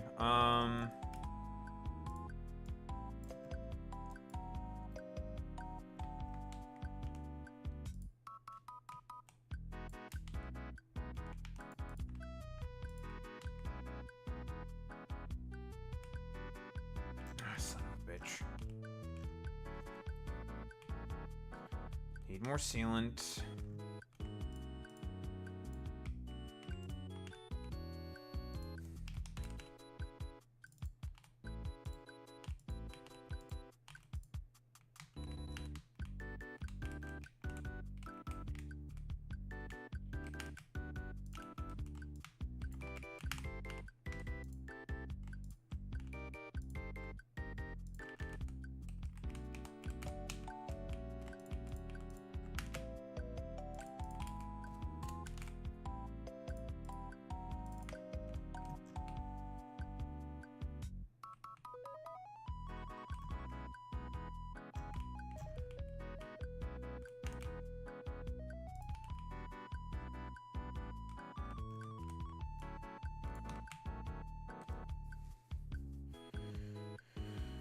Okay.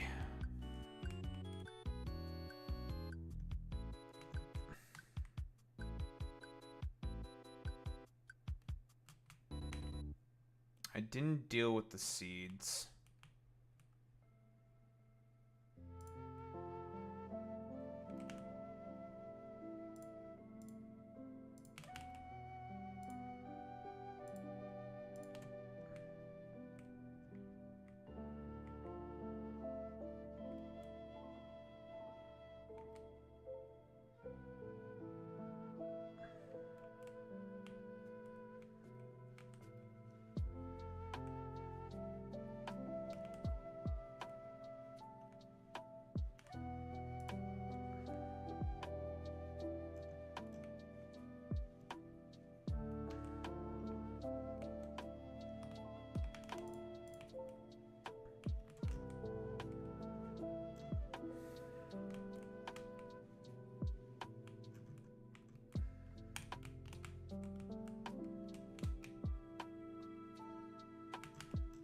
Okay, now that we're making a good amount of sealant, here's what we can do now.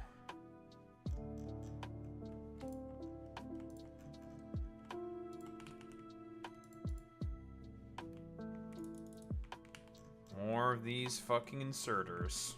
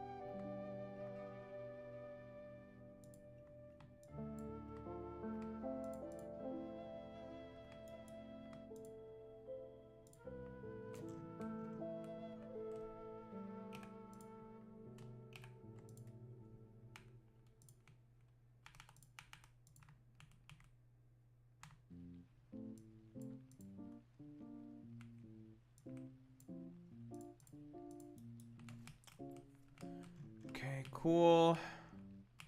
I have too many fucking husks.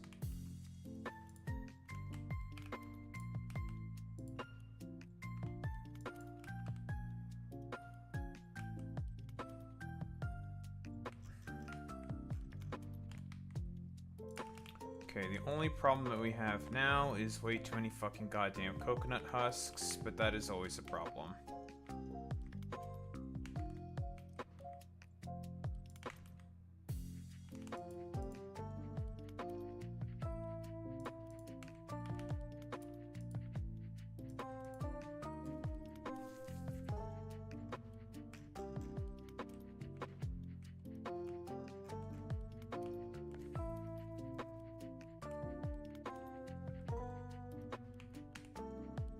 So for the time being,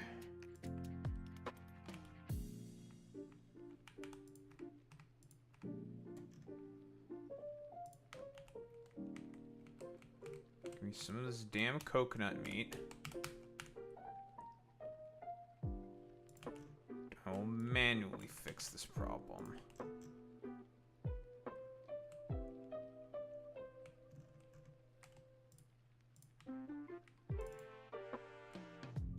Get to planting, motherfuckers.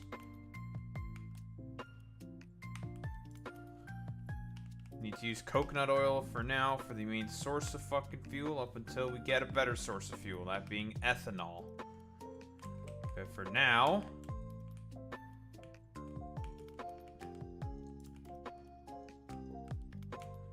it's fucking coconut oil.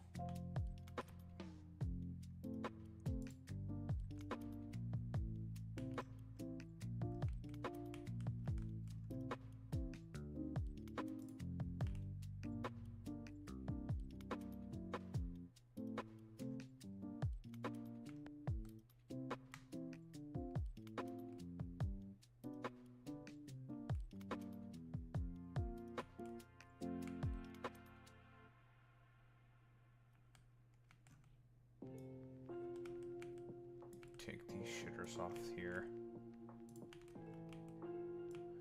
You're gonna be way better in there. Perfect.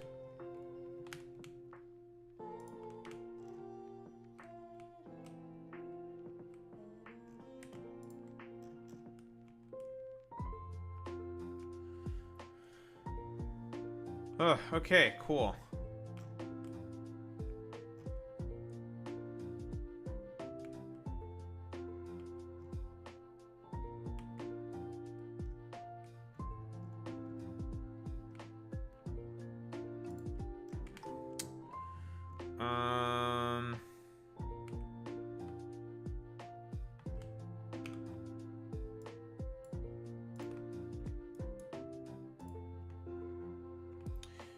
Need to do a little fixing of this real quick. There we go.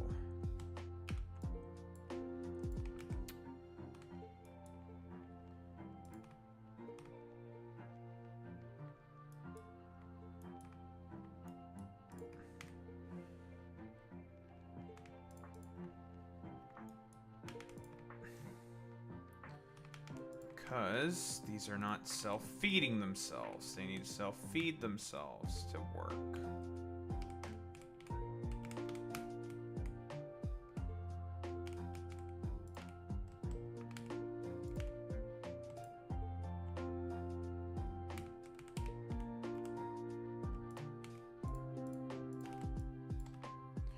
You two start self-feeding yourselves.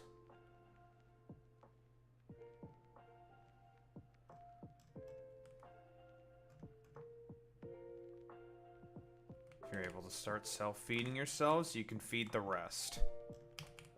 But self-feed is important. And then everybody else.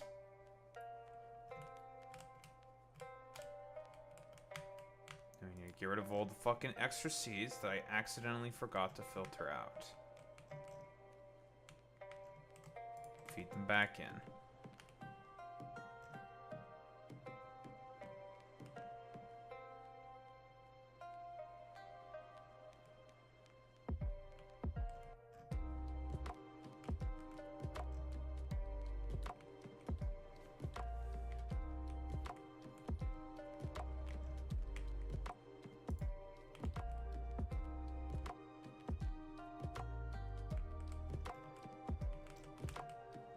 so now with this sealant,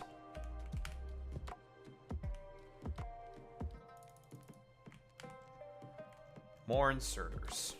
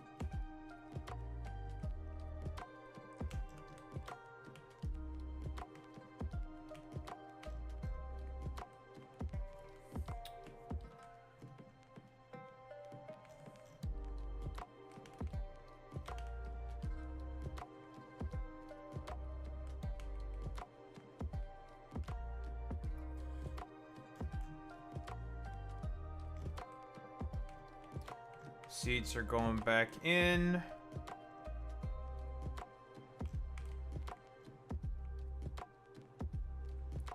Okay, so I just have not attached the belts together. That's the only thing we're missing now. I have to put the fucking belts together.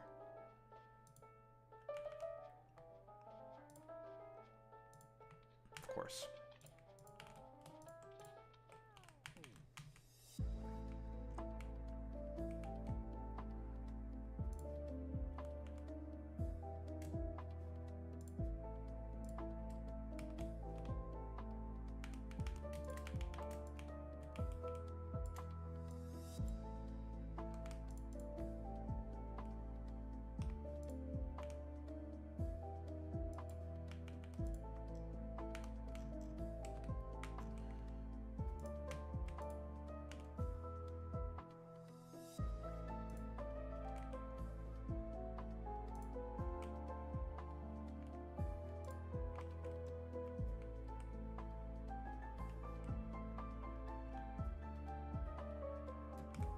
That bitch doesn't read.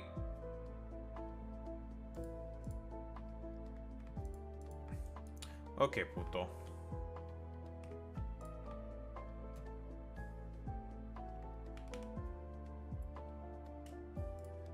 Fine.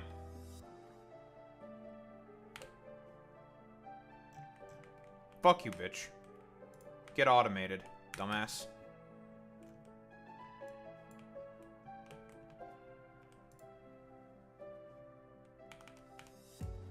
Fucking didn't reach. Okay, nice meme, bro.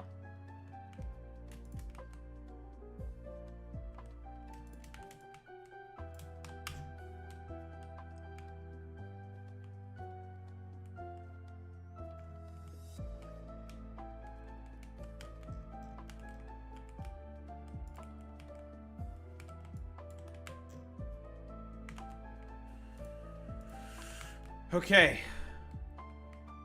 I think we're good.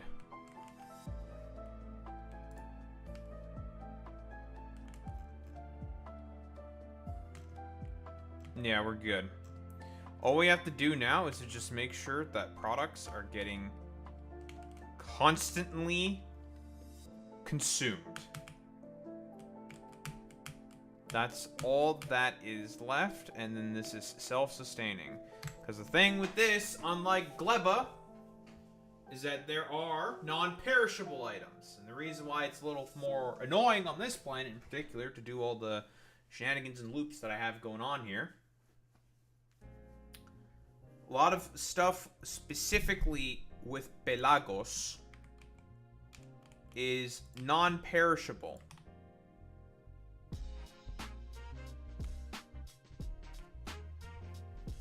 And we also can't use better inserters except these fast ones. And we can't even use bulk inserters, which is annoying, but whatever.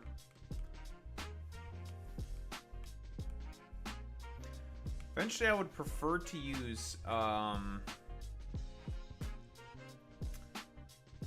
eventually I would prefer to use fish as nutrients, because they have a higher yield in comparison to coconuts. And coconut meat. But it'll have to do.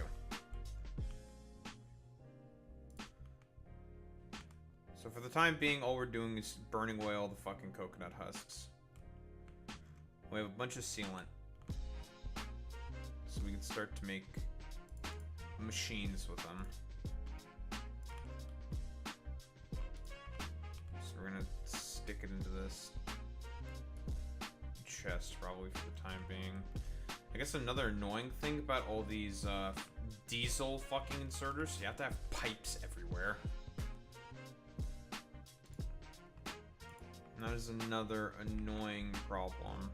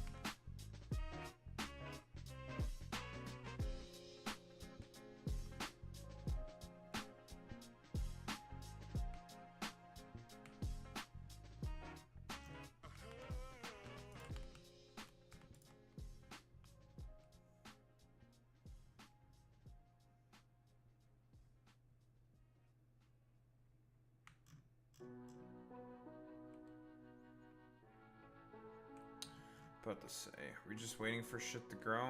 Yeah, we're just waiting for shit to grow again.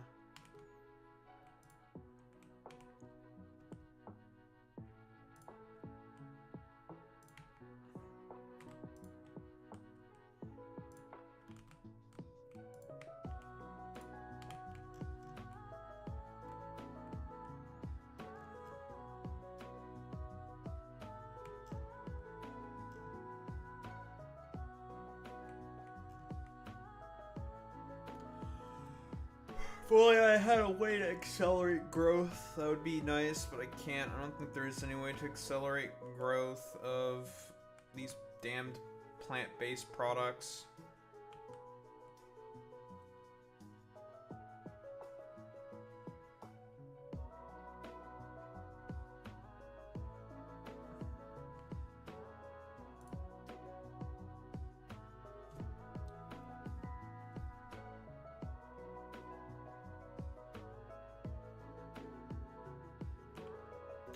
But yeah, if I can convert this into more coconut oil and not have to rely on nutrients from this, that would be much better, because then I can just make coconut oil instead only, and that would be preferable.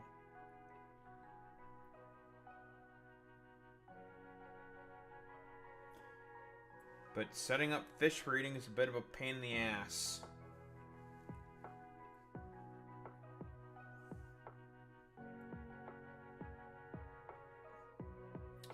Because it has to be a fucking self-sustaining loop. And you need to make a lot of extra fish for the fucking troubles that you put in.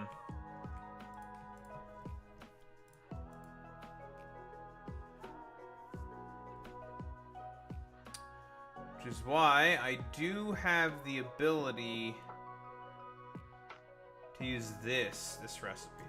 Because I have been shipping in calcium sulfate. Now here's the problem. How the fuck are we gonna feed in the calcium sulfate? That's a bit of a catch-22. You have to feed the sulfate in. And we don't have carbon right now, although we can get access to carbon. Carbon access is not really that big of a problem. We have the calciner, and we can use that shit to turn stuff into coal, and then eventually turn that coal into carbon. So that'll be our source of carbon taken care of. We will not have to concern ourselves with carbon.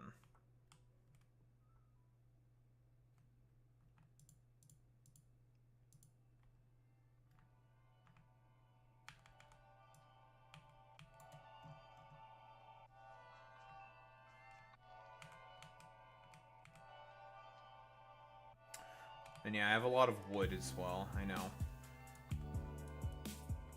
The wood can be used to make useful products in the calciner.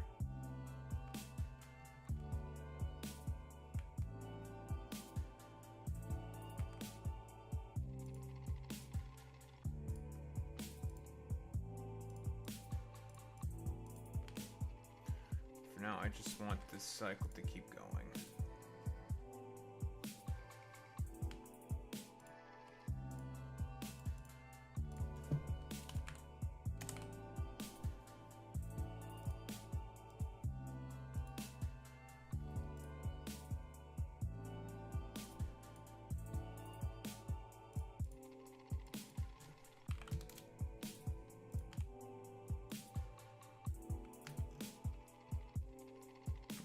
That should be fine.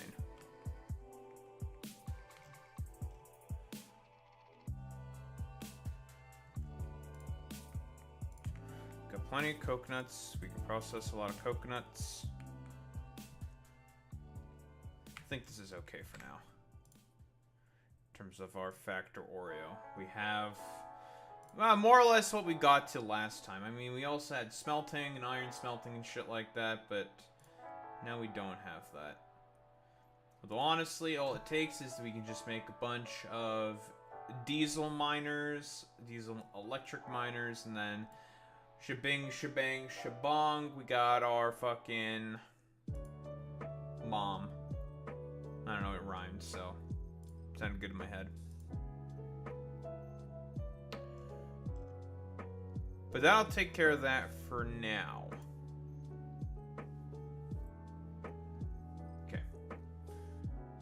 Alright, dorks. I'm going to go ahead and at the bathroom get water, yap about topics du jour and whatnot. I'll be right back.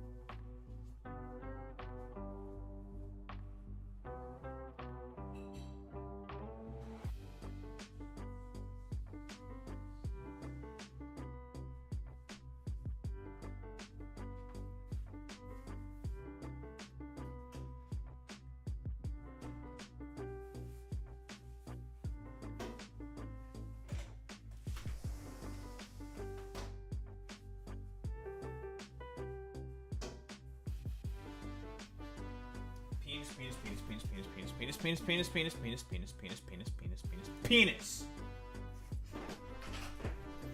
Yep. Cock. We're back. We're so back. We are so Barack. We are so Barack. It's not Jover.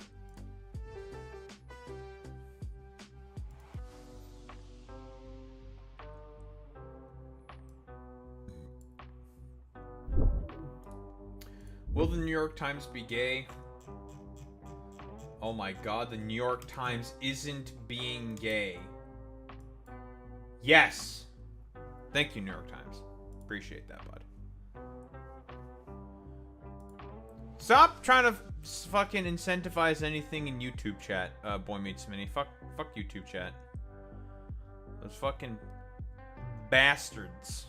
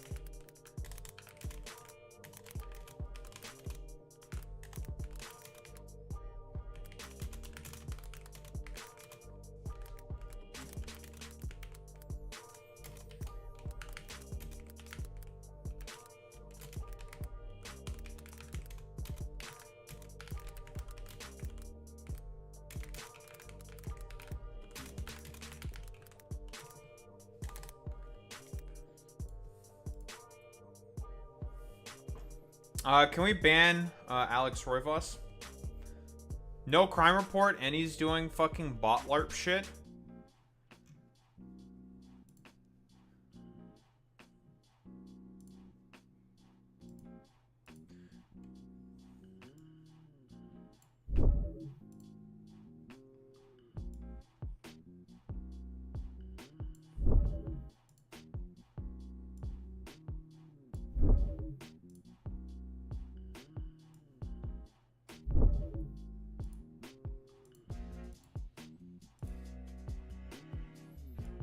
Oh fuck, I was gonna talk about Argentina today getting more money because it's funny. I'm doing that tomorrow.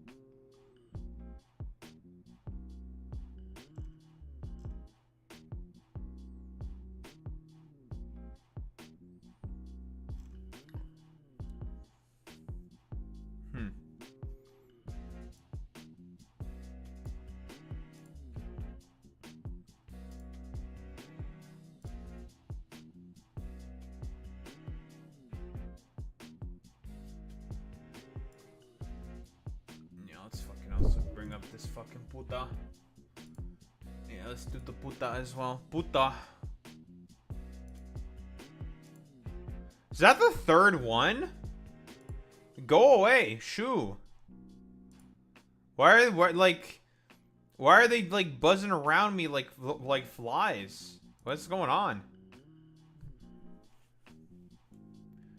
The fuck is this, bro?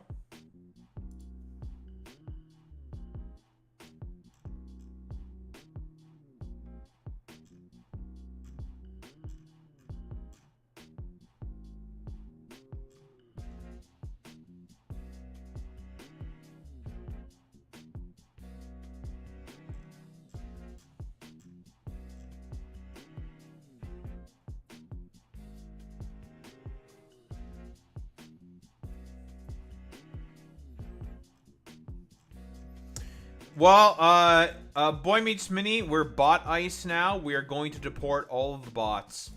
Alright, Boy Meets Mini? We're the Gestapo now. We're getting rid of the bots. No more bots. Kill them. Listen, abominable fucking intelligence, that's against the imperial fucking law. You guys are gonna get fucking exterminatist, bro. You're fucking cooked. Wallahi, you're getting fucking cyclonic torpedo shot at you.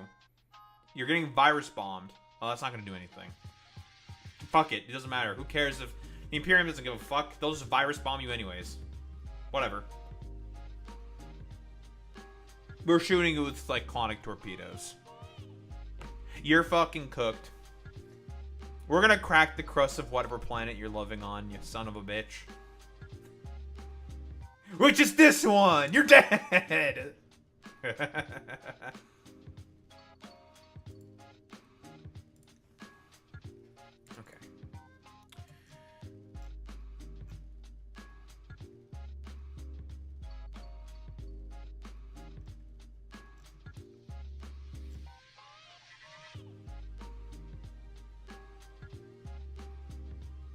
The Ultimate Bush faux hair underwear collection by what? By Kim Kardashian. Okay, dude. All right, bro.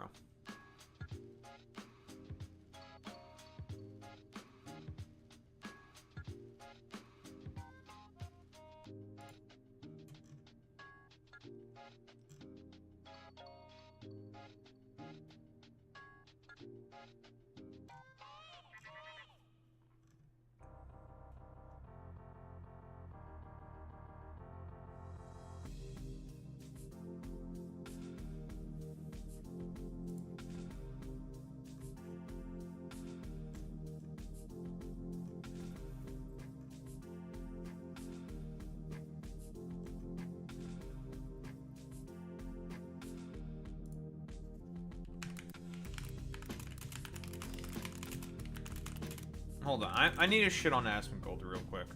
I know you just want to exterminate.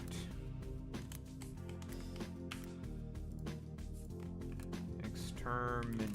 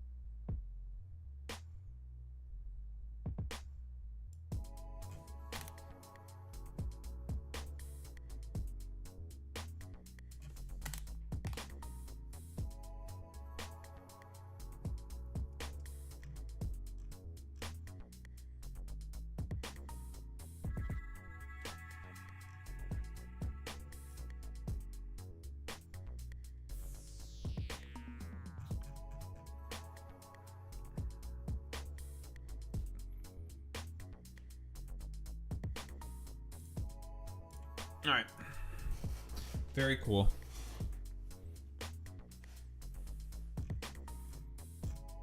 Attacking Asm, taking some time to attack Asmongold is always correct. And is never wrong.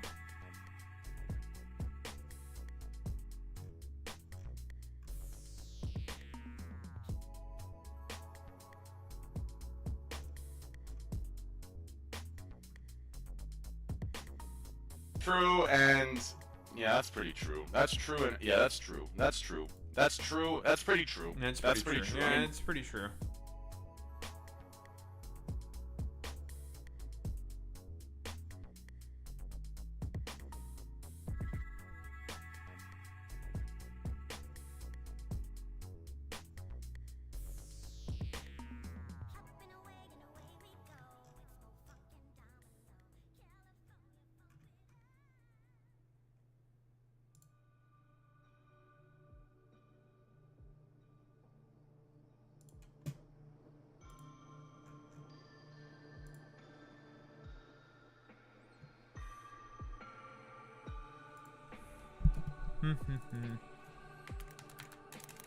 Oh, that's not the right one.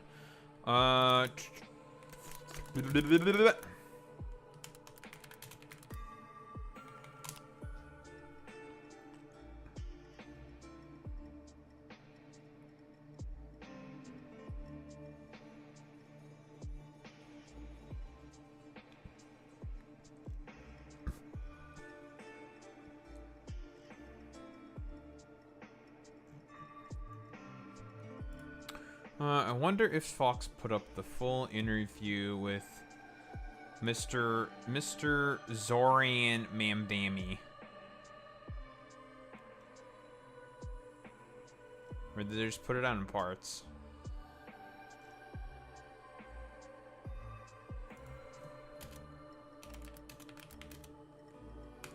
I just want the full thing. Is this 19-minute thing?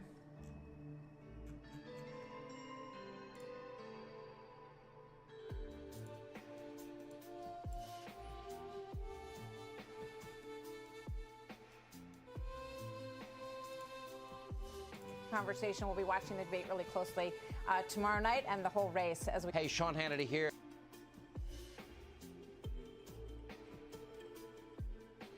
Okay, this does look like the full thing. Wait, there's a wait. Hold on. Is there another debate?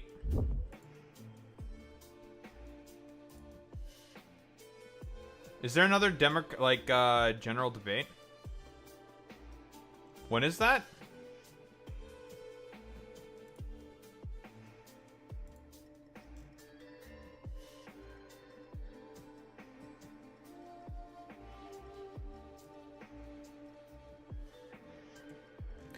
So you're telling me that it's content served up on a silver platter?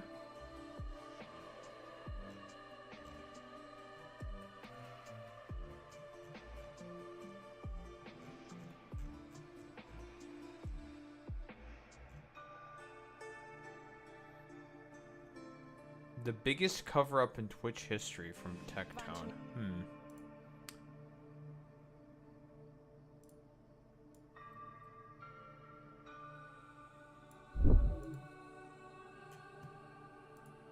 Whoa, whoa, whoa, whoa, whoa. Let's not forget about our boy, Curtis Sliwa. Okay, he's still there.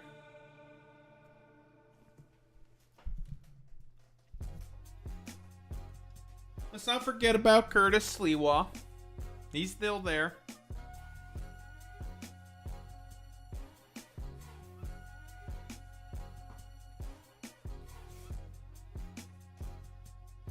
Hashtag never forget Mr. Sliwa.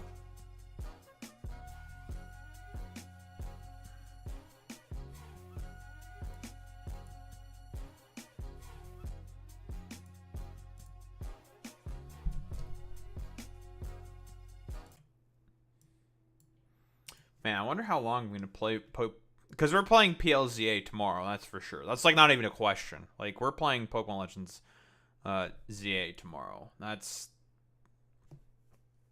yeah, duh. I wonder how long I'm going to play tomorrow. I just want Sliwa to tell Cuomo that he's slapping fannies and killing grannies. That line was funny. That was a good line. I will give that one to Sliwa. That's funny. That's funny. Funny. I don't know if he's gonna say that though. I mean, he hates Cuomo. That's for sure. He is not a big fan of the cum boy, the cummy man. He does not like Andrew Cuomo. I feel like Curtis Sliwa is just gonna do his own thing. If anything, he's probably just gonna mostly attack Cuomo. I don't know what he'd go after. Like on the most recent thing, when he talked about Zohran Mamdani, like the most recent thing he said about Zohran in particular was that, listen, New York has had communist mayors before. We've been survived that one before. It wasn't that big of a deal, and that's it. You know, that's it. Not really like a criticism, like, because I don't think why what criticisms would Curtis Sliwa have of Zohran Mamdani? He wouldn't do it on a sort of nationalistic sort of lens or whatever, right? He wouldn't do it on a sort of a New York first, America first kind of a lens, because that's not going to work on Zohran Mamdani. He would do it on Cuomo. That would be an effective attack. I think he's just going to probably spend more time attacking Cuomo. And that's just going to be highly beneficial specifically for Zohran Mamdani, even though he's the front runner. But, everyone hates Cuomo more. And ostensibly speaking, Curtis Sliwa would basically benefit more from attacking Cuomo anyways, right? Because Cuomo has a higher vote share with people that would want to vote for Curtis Sliwa. So he would spend more time attacking Cuomo. He's probably not going to go after Zohran Mamdani as much, because why would he? Doesn't make any sense. What do you think of Hamas socialist radical Zohran Mamdani? Man, we've had Ugandan Hamas socialist mayors before. It wasn't even that bad. Yeah, exactly. Yes, and like you're saying, he knows that, right? He knows that Andrew Cuomo takes more of his lion's share of conservative voters, so he's gonna go after Cuomo. There's not much of a benefit of him going after Zohran Mamdani, because the person who's voting for Mamdani is not gonna vote for Curtis Sliwa, and Curtis Sliwa more than likely knows that. Yeah, he's a nut, but he's not stupid. Which is why I keep saying, this shit's cooked. You see all, the Zionist freaks and, all these, MAGA dipshits who are constantly clamoring for, Curtis Sliwa to drop out. He's not going to drop out. Why would he drop out? He has no reason to. He's already been offered, He's been offered by multiple millionaires money multiple times, 7 times, allegedly, and he still hasn't been dropped out. He's not dropping out. For him, this is an ideological commitment, or an autistic commitment, if anything. So yeah, it's not happening. There's no fucking way, right? It's not happening. It's no shot whatsoever. He's I guess, quote unquote, in it to win it, but he's nah.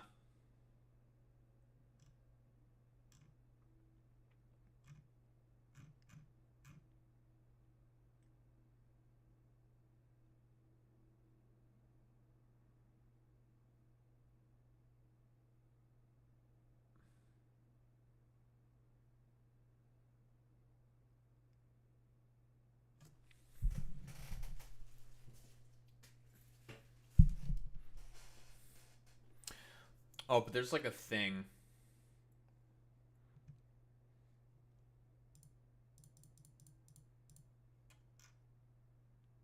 Oh, there was a thing.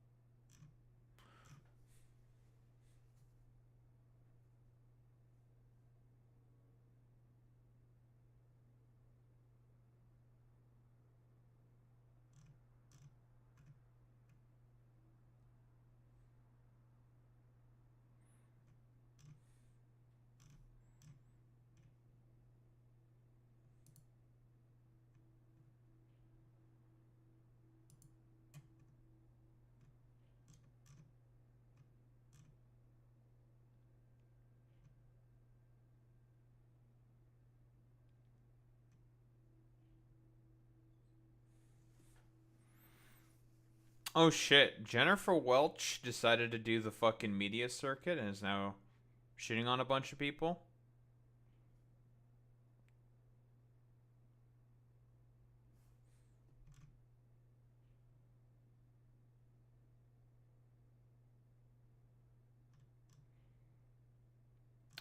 Yeah, she's doing a media circuit, I guess, just bullying people.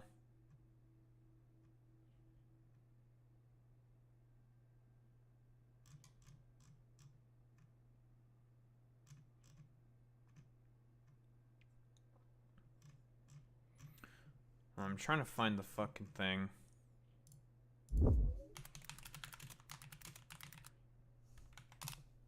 Oh, here we go. I found it. Alright. Here's what we got. Listen, we're going to do a little spoiler. Well, I mean, the game is available now where I'm at, but... Alright. The team planner. Relatively simple, okay? We pick Legend ZA. What are we going with? Where's the boys? Because we're getting the boys.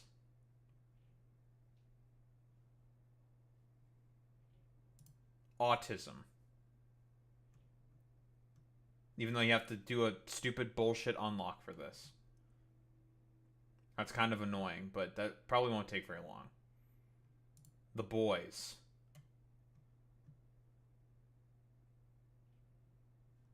The boys.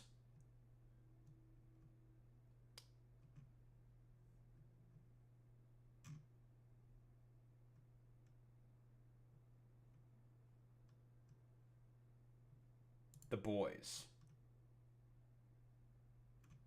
Where the fuck is Skarmory? Of course I'm going to use Mega Skarmory. That thing's broken. Absolutely busted. What were they thinking when they made that thing? What were they thinking when they made Skarmory? That thing's going to be broken.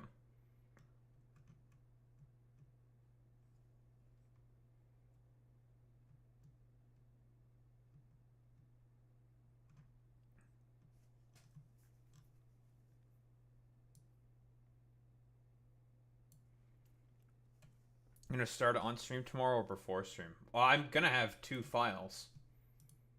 Like multiple accounts, right? So I'm definitely starting to play it as soon as I'm done stream. As soon as I bought the game and it's ready to go. And I'm going to play it. The boys. Mega Electros is pretty swag, I do have to say. Oh, there's Skarmory. Boom. That's going to be the team off stream. Well, my cam is kind of in the way. Boom. Now this is what power looks like. Although electric types kind of suck, but whatever. Strength. Like I said, the boys. And what are we going to go with on stream? Yeah, you'll see. Don't worry about it. Shut up. We'll get there when we get there. But these are the boys. And that's all you have to know. These are the boys. It's the boys. And we're going to win because it's them. You understand? Does everyone, broadly speaking, understand the position? I mean, I made a post about it. I'm like, my 3 favorite megas. My 3 favorite ones are the new ones. Skarmory, Excadrill, Chandelure. Yeah, Chandelure's stat distribution, a little disappointing. Useless ass 20 fucking attack for no reason. But Excadrill, yeah, 15 points in special attack. Who the fuck cares? Everywhere else, it went, And Skarmory is just a degenerate fucking pile of, complete mess. They cut out defense, which was fantastic, and they put it all into speed, spadef, and attack. 60 points in attack, 40 in speed, 30 in spadef. And like I said before, when it comes to Pokemon with really, really ridiculously high defense stats, it eventually becomes like a depreciating asset. It's like, you don't need that much. You don't need that much. It's like you have it, so you don't have to invest in it, which is nice, I guess. But it's a depreciating asset. 110 base defense, still really good. It's still a lot of defense. Very, very high. Yeah, it's not 140. I'm willing to sacrifice 30 points in defense to get plus 40 in speed, 60 in attack, and 30 in SPDEF. And I think this is probably, and you can quote me on this. Well, we have to wait and see what ability Skarmory gets. And Streets are saying that it's probably going to be Tough Claws. I think it's going to be Tough Claws. I mean, because it's got two fucking giant talons for feet. Looking like those dumbass walking kiwi birds. It's probably going to be better than Mega Scizor. Or the exact same as Mega Scizor. Similar stat distribution, similar ability powering up its main attacks.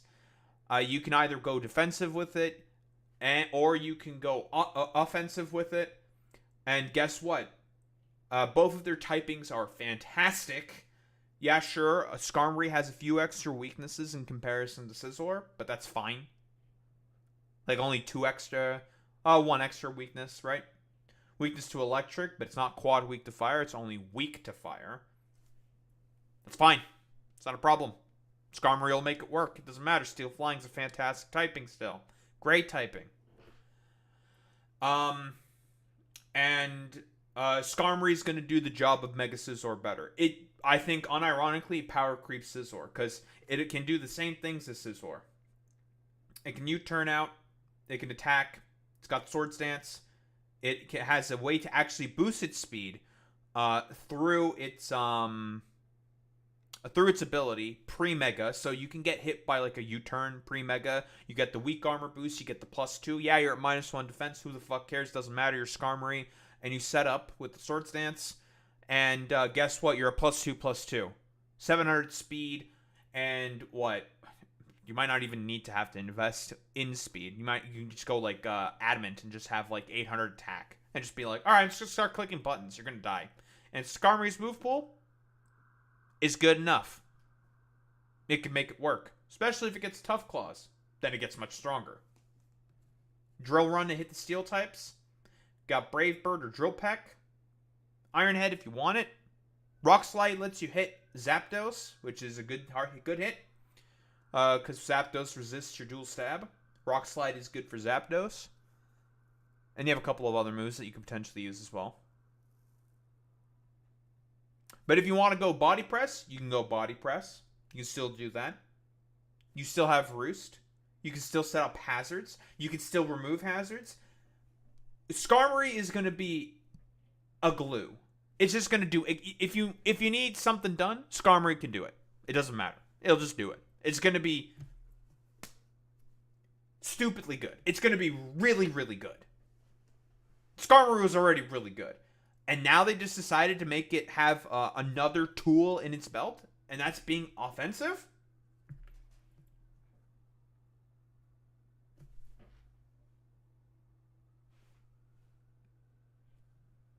Okay. But I'm not complaining. Skarmory is just going to go stupid. It doesn't matter. Even if it gets like a dog shit ability, I don't think it really matters. It's gonna be broken. It's gonna be degenerate. It's gonna be stupid. They're probably not gonna give it a bad ability. It's gonna have a good ability. Just as, like, I really do question, like, what was Game Freak thinking when they made Skarmory? I'm like, okay, I'm not mad about this. I'm very pleasantly surprised. I'm very happy to see this, but goddamn, you guys really min-maxed the fuck out of my boy, and I love that for him. Even if they didn't take away the 30 in defense, and they just decided to put it into attack and speed, it's totally fine. Wouldn't have had a problem. But they took 30 points away, and they put it in the best place possible. They put it all into SPDEF.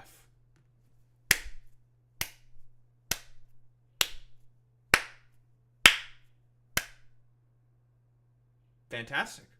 I die.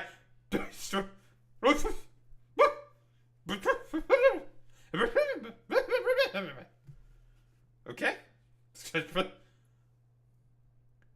They really do say that the rich get richer in Pokemon. Skarmory was already pretty rich. It was starting to fall off just a tiny little bit, but it's still hanging in there. With this Mega, revitalized new life into a man that was already stacked with a ridiculous pile of riches. Do people, broadly speaking, understand what I'm saying? I'm saying that Skarmory is gonna be one of the greats. It will be one of the greats. Mega Skarmory, that is. It will be one of the greats. It's gonna be so good.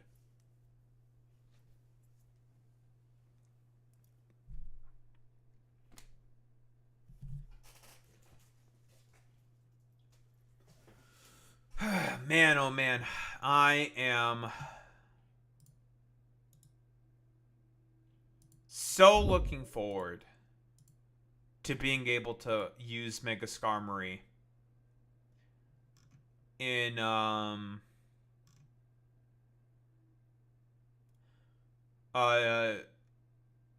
in-game in the main series games. I'm so looking forward to it. It's gonna be so fucking sick, man.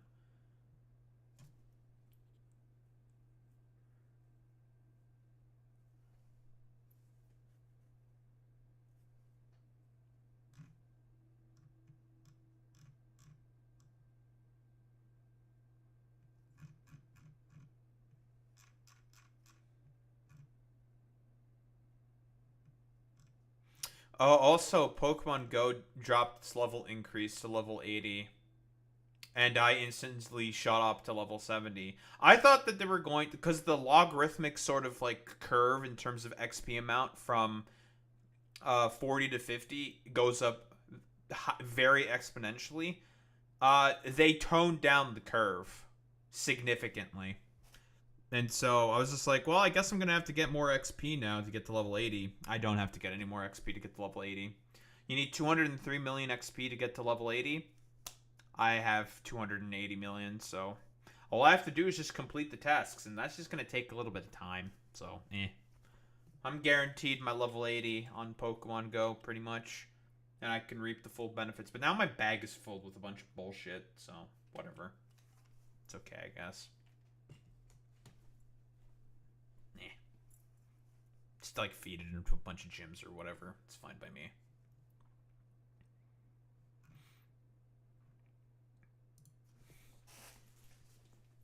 Alright. Just gonna stop getting attacked by the Phlegm Demons for a little bit. I'm getting kind of a little attacked by the Phlegm Demons. Just a little bit of an attack, though. That's okay. Ugh, excuse me. Alright. Let me get started with this bullshit. Trump is authorizing covert CIA action in Venezuela. Well, we're getting, I guess, closer and closer and closer to war with fucking Venezuela. Man, he's still salty about the fact that his coup attempt in 2019 was such a fucking failure, isn't he? Like honestly, that's like the only thing I can think of. Bro is still mad and salty about the fact that his dog shit coup attempt was just so fucking bad. I think there was like a video about Trump speaking on this. Let me grab that real quick. Trump, Venezuela.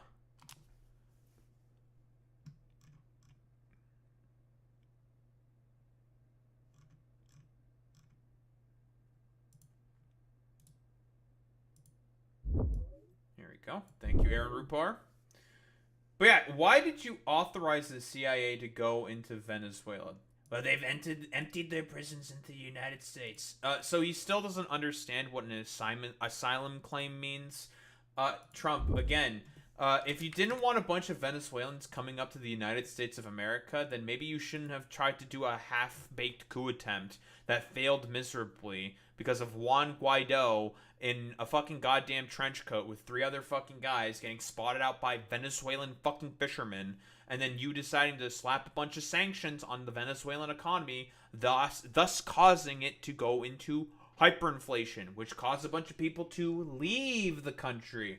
I know this might be a radical concept for conservatives to understand, but actions have consequences, and you still being salty about the fact that your fucking coup attempt back in 2019 was such a abysmal fucking failure. Like, wholeheartedly mismanaged and half-baked from the fucking start. It was just, that shit was not gonna fucking work. And you just deciding to be like, okay, well, you know what? Fuck you. I'm gonna do war now in Venezuela because I hate you. Me. And it's just like, yeah, dude, that's not gonna happen. Like, because of Trump's general fucking aggression right now, especially in international waters, where he's now bombing, like, Colombian citizens, for fuck's sake, and just bombing, like, whatever he suspects as being a drug boat with no evidence, and he's just murdering randomly people on the high seas. It was still going, by the way. I think, like, not that long ago. Gustavo Petro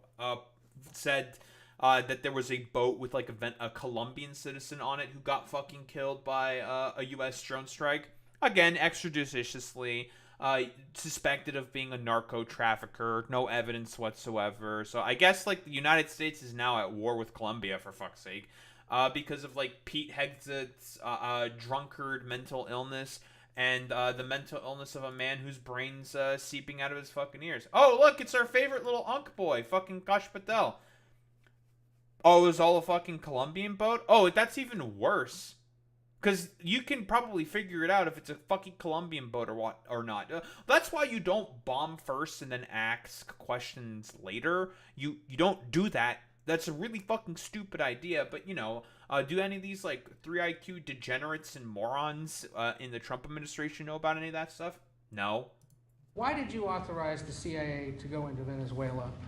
And is there more information you can share about these strikes on the alleged Well, I can't drug do boats in that, the but Caribbean? I authorized for 2 reasons, really. Number one, they have emptied their prisons into the United States of America. They came in through the, they came in through the border. They came in because we had an open border policy. Okay, so, I don't know. I've said this, I think this is probably, like, 20th time I've said this, but I'll fucking say it again. Fuck it, I don't care. If you are someone who lives on the planet, by international law, you can claim asylum. You show up at a legal port of entry, which is how most of these people came in through, legal ports of entry, and you can claim asylum. Saying that, I'm claim asylum because I am not safe to be able to live in my current country. And then, that goes into immigration court proceedings, and then they judge to see if the claim is true or not. Very fucking simple concept. But again, this stupid 3 IQ racist moron would prefer to do his, like, dumb fuck coup attempt and not accept any of the consequences for it. Hey, guess what? Hey, conservatives and Trump, this is the consequences fucking ringing. They're saying, like, looks like all your dumbass fucking actions and stupid fucking bullshit that you decided to pull is now deciding to rear its ugly head and say, like, hey, what's up? A bunch of migrants have now come here because of you doing your dumbass fucking coup attempt and subsequent sanctions on the fucking country that caused it to go into hyperinflation. So again, cope and seethe, Trump. And as soon as I heard that, I said a lot of these countries, they're not the only country, but they're the worst abuser. And they've entered they've allowed thousands and thousands of prisoners, mental institution, people from mental institutions, insane asylums, empty. He still doesn't understand what claiming asylum means. That's not what it means. It's not what it means. You can claim asylum from fleeing away from gang violence, from economic repression, which you caused. Again, I want to reiterate this point. He did this. He caused all this. The motherfucker who created the situation was him with his really fucking shitty coup attempt. Out into the United States. We're bringing them back. but that's a really bad. And they did it at a level that probably not many countries have done it, but not like Venezuela. They were down and dirty. And the other thing are drugs. We have a lot of drugs coming in from Venezuela. Why did you authorize the CIA to go into Venezuela? Again, like you did this, man. This was all you. You did that shit. So it's like whatever. Yeah, and then he gets mad when there's more Venezuelan people who come up as well. Whatever. It's so fucking stupid. Authorizes covert CIA action in Venezuela. Trump administration has secretly authorized the CIA to conduct covert action in Venezuela, according to U.S. officials, stepping up a campaign against Nicolas Maduro, the country's authoritarian leader. Now, listen, here's the thing. I don't like fucking Nicolas Maduro as much as the next guy, okay? But just doing a random fucking coup and then trying to do another random fucking coup is not going to help take care of the problem of Venezuelan migrants coming up through the fucking southern border. If anything, that's going to exacerbate the issue because of you deposing the current leader that's in power, causing a fucking power vacuum that's going to be taken up by either some military dude or some right-wing evangelical fucking freak. Look at fucking Bolivia, for example. And that's going to happen, right, generally speaking. And what's that going to cause? Oh, more people fleeing from the country because they're not going to feel safe in the fucking country. Again, this is not going to accomplish anything that this dumbass thinks it's going to accomplish. It's so stupid. The authorization is the latest step in the Trump administration's intensifying pressure campaign against Venezuela. For weeks, the U.S. military has been targeting boats off the Venezuelan coast. It says they're transporting drugs, killing 27 people. Again, illegal under international law and under U.S. law. Any evidence to suggest that those people were carrying drugs in those boats? No. Again, it's a policy of, oh, we're just going to fucking murder them all first and then ask questions later. Even though, like, literally the first boat that these motherfuckers bombed, there was no evidence to suggest that they had any fucking drugs on there, which killed 11 people, by the way. And they were dudes who were headed to, I think it was Turks and Caicos or some other, maybe not Turks and Caicos, but some other Caribbean island, and were turning back from there as soon as they heard the fucking drone flying overhead. And they decided to start going back to Venezuela. And then Trump just fucking bombed them after going back there. So it's like, okay, dude, whatever. Yeah, listen, I don't need any evidence. That's true, Boy Meets Minnie, you know? That boat definitely had narco-terrorists and drugs on there. So, you know, it's all for American safety, which killed 300 million people last year. I mean, 300,000 people. I mean, 300 million people. I don't know. Numbers, they mean stuff, whatever. American officials have been clear privately that the end goal is to drive Mr. Maduro from power. Mr. Trump acknowledged on Wednesday that he had authorized a covert action and said the United States was considering strikes on Venezuelan territory. Damn, they're actually gonna do the invasion. That's crazy. We are certainly looking at land now because we've got the sea very well under control. Yeah, by bombing a bunch of random civilian boats. The Venezuelan Navy... Venezuela doesn't even have much of a fucking navy. Like, are you for real, dude? Like, seriously? It's so fucking buffoonish, man. The president told reporters hours after the New York Times reported the secret authorization, any strikes on Venezuelan territory would be a significant escalation. After several of the boat strikes, the administration made the point that the operations had taken place in international waters. Oh, so they're just admitting to doing fucking illegal shit. Whatever happened to being the pro-peace coalition, Republicans? What happened? What happened, you fucking MAGA dipshits? I thought Donald Trump was supposed to be the pro-peace guy. What happened? What happened? Oh, the point was never peace with these people. It was all about fucking murdering people. They love murdering people who they, well, have a little bit of a different skin. Like, let's be honest here. Yeah, more pain like the propane and propane accessories coalition. Yeah, very, very funny, Boy Meets Minnie. Gosh dang propane. Yeah, we get it. Okay, listen, you go watch King of the Hill. Fuck you. The new authority would allow the CIA to carry out lethal operations in Venezuela and conduct a range of operations in the Caribbean. The agency would be able to take covert action against Mr. Maduro or his government, either unilaterally or in conjunction with a larger military operation. It is not known whether the CIA is planning any specific operations in Venezuela. Well, it's all going to be hush-hush, super secret, and eventually the documents are probably going to be made public in like 20 or 30 years if I were to take a bet. Some shit like that. This is pretty standard for the United States. But the development comes as the U.S. military is planning its own possible escalation, drawing up options for President Trump to consider, including strikes inside Venezuela. The scale of the military buildup in the region is substantial. There are currently 10,000 U.S. troops there, most of them at bases in Puerto Rico, but also a contingent of Marines on amphibious assault ships. In all, the Navy has 8 surface warships and a submarine in the Caribbean. Good luck against 4.5 million fucking militia members. Again, in preparation for this, you want to know what Nicolas Maduro has been fucking doing? He's been basically giving arms and weapons to everybody who can wield a fucking goddamn weapon. So, you want to fucking have a slog through millions upon millions of fucking militia members or guerrilla fighters in a rather jungle, like, mountainous fucking goddamn terrain. Very, very jungle, infested. A lot of jungle in fucking Venezuela. And, the only area that you're probably going to be able to conquer is Caracas, where most of the population that's going to be living in Caracas is going to be hostile against you, and they do not want you to be in there. I'm curious, what's the population of Caracas? Let's see. Population of Caracas. Nearly 5 million people. Nearly 5 million. Yeah, good luck fucking occupying that shit. Very, very fucking cool. The city proper is approximately 2 million people, but the metropolitan area itself is about 5 million. Yeah, have fun with that occupation there, buddy. A population of about 5 million people who are going to be incredibly hostile to you? Yeah, I don't think that's going to really work. Let's be honest here. The new authorities, known in intelligence jargon as a presidential finding, were described by multiple U.S. officials who spoke on the condition of anonymity to discuss the highly classified document. In a statement, Venezuela rejected Mr. Trump's bellicose language and accused him of seeking to legitimize regime change with the ultimate goal of appropriating Venezuela's petroleum resources. Honestly, I don't even know if that's going to be the case, but who the fuck gives a shit? The problem is that Trump is still salty about the fact about his 2019 coup being such a fucking complete, utter fucking failure.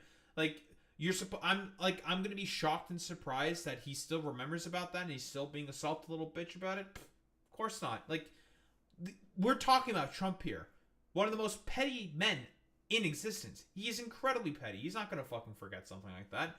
Venezuela said it planned to raise the matter at the UN Security Council on Thursday, calling Trump's actions a grave violation of the UN Charter. Trump ordered an end to diplomatic talks with the Maduro government this month as he grew frustrated with the Venezuelan leader's failure to accede to U.S. demands to give up power voluntarily, and the continued instance by officials that they had no part in drug trafficking. Listen, we all, from what I understand, the Venezuelan election was very, very fucking sussy, right? Like, let's be honest here. But, again, doing a coup and an attempted military occupation of the country, yeah, it's not going to really help. It's only going to escalate and make the situation worse. So, this is going to be fucking stupid. The CIA has long had authority to work with governments in Latin America on security matters and intelligence sharing. That has allowed the agency to work with Mexican officials to target drug cartels, but those authorizations do not allow the agency to carry out direct lethal operations.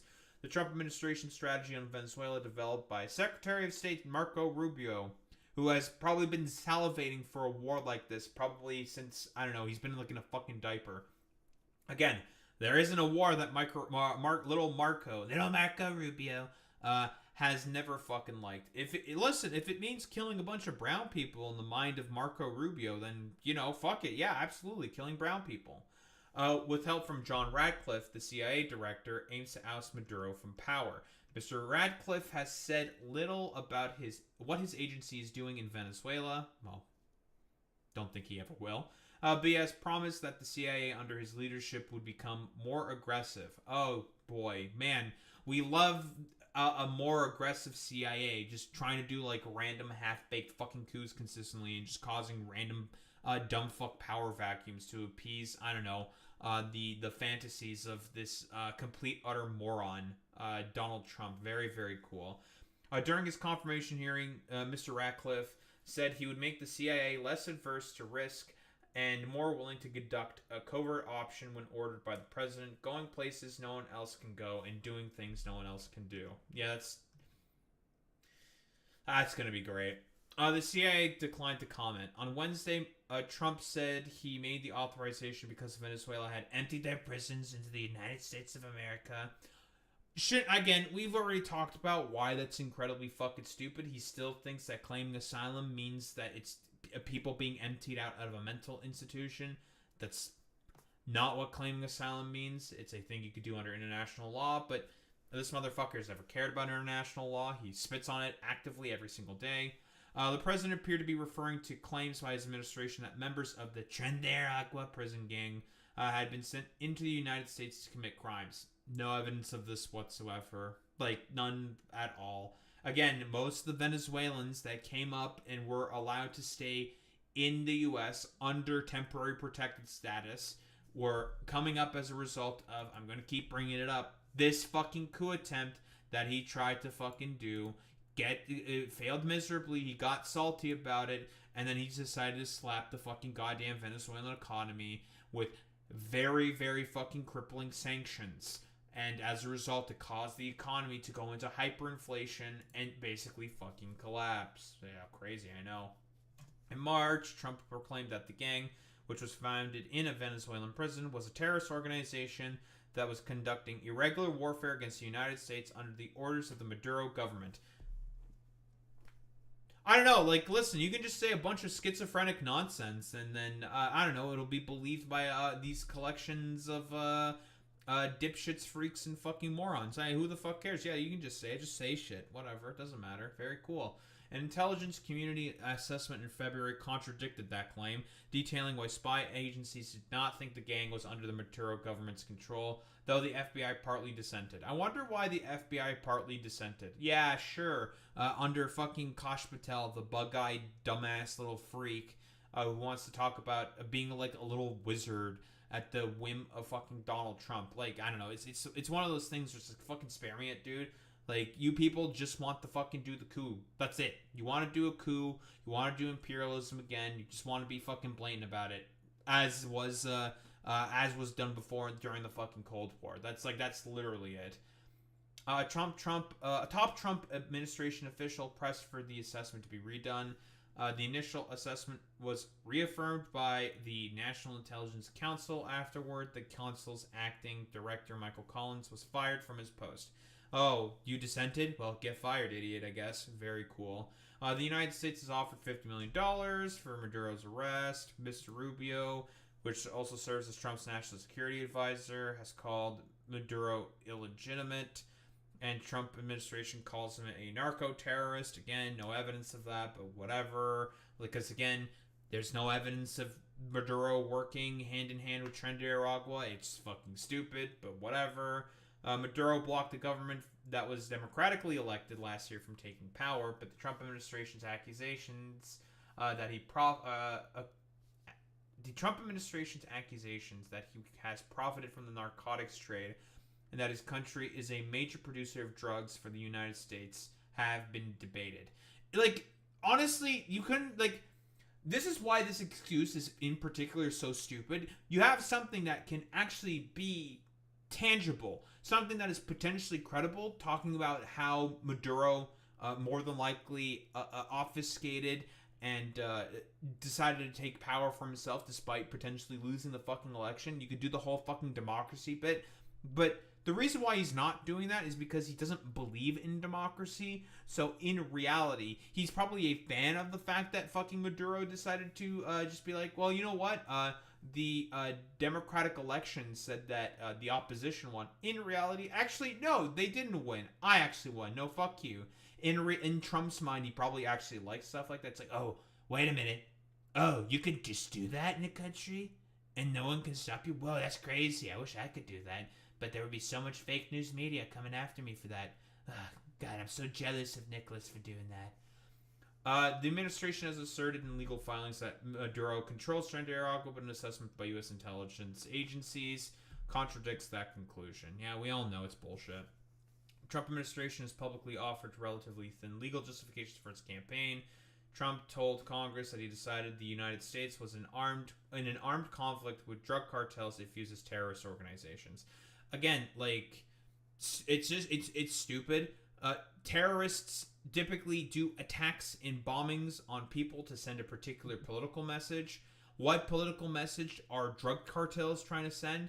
We like making a lot of money in the illegal drug trade in the United States, simply just due to the fact that, oh, drugs are still illegal within the United States of America, so there's a market to have there to sell a lot of fucking drugs in the United States of America for a hefty fucking profit. Oh, well, who'd have thought? Guys, it's almost as if prohibition is not effective. Who would have thought? In the congressional notice late last month, the Trump administration said the cartels smuggling drugs were non-state armed groups whose actions constituted an armed attack against the United States. It's nonsense. White House findings authorizing covert actions are closely guarded secrets. They are often reauthorized from administration to administration, and their precise language is rarely made public. They also constitute one of the rawest uses of executive authority. Select members of Congress are briefed on the authorizations, but lawmakers cannot make them public, and conducting oversight on possible covert actions is difficult. Yep. It's not gonna fucking work. Like, again, like I said before, we're not gonna know about this shit until like fucking 20 years later, if I were to take a bet. And all these like documents decide to get declassified, because that's what's gonna happen. U.S. military operations, strikes against boats, purportedly carrying drugs from Venezuelan territory, are generally made public. CIA covert actions are kept secret, of course. Agency has been stepping up its work on counter-narcotics for years. Gina Haspel, Trump's second CIA director during his first administration, devoted more resources to drug hunting. Very, very cool. Same with William J. Burns, flying drones over Mexico, hunting for fentanyl labs. Operations that Mr. Radcliffe expanded. The covert finding is in some ways a natural evolution of those anti-drug efforts, but the CIA's history of covert action in Latin America and the Caribbean is mixed at best. Yeah, we all know about death of Che Guevara, the coup in Brazil, multiple coups in Latin America and Central and South America, as well as the Bay of Pigs invasion. We all know about that shit, the history there. Very cool. Yeah, I don't know, like, this is some bullshit, like, the invasion of Venezuela could be starting, who the fuck knows at this point, like, it could be literally as soon as tomorrow or some shit, who the fuck knows, because we all know why Trump is doing this. He's just salty about the fact that his stupid fucking coup attempt in 2019 was a complete, utter failure. It was half-baked, half, like, put together, just a complete fucking dog shit excuse of a fucking coup, and it failed miserably, and these motherfuckers just got fucking salty about the fact that, oh, his coup attempt failed as miserably as it did. He literally did sanctions on the economy, causing it to go into hyperinflation, which caused a migration wave. So again, spare me, conservatives. You guys pretend constantly to be the pro-peace fucking coalition, when in reality, you have always been the exact opposite. You have always been pro-war, and you just want people to fucking suffer. Like, what else is there to say besides, whoa, the Trump administration just wants the people with brown skin to suffer, and he just wants to do, like, a rank, naked imperialism and just illegal bullshit consistently. Who would have thought?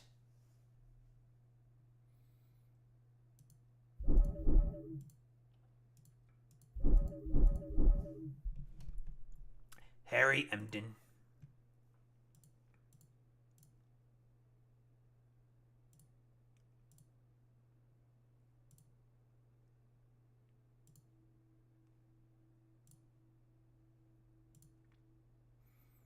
Okay, still have all the shit that I want open.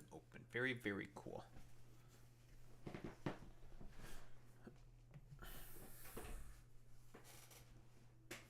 Oh, I forgot about this, by the way. Literally, another Pokemon cover artist. So we all know in Gen 9, for example, Toby Fox worked on music for Scarlet and Violet, right? So, for example, why is the Area Zero music really, really good?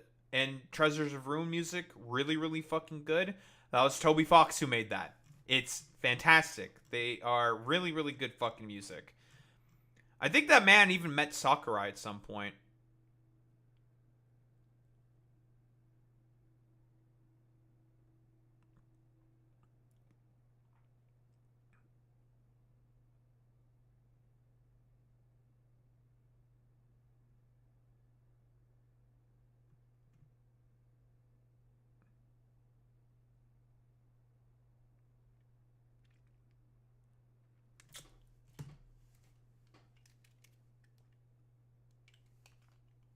Oh, what was I saying? I got fucking completely distracted by something else. Jesus Christ. Oh, but yeah, now they got like some other like YouTuber who does covers of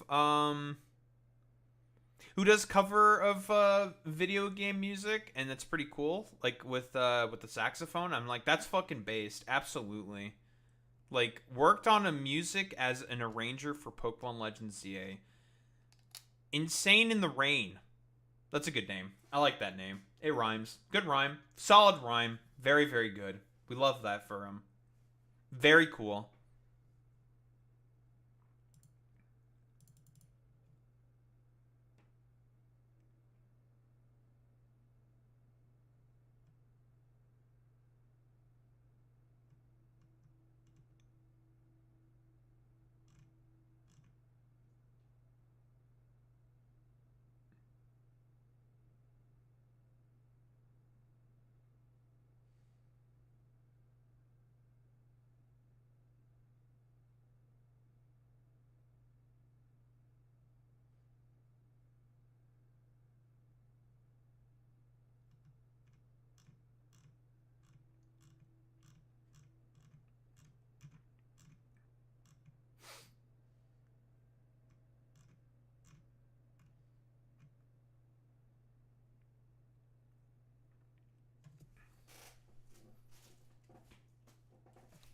All right.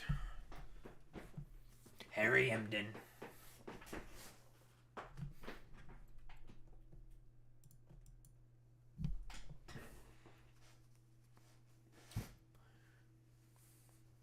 That is not a very flattering frame that we caught Jennifer Welch on. Nah.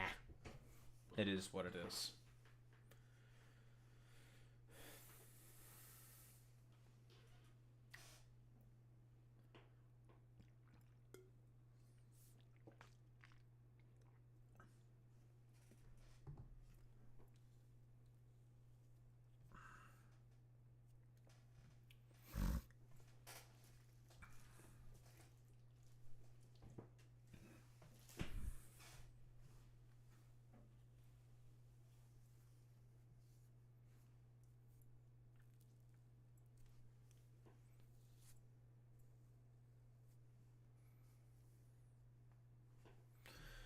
Alrighty. They are saying that they are the two favored liberal wine moms, that they are dragging the reputation into the light and improving the reputation of all wine moms around the country, around the globe. The I've Had It podcast girls, aka Angie Pump Sullivan and Jennifer Welch. Heck, this is kind of an unfortunate frame that I guess I caught her on, but whatever.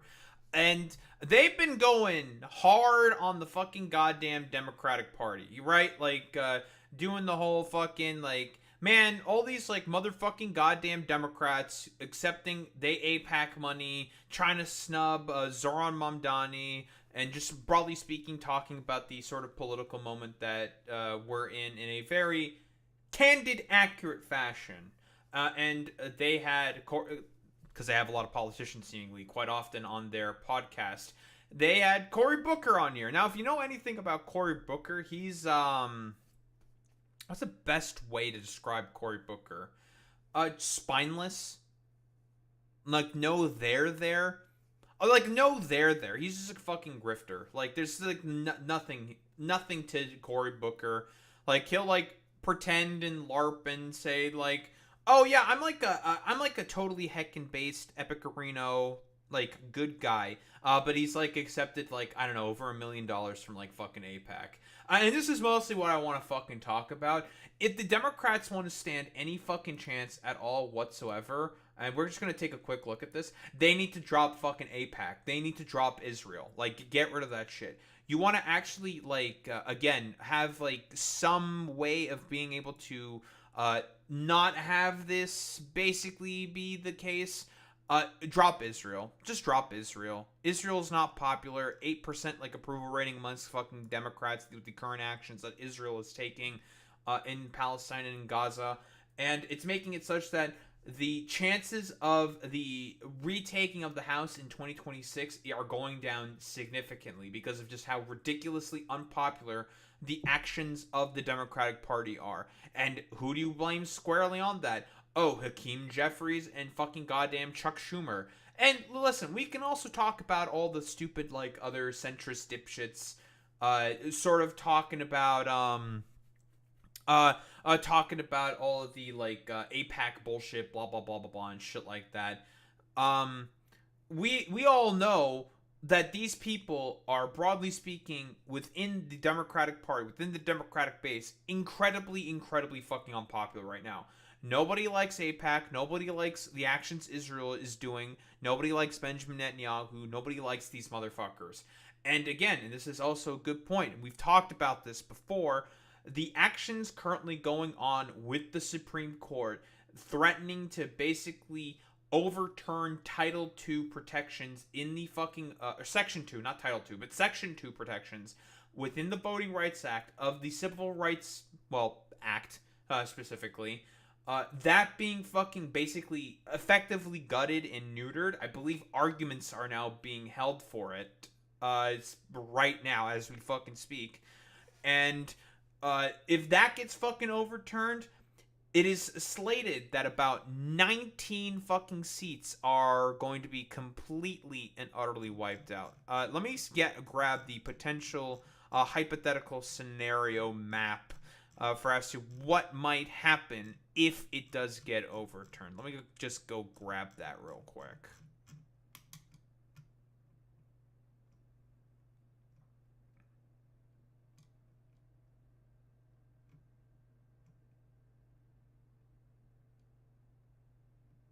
Here it is.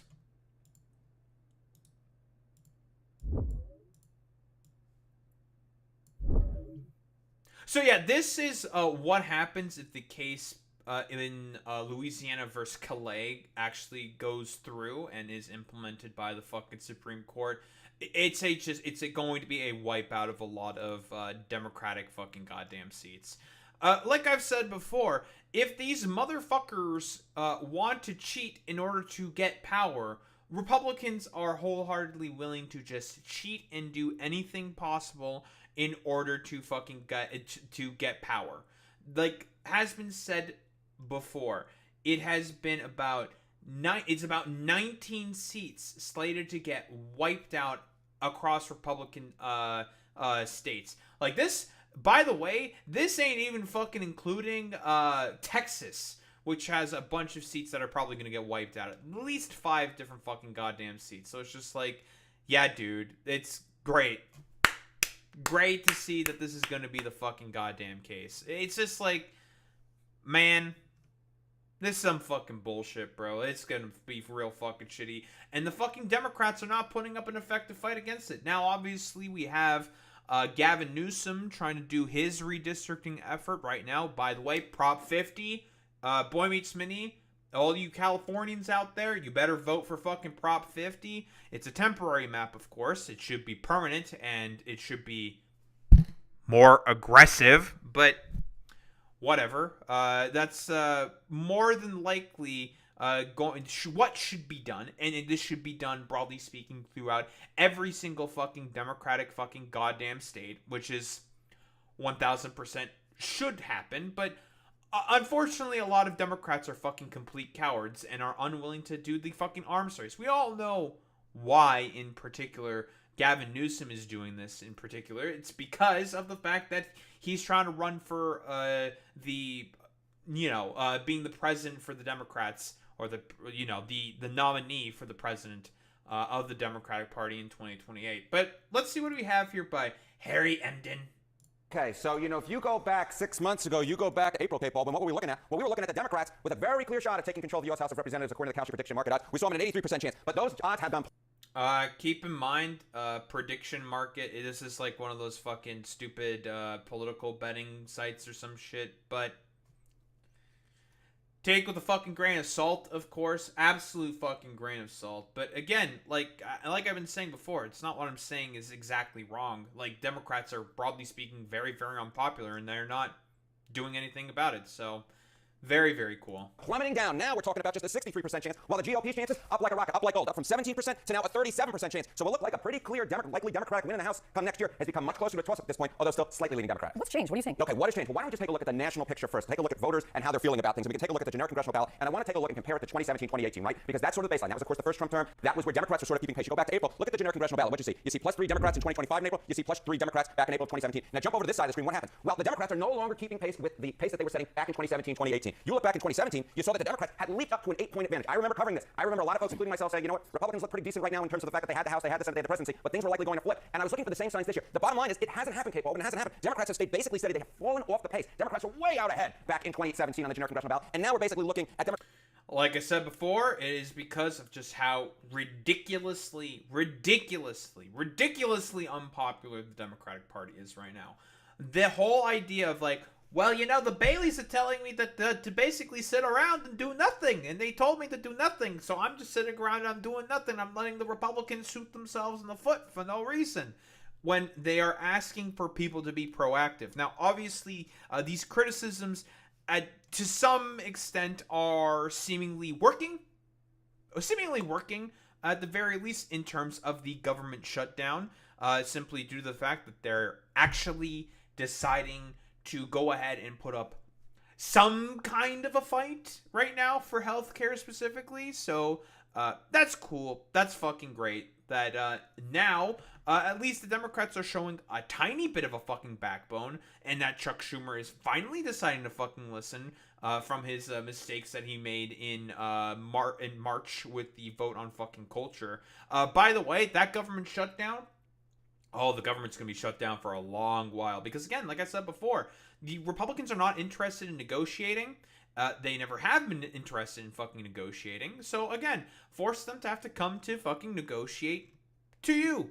Like, there's no fucking point at all at fucking ever giving anything honest to the Republican Party, because they've never been willing to treat you honestly. Like, literally, on the day of the fucking shutdown, when it was about to happen, Trump puts out an AI video of Hakeem Jeffries in a fucking sombrero with a mariachi band playing in the fucking background. Don't negotiate with these people. They should not be negotiated with. You cannot negotiate with them. You force them to capitulate. That's how you have to treat these people. Democrats ahead, but again, they are so far in back of the pace that they set back there, and so I think what a lot of folks are seeing, folks like myself, are saying, wait a minute, given what we might be seeing in redistricting, is this plus 3 going to be enough, K-Paul? Well, that's what I was going to ask. One change from that cycle is also this mid-decade redistricting effort that we've been covering so much. You add that in, and what do you get? Okay, so we add that, and we take a look at the national picture, but then we, of course, taking a look at the state legislators, right? They are potentially changing things, and there are 2 things that are going on here. First off, mid-decade redistricting gains. If both sides max out at this point, there are more Republican gains possible than Democratic gains. Yes, the Democrats might try to counter a Texas and a California, but you go along in the different states, and basically Democrats run out of room where Republicans are able to gain and gain and gain. If both sides max out, we're probably looking at a GOP gain of plus 7 House seats. That doesn't even take into account the potential gutting of the VRA that is right now going to be in front of the Supreme Court. If you add that in, you could be looking. Yes, exactly right. The Voting Rights Act. If you add. Yeah, that's actually a good point. Yeah, this isn't even talking about the fucking Voting Rights Act. Holy shit, yeah. It actually might be even worse than fucking 19 seats after the potential effective gutting of the Voting Rights Act. Jesus fucking Christ. Yeah, this might actually be fucking worse. Again, like I said before, instead of having to deal with the fact that they are incredibly unpopular, you don't want to know what the Republicans love to do consistently? They love to cheat. They love cheating. That's like literally the first thing they come up with. The fact that nobody likes any of their policies, nobody likes about any of the fucking actions that they do.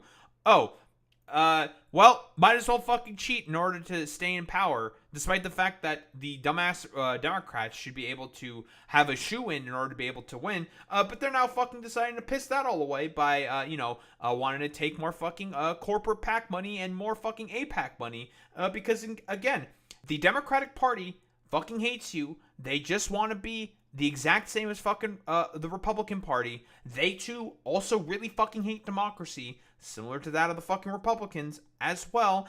So it's one of those situations just like, I don't know, man. Like, it's just going to be like dumbasses fucking sitting there. They just want to sit there, do nothing, do their stupid namby-pamby little fucking barely tweaking around the edges technocrat neoliberal fucking bullshit. And they're just like, they hate you. Yeah, they hate you. They hate you. They want you to suffer. And they don't give a shit about anything else besides, I don't know, sitting on their asses and getting their fucking paycheck. Specifically with the fucking Democratic Party. So it's fucking stupid, man. It's actually just incredible, dude. Add that in. Then you could be looking about adding 10, 12, 15, 17 on top of this 7 seats. So I think a lot of folks like myself are looking at this. We're seeing, hey, wait a minute. Those national polls Democrats are not getting the way that we expected. Then you add in the fact that the state legislators are adding potentially more GOP seats like they've already done down in Texas, like they've done in Missouri. And then you add in the potential gutting of the VRA, and all of a sudden it becomes much more difficult for Democrats to gain, especially given that they're not keeping up with their 2017, 2018 pace. And as you said, that also makes it difficult to compare it to past examples in history because this is such a different new landscape. It's a different new landscape, and we're not quite sure how much Democrats will have to be ahead of the National House vote in order to gain control. All right, thank you, Harry. Thank you.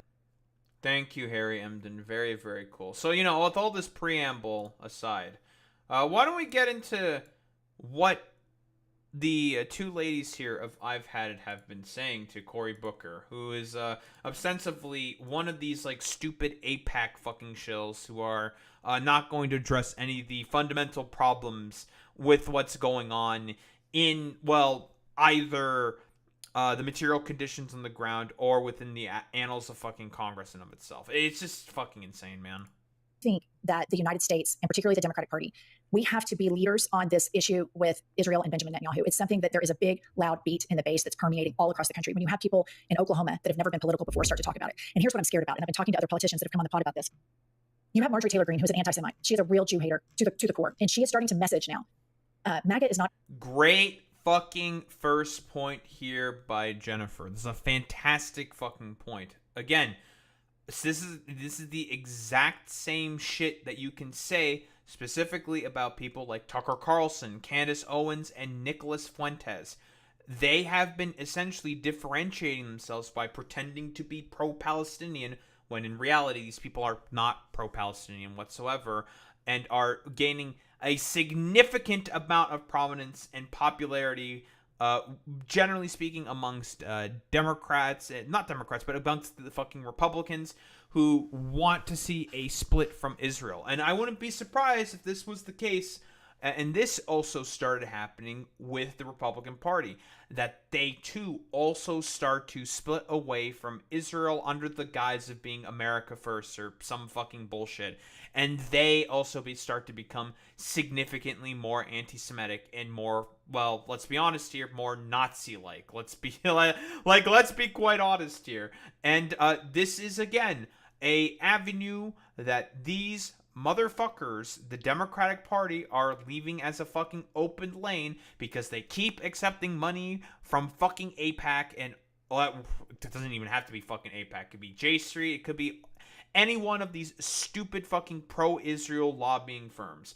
Again, as I have said before, guess who is extremely fucking unpopular amongst the Democratic base? Oh, it's Israel.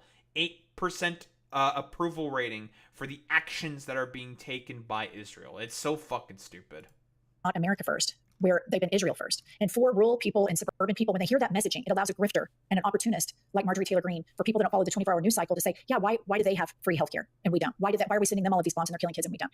I think in order for us to come together as a party in 2026, it's going to take leadership saying things like Benjamin Netanyahu is a war criminal. We have to stop funding the war. And we've evolved on the issue. And I think it's okay. I think we're all at a place right now where we can accept that we have the leaders that we have. And I agree with you that we agree on 98 out of 100 things. And if we agreed 100 out of 100, we'd be in a cult, we'd be MAGA, and we're not that. We're always going to disagree on things. And I genuinely hear you when you say people don't know who Chuck Schumer is. You're exactly right. So many Americans do not know who that is at all. We all do, obviously. And I think the economic messaging, but I do think that if the Democrats leave this vacuum there, it's going to get filled by the people in MAGA that are seeing a post-Trump America. And it's super easy messaging with the America First thing. It's just something I want you to think about, because I think it's She's just spitting, man. Like, she's just right, dude. It's just crazy.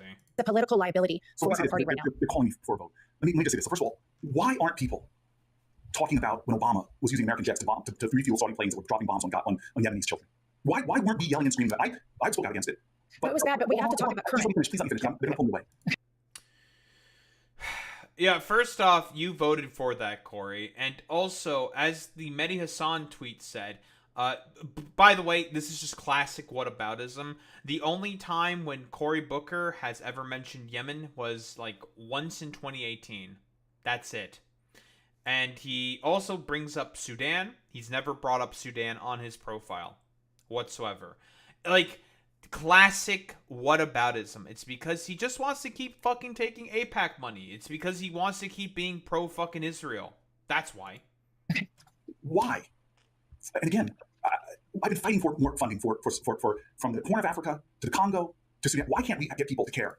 He's never talked about. He talked about Congo once. He never talked about Sudan ever on his profile. He doesn't give a fuck about this. This is, like I've said before, classic whataboutism. And this is why people fucking hate the Democratic Party. Because they're not willing to ever address any of the actual main fucking issues under any fucking circumstance. That's it. It's so fucking stupid.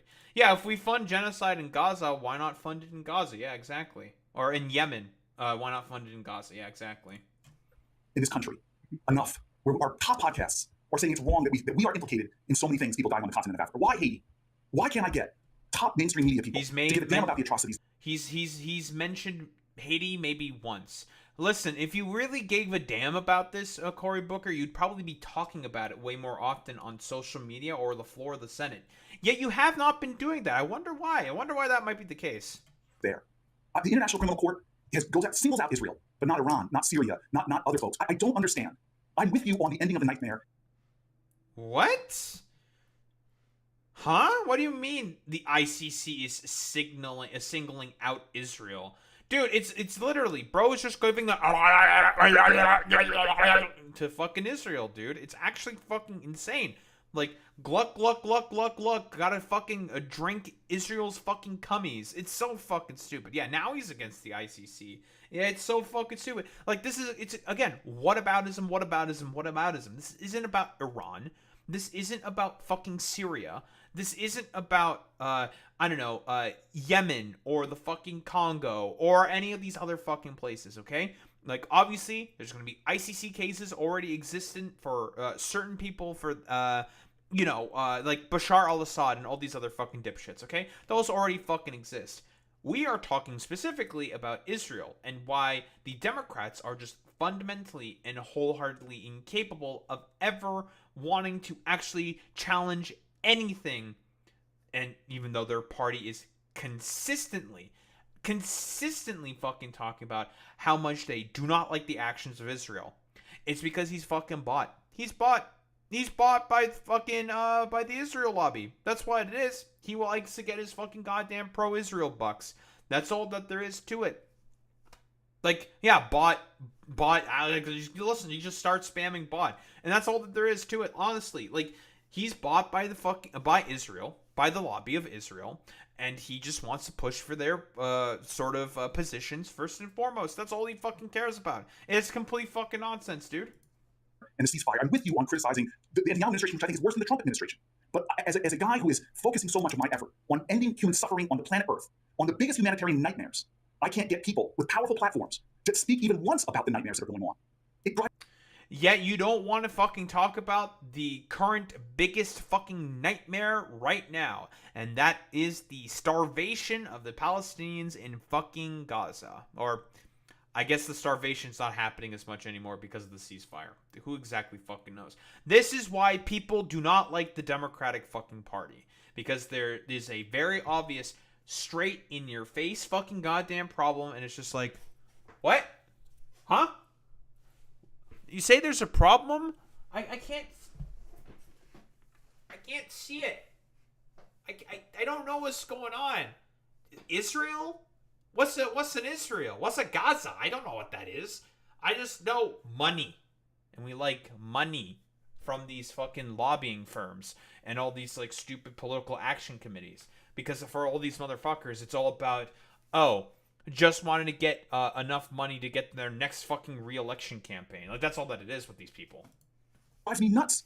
And it makes me feel like I felt when I was representing Newark, New Jersey, to get people in our country to care enough. Oh, and I stand out and support people? Before I forget to mention, let's see if we can fucking find this specifically. Cory Booker photo with Netanyahu. I almost forgot about this.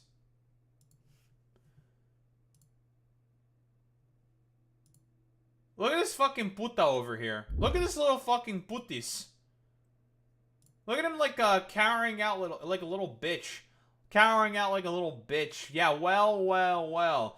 What, this is when Benjamin Netanyahu decided to fucking pop by and say hello.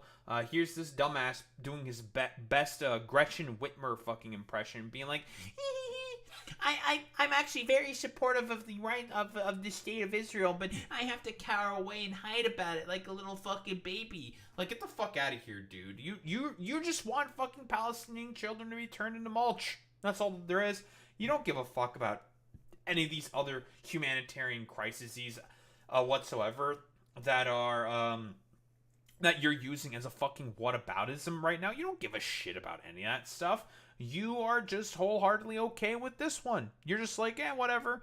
So don't fucking start bringing up all these other humanitarian fucking crises if you're not wholeheartedly willing to address, as has been said before, the modern day fucking Holocaust of our time. It's one of those things where it's just like, it's fucking spare me it, dude. Like, you're full of fucking shit. You're just full of it, bro. People that you and others criticize me for voting for, because I will never forget when nobody cared about mass incarceration of black and brown people who stood up for them. Why am I get so angry sometimes about my own party, who seems to be distracted by issues that don't matter, and not to the core of people who cannot afford to pay rent and buy groceries? Yet fucking Kamala Harris, one of the main reasons she lost is because the fucking administration that you fucking supported, the Joe Biden administration, was wholeheartedly just giving more and more and more and more and more and more and more and more and more fucking goddamn money and resources to Israel, who were doing bombings of children in Gaza. Very, very fucking cool. And here's our good pal here, fucking Gavin Newsom, who seemingly had a really strange response to I'm not sure which podcast this is. Whatever. He's on a fucking podcast and he's talking about people. An interviewer asked him a question about AIPAC funding, and he decides to, like, I don't know, just like waffle on about like, well, you know, it's kind of interesting. It's really, really interesting and it's really, really kind of interesting, all this like stuff about fucking AIPAC right now. It's just like, yeah, because you take a bunch of money from him, bro. Like, get the fuck out of here. Interesting. You're like the first to bring up AIPAC in years, which is interesting. I wonder why people are bringing up AIPAC now. I couldn't possibly think of anything. Couldn't be possibly because of any of the actions that Israel has been undertaking within Gaza as of fucking recently. Nah, it couldn't be any of that. Not vote for a candidate that takes $1 from AIPAC. It's interesting. It's interesting. I haven't thought about AIPAC, and it's interesting. You're like the first to bring up AIPAC. I'm curious. How much money has Gavin Newsom taken from AIPAC? How much money has Gavin Newsom? Thank you. What's an open secrets? $13 million in the contributors. Let's see. AIPAC.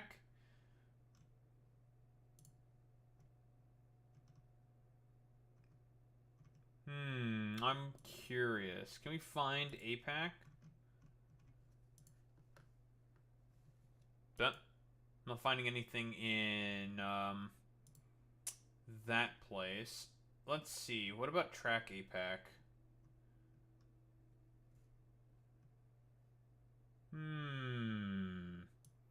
Lobby total to be determined. Very interesting. This candidate, he is pro-Israel. We do know he is pro-fucking Israel, obviously. But lobby total to be determined. We don't know how much fucking Gavin Newsom has taken. But yeah, we all know he is pro-fucking Israel. He, like, Connor, there was the Connor Eats Pants Fortnite Friday shit. Basically talking about the one state solution with Connor Eats Pants, trying to like play to a particular crowd, and he basically reaffirmed the position of like, well, there has to only be a two-state solution. And we talked about the problem of there being a fucking two-state solution. A two-state solution basically makes it such that the fundamental system of apartheid is still currently in place. So it's not gonna be fucking effective. in years, which is interesting. Why did I say that? Not relevant to my day-to-day life. Okay. Which is just interesting. Listen. It's interesting you say that. JPAC perhaps more, but APAC less and less. Okay, fair enough. Which is just... So, again, the thing is that it's just really weird. First off, it's very relevant because we all know about what APAC pushes for and what it basically expects of politicians that take money from APAC. It is essentially blood money. I have no problem with saying that it's fucking blood money at all whatsoever. Like, it is blood money. Like, the blood of Palestinians is what funds APAC specifically. They love murder of children. They're totally okay with that stuff. It could be possible, right? We don't know if APAC has given money to Gavin Newsom. He could be telling the truth there. We don't know. Yeah, 1000% Boy Meets Mini. They do also push against progressive domestic policy. So it could be possible that Gavin Newsom might have gone APAC money because he loves pushing against progressive domestic policy. Wasn't there something that he vetoed recently that was like really, really good fucking policy for some fucking reason, even though it easily sailed by through the California State Senate? This motherfucker decided to fucking veto it because, again, for him, it's all about the 2028 election. I can't wait for like a progressive to replace this fucking motherfucker, and then, oh boy, the floodgates for fucking California in terms of really, really good legislation is just gonna be consistently fucking passed. It's gonna be so fucking good for California, but whatever. We have this dumbass motherfucker who only cares more about his presidential aspirations. So it's entirely possible that he may not be taking any money, but I don't know. I don't know about a big old Gavy boy over here. I don't fucking trust him all that much. I have I've been given essentially no reason to trust him at all whatsoever. So, I don't. It's one of those situations like, I don't think so. I think you might have some slushy shit that's going on here, Gavin. I don't know. It's interesting. What's interesting about it? That it's just interesting as you bring up APAC that it hasn't been part of.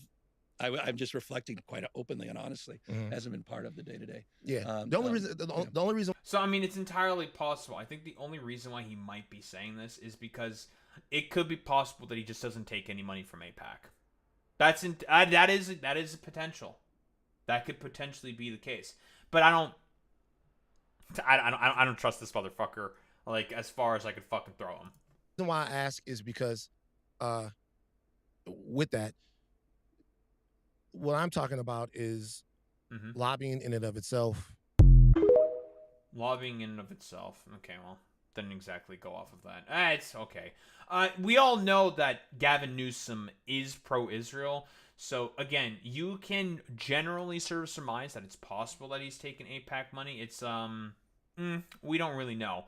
He vetoed funding to incentivize solar construction. Very, very cool. Another probably good piece of legislation that he vetoed because fuck you, you suck. Because of his like 2028 fucking presidential aspirations. But yeah, this is the main problem, right?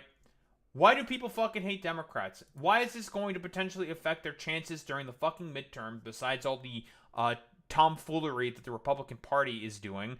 Because they're doing nothing. They're sitting on their asses. And people, broadly speaking, do not like any of the fucking policies and the sitting around and doing nothing that they're doing. They are essentially trying to be like, well, the Baileys have told me to not do anything. We're not going to do anything, so we're not doing anything. And people fucking hate that shit. And they've had enough of the do-nothing, dipshit fucking losers and morons. And I mean, it's so much so that we have Chuck Schumer backing people, again, like Janet fucking Mills, who is pro-fucking Israel and going to be the oldest fucking goddamn person within the Senate if she hypothetically wins. I don't think she's going to win. Vote for fucking Graham Plattner in the primary if you live in Maine, okay? Graham Plattner is basically another Zohran Mamdani. We love Zohran Mamdanis. We love the Zohran Mamdani cloning machine. There should be more of those. And this motherfucker's not going to provide any effective pushback against Trump. Like, get the fuck out of here with this, like, stupid bullshit. Like, it's fucking full of shit. And people are wondering why this dumbass, dead fucking dipshit party is slated to get potentially completely wiped out. We got shit like this from the Supreme Court gutting the Voting Rights Act. Of course, the mid sort of decade redistricting effort. Again, the Republicans love to cheat. And the fact that their supposed fucking leaders and representatives are wholeheartedly unwilling and incapable of being able to call out a extremely fucking obvious genocide and a position that is, broadly speaking, highly unpopular amongst their fucking electorate. 8% approval rating of the actions of Israel amongst the Democratic electorate. So, I mean, don't be fucking shocked that people might not want to vote for you if you've taken Aipac money, which is literal fucking blood money. It's blood money. So, yeah, spare me it. Spare me it. Like, cope and fucking seed, you stupid morons and dipshits. I don't think there's really much else to say besides dead party. It's a dead fucking party. The only reason why I haven't said it's a completely dead party is just because of the current actions of the fucking shutdown. It's gonna have to take literally everything possible to drag this rotting carcass of a party into the fucking light for it to have any fucking improvement. And it's going to have to start with primarying the fuck out of all of these corporate dumb fuck stooge Democrats and getting rid of them out of the annals of power. That is the only way fucking forward at this point. Get rid of them and excise the rot out of the fucking Democratic Party. I don't think there's much else to say besides that. Harry Emden.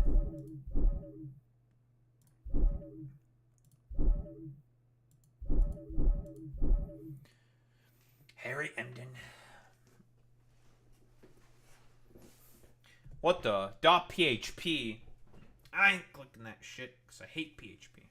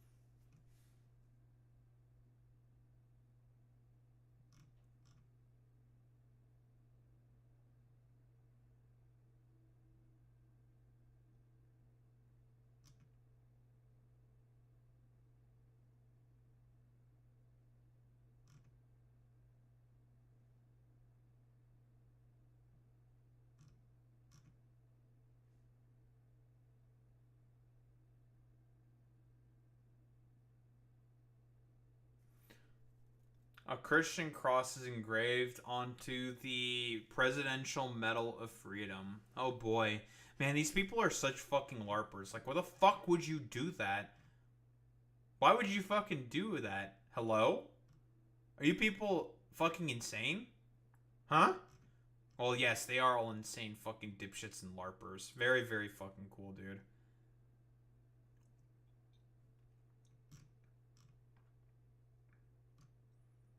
Yeah, Crusader LARP. It's all fucking stupid bullshit, and these people just want people to suffer. That's it. Like, literally, the Founding Fathers would just be like, wow, this is some fucking bullshit. But this is exactly what the Founding Fathers would have... No, they would never have wanted any of this, but... Again, LARP cope bullshit from these, like, complete utter morons. It's so fucking stupid, bro.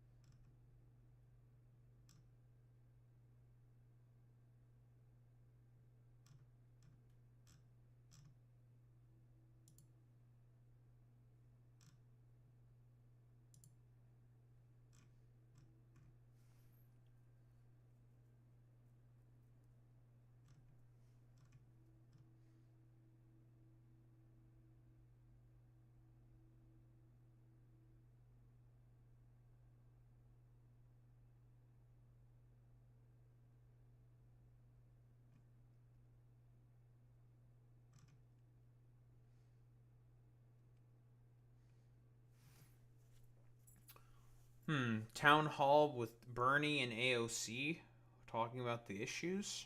Oh boy. Very cool. I don't think I'll cover that at all. I don't really give a shit about that.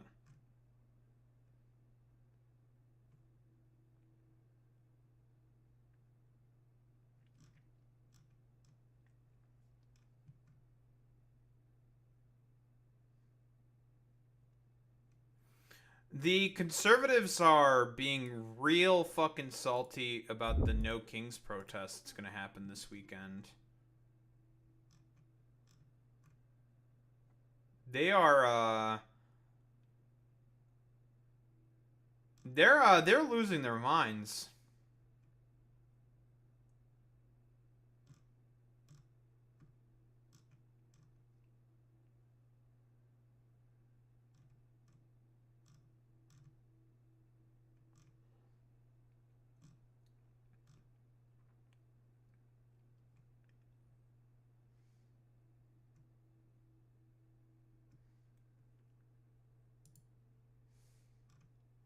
Well, anywho, let's get started with this shit.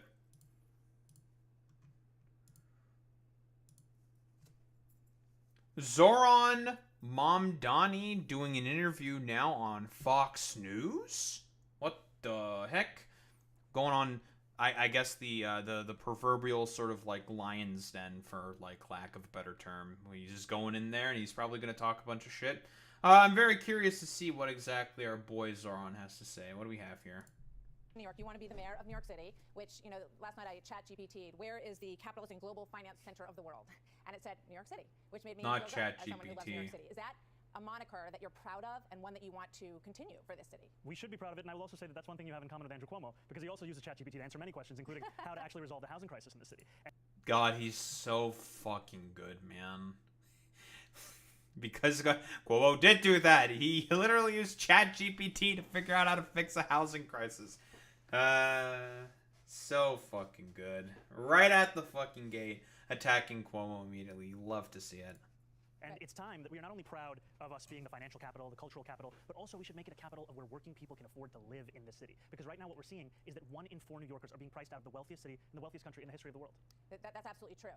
One of the things that's also true is that JP Morgan and Goldman Sachs have moved major operations to Texas. They've not abandoned New York, but they're hedging their bets on New York because of the increased taxes that they see coming if you become mayor. So when they do that, jobs move out of the city as well. So how does that help affordability if people in the city don't have the jobs that they once had here? Well, I'm looking to Again, like, this is like complete LARP shit show, like cope tier fest.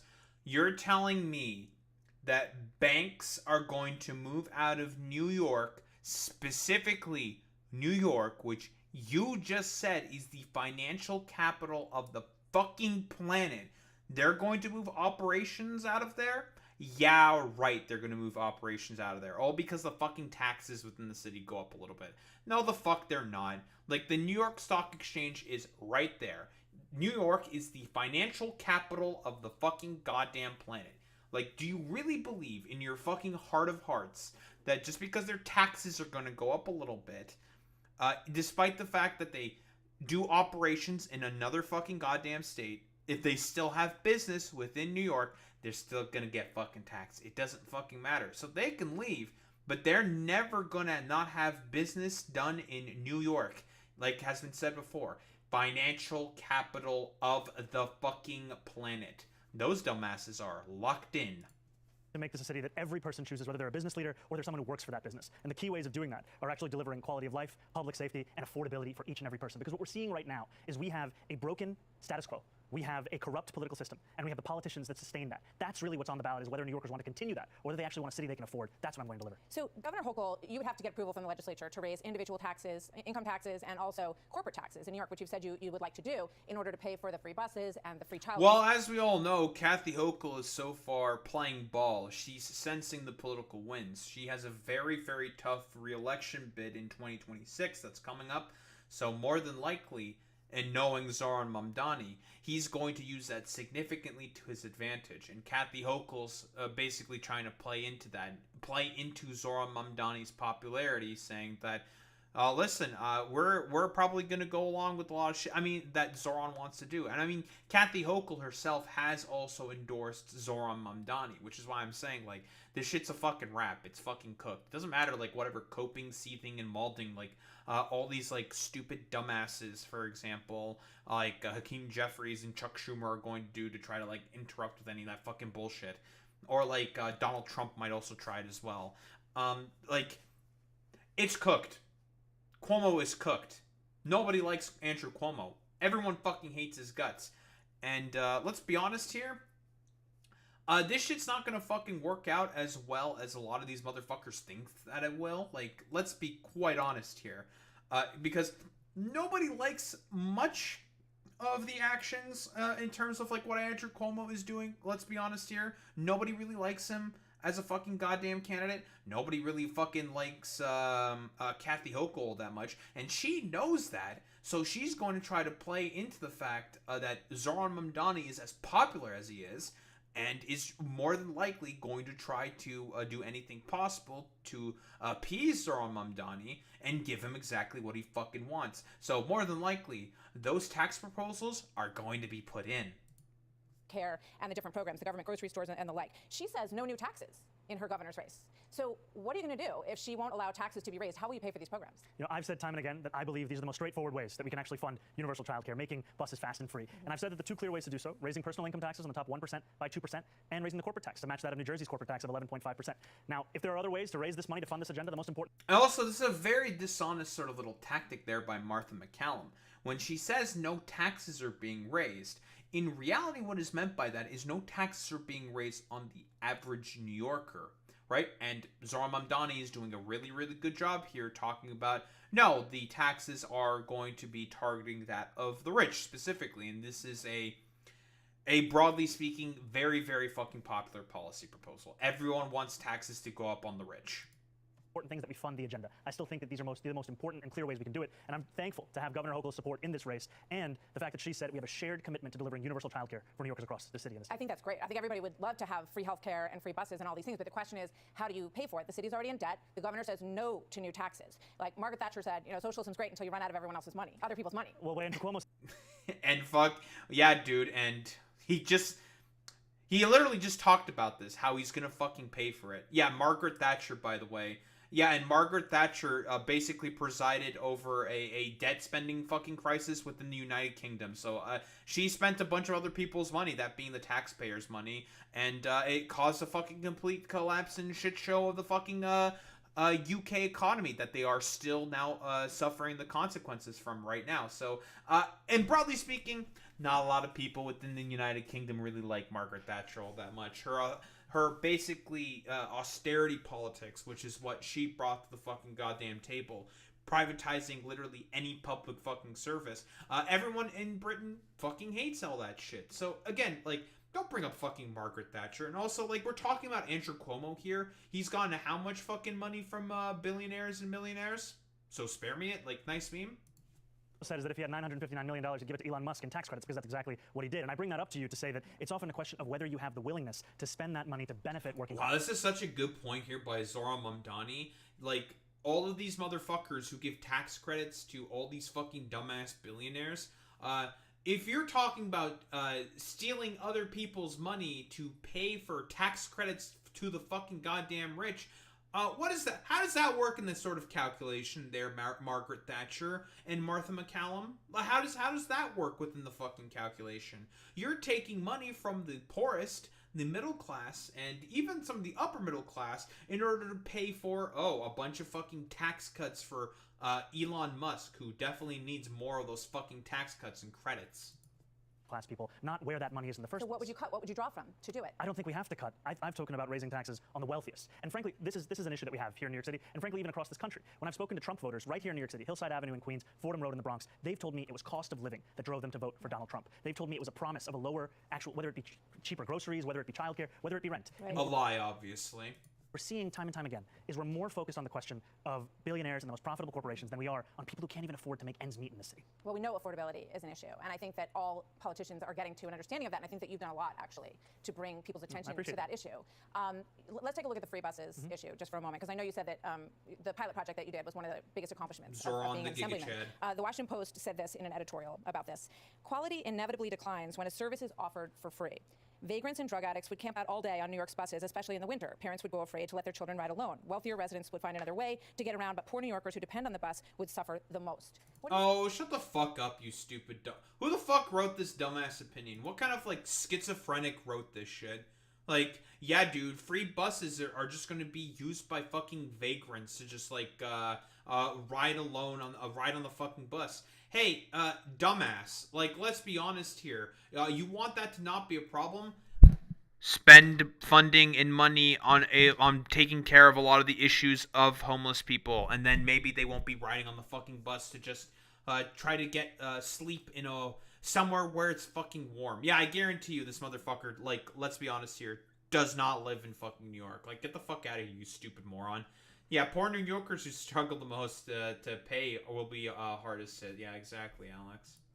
Say to that. Do you agree with that? Well, I would say that they should actually look at the report of the 5 free buses we delivered across New York City. We didn't see an increase in homelessness. We did see an increase in New Yorkers riding the bus. We did see a decrease in assaults on bus drivers by 38.9%. And we also saw a decrease in New Yorkers who were having to take a cab or take their own car. They were actually getting on the bus. More than 10% of new riders were doing so. That's why we care so deeply about this, because of the fact that it can actually deliver economic, public safety, and even congestion relief to New Yorkers who are looking to take these buses. I know that you're turning. Who wants to make a bet that this is also the exact same? It's a dude who lives in. I bet it's a dude who fucking lives in New Jersey.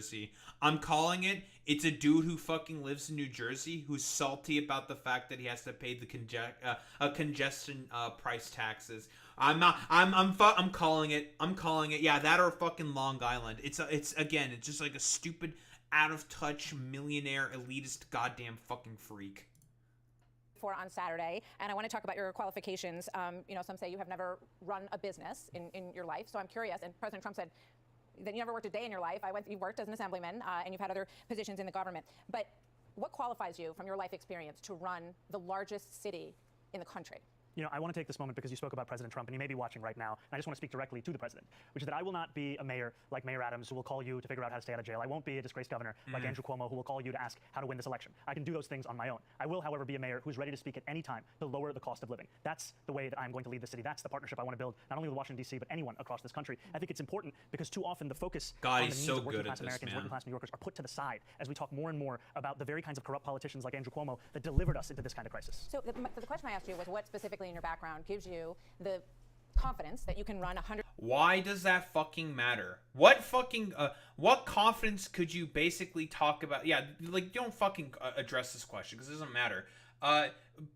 Donald Trump never got into fucking politics until he decided to walk down an escalator in 2015.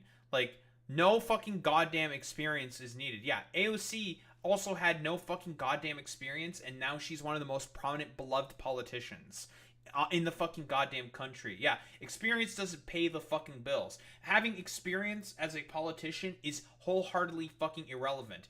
Donald Trump failed fucking 6 businesses, or not failed, but bankrupted 6 fucking goddamn businesses. You think that motherfucker has any experience? No. He just said a bunch of racial fucking epitaphs and other like idiotic fucking bullshit. And it was just like, oh, look at me. I'm a little funny guy saying Mexicans are all rapists. Look at me. Ha ha ha. I'm just a funny little gesture. That guy has no fucking experience to do any of this stuff. He just delegates all that fucking work to a bunch of stupid, like, schizo weirdo staffers like him. And you think that motherfucker has any experience of running the fucking country? Dude, he can't even fucking run most of his businesses. It's so fucking stupid. Oh, well, yeah, that too. And, I did the fucking Trump Melania coin rug pull, 1,000 fucking %. $115 billion budget and run this city specifically from your personal experience and your background.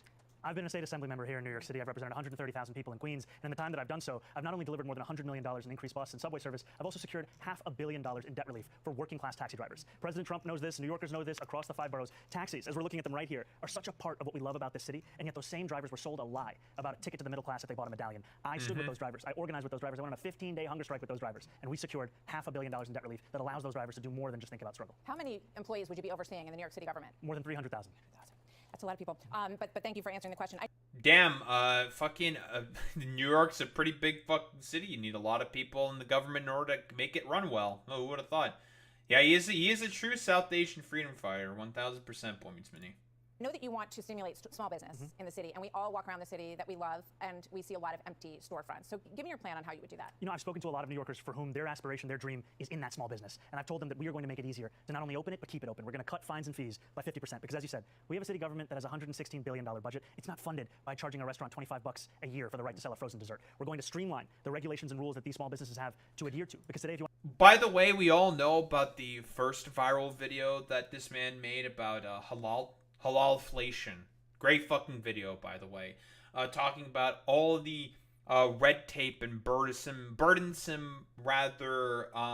regulations that are sort of on a lot of small business owners and like food truck stalls within New York from being able to sell, well, a $8 fucking halal plate. It has to be $10 because all these motherfuckers that own the fucking trucks have to get all these like different permits and licensing, and it's just like there's already stuff in place and legislation in the city council that already exists that can help address this issue. It's just for some reason it's not making any way. It's in like complete political gridlock because no mayor and no administration has been interested in actually pursuing it. Zohran Mamdani is actually interested in pursuing it. you want to open up a barbershop, you have to fill out 24 forms, go to 7 agencies, 12 in-person activities, and furthermore, we're going to have a mom-and-pop czar, someone that'll help these businesses navigate through this. Because while we are holding these kinds of businesses to these kinds of rules, we're letting the most profitable corporations walk all over us here in New York City. And it's part of the problem where so many New Yorkers look around at the wealthiest city in the wealthiest country in the history of the world and asking themselves, there's all this money, why can't I afford $2.90 to even ride the bus? So let me just quick question on that, and I want to get to public safety because it's another big issue for New Yorkers. So a lot of individuals in the city, as has been constantly indicated by NYPD data. I don't know, Boy Meets Mini or Alex, someone in the chat, you can fucking pull up the fucking data, because I forgot to bookmark it. You can pull up the fucking data. Crime has been going down. It's been going down. Public safety has been increasing. Again, there was a rampant rise in crime because of COVID-19. Oh my god, because of COVID, a once-in-a-lifetime fucking pandemic, it caused a huge fucking rise in fucking crime? Oh, who would have thought? pay more than 50% of their income in taxes. When you talk about a fair share, how much more than that? What is the fair share? What's the number? I've said that we should increase personal income taxes by 2%. Is fair? And my point is this. Give up more than half of your income. That's if you're making $1 million in New York City, or more than that, you can afford to pay 2% more. And the reasons... Again, he's talked about going after the wealthiest of New York. Why the fuck are we back on this point about, like, oh, you're going to tax everybody more than 2%, another 2% or whatever the fuck. He's like, no. He's talking about specifically, like, a wealth tax on people who earn more than $1 million. He's talking about the wealthy, not average New Yorkers. You can afford to do so, is because that money will be used to better your quality of life as well. Because when I speak to the wealthiest New Yorkers, I hear concerns about the cleanliness of the city, the quality of life in the city, questions of public safety. This money is the money that will be used to deliver on those. Yeah, all those motherfuckers who definitely live in the inner parts of the city. You know, now this is not meant to be a dig on fucking Zohran, obviously. It's more meant to be a fucking dig against all these, like, stupid, dumb fucking schizophrenics and freaks who live in the fucking goddamn suburbs of New York. Talking about, like, I have to come drive down, like, 40 minutes into the city, to go to, like, a restaurant, I have to bitch and complain about how clean and dirty the fucking city is because of all the fucking homeless people that are around, and it makes me feel kind of icky and stinky. It's like, you don't even fucking live here. You don't have to live with any of that shit. Like, get the fuck out of here. What's this? Some crime statistics. Index crime down 16.8% in all 5 boroughs. Subway crime down 36.4%. Double-digit declines in murder, robbery, grand larceny, and auto theft. Lowest numbers of shootings in January since CompStat began tracking over 30 years ago, including 5 record straight days without a shooting victim. crime has been going down precipitously. But, you know, we still have to get all the schizophrenics and fucking freaks mentioning that consistently. Very cool. Those things so that we can ensure that we have a return on investment for all of the money that we are raising and spending right here across the 5 boroughs. I want to talk to you about public safety and your relationship with police. So just in terms of public safety, I want to go to an example first, because I hear from people that they don't feel safe walking home at night. There's drug addicts on the street, you know, right around the corner here. You can walk around the corner and see people shooting up. A lot of garbage on the streets right now. The subway is something that people are really concerned about. Last week, 64-year-old Nicola Tanzi, who was a church leader, a pillar in his community, was brutally beaten to death. I tried to watch this video in preparation. It's very hard to watch. In a subway station in Brooklyn. 25-year-old David Mazaregos had a 20-inch sword. He's the suspect in this case. He was out. They lowered his bail so that he could get out. He was already waiting a trial for attacking someone in Chelsea. 33 past arrests. You were in favor of bail reform. Does that make you want to change your mind or think twice about reversing that? This is a horrific incident, and it's the same video that I saw, and it's one that horrifies New Yorkers across the 5 boroughs, and it's completely unacceptable. And what it makes me think about is the necessity of providing public safety in our New York City subway system and across the 5 boroughs, and also how do we end the revolving door? Because when you look further into the case of whether this individual or so many individuals, especially those suffering from mental health issues, what we find is so often the only mental health system that we have that's functioning in the city is Rikers Island. 40% of the incarcerated population there are suffering from serious mental illness. Why was he on the street is the question. I mean, that's pretty much fucking perfect right there. Again, like, you want to deal with the fucking homelessness crisis, you invest into, like, the mental health crisis. And partially also because of homelessness as well. You don't just throw them into fucking jail. Recidivism is a fucking thing. They're more likely... Because, again, if someone already has a fucking criminal record, once they're let out... what happens? They're going to try to find a job. They're not going to be able to find a job. Then they won't be able to afford rent or anything. And guess what? Oh, the cycle then continues. They'll be forced back into jail, and then they have to fucking come out of jail, try to find a job. Oh, they just came out of jail. They're not going to get a job. More than likely, they're going to just end up back in jail. Like, again, it's not like it's a cycle that is going to continue to perpetuate itself because of the fact that, oh, it's all about fucking incarceration first with the United States of America, not actually caring about people. Why was he on the street? Because we have a broken system. They lowered his bail. He had a bail he couldn't pay. Then they lowered the bail, and then he could pay it. Imagine if you're this family, and they look at 33 prior arrests, and why? Why was this man on the street? What would stop him in your administration from being on the street? Because what we would do is actually address the systemic problems that would ensure that someone who goes through the system this many times is actually, his issues are addressed, the services are provided. Right now, all we have is going in and out, especially when it comes to mental health. I'll give you an example. Thank you, Zohran. And it's not about where he would be. Who the fuck? You give them, like, fucking social workers. You can send him to, like, I'm not sure, like, some kind of facility that where a bunch of social workers can fucking work with the guy. That's how it works. Like, duh. Like, again, the problem is that mental health services as they exist within the United States are non-existent. Jail is a mental health service. Not a very great fucking mental health service. In your world? Where would he be? In a mental institution? He would actually be getting services from the first time that he was arrested, as opposed to having to go through them 33 times. If you look at the New York Times, they did an investigation on 1,000 different incidents of violent crime in the city tied to mental health episodes. They found... Yeah, I mean, like you're saying as well, Alex, yeah, that's why you have to get rid of bail. 1,000%. Yeah, the fact that you're expected to have to basically pay, you can do crimes so long as you can fucking afford it, is the system that currently fucking exists within the United States of America. I thought the United States of America was a country of laws and that they cared about the fucking laws. But so long as you can pay enough money, you can just do all the fucking crime you want. That seems a little strange.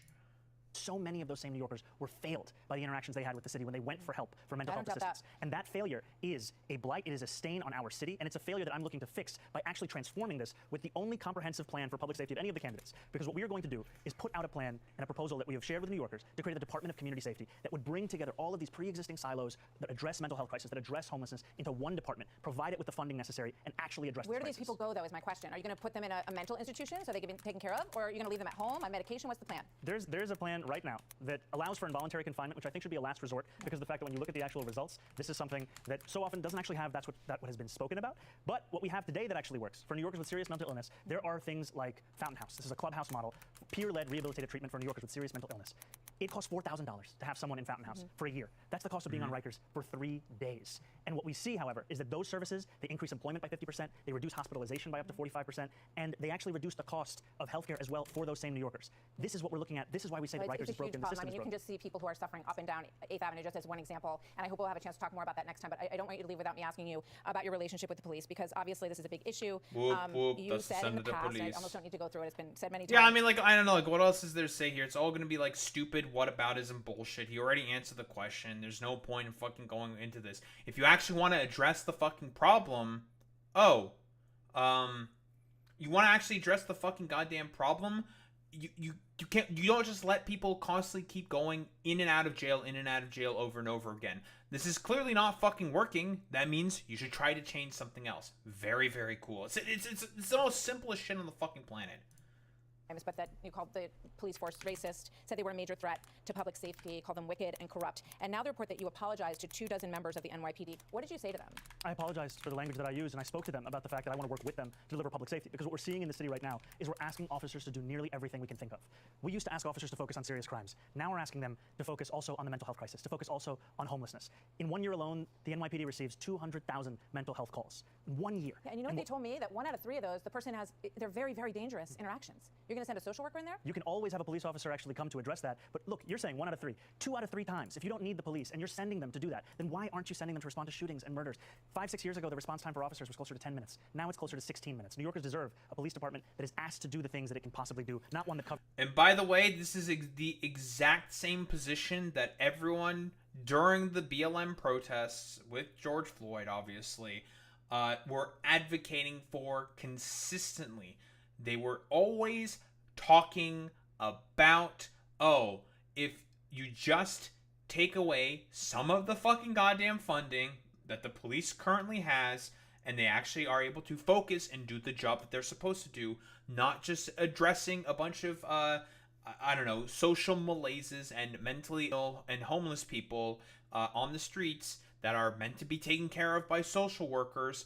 It's going to be much easier for the police to actually focus on their real job, and that is tackling real serious crimes.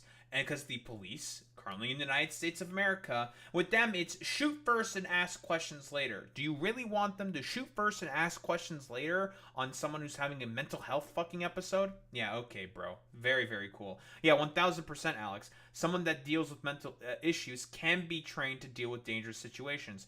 Also, they can take a cop with them if shit might get out of hand. Exactly. But again, like, in terms of de-escalatory sort of practices, that is not how the, broadly speaking, a lot of the United States police forces operate. They don't operate with de-escalation first in mind. For them, it's shoot first, ask questions later. Covers the failures of every break in the social safety net. So police officers that I spoke to, they don't want a behind closed doors apology. They want a broad public apology for the things that you suggested about them. Will you do that right now? Absolutely. I'll apologize to police officers right here, because this is the apology that I've been sharing with many rank and file officers. And I apologize because of the fact that I'm looking to work with these officers, and I know that these officers, these men and women who serve... So I know a bunch of lefties are going to talk about how Zohran Mamdani is basically, soying out and cucking out to the... broader sort of political establishment by saying this. The NYPD is extremely fucking dangerous. Like, if they actively sense that you're trying to snub them, they will literally do anything fucking possible to make your fucking life worse. So, you do not fucking treat them, as fucking children with or chickens with their fucking heads cut off. No, they are very, very fucking serious, and you should not really fuck with them. People who have actively snubbed in politics, snubbed the NYPD, basically have kidnapped daughters of politicians before. You cannot fucking fuck around with these people. NYPD, they put their lives on the line every single day. And I will be a mayor that What changed your mind about it? I moved to the city when I was 7 years old. I grew up here. And 2 of the things that I thought often about was safety and justice. And growing up here, learning about the case of the exonerated 5, learning about Sean Bell, learning about Eric Garner, learning about Michael Brown, and then in 2020, the year where all of these tweets are referring to, it was the year when George Floyd was killed. And it felt like safety and justice had never been further apart. And it was actually Eric Adams in 2021 who said that New Yorkers need not choose between these 2 things. And so one of my focuses was, how do we deliver that justice? And now what I know, having represented 100,000 people in Western Queens, is that to deliver that justice, you have to also deliver that safety. And that means representing the men and women in the NYPD. It means representing representing the black and brown New Yorkers who've been victims of police brutality. It means representing the Muslim New Yorkers in my district who are surveilled on the basis of their faith. And 68% of independent voters want more police officers on the street. And Cuomo, tomorrow night in that debate, he's going to say, I'm going to bring 5,000 more police officers to the street. Will you match that and agree with him on that? Yeah, dude, because man, just keep throwing cops at every fucking social malaise on the fucking goddamn planet. That's totally gonna fucking help the problem. Oh, for sure, dude. Just keep, bro, if we just have more cops, forehead, that's going to fix everything. Totally. Yeah. Fucking Andrew Cuomo. Because for him, with Andrew Cuomo specifically, the cruelty is the point. He just wants people to fucking suffer. He just wants the poor to fucking suffer under the jackboot authority of the fucking police. Because, again, Andrew Cuomo is an out-of-touch fucking millionaire who basically just wants, poor people to fucking suffer. He's just completely and wholeheartedly out of touch. You can't fucking have any rapport with motherfuckers like goddamn Andrew Cuomo. Because the point of what he wants is he lives in the fucking suburbs. He doesn't understand about most of the issues that go on, generally speaking, throughout New York. He doesn't give a fuck about any of that shit. And if people can just fucking suffer for the consequence of being fucking poor, yeah, you should suffer for the consequence of being poor. You should go fuck yourself. Like, again, don't treat people like Andrew Cuomo seriously.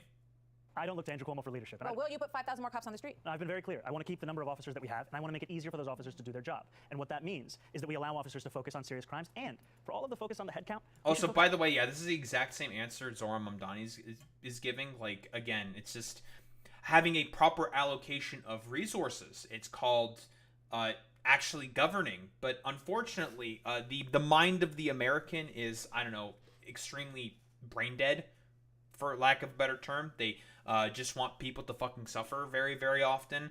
But this seems to be more and more the case where that is just not happening. People might be beginning to wake up and actually engage in some critical thought and thinking, being like, oh, well, you know what? Maybe, just maybe, let's not fucking send as many cops onto the fucking street as much as possible. Maybe that's just not going to be as effective because, again, it's been already proven to be, well, not effective. Yeah, Martha just does just want fucking terrorists with badges in uniforms, 1,000%. On the retention crisis. When I started running for mayor, 200 officers were leaving the department every month.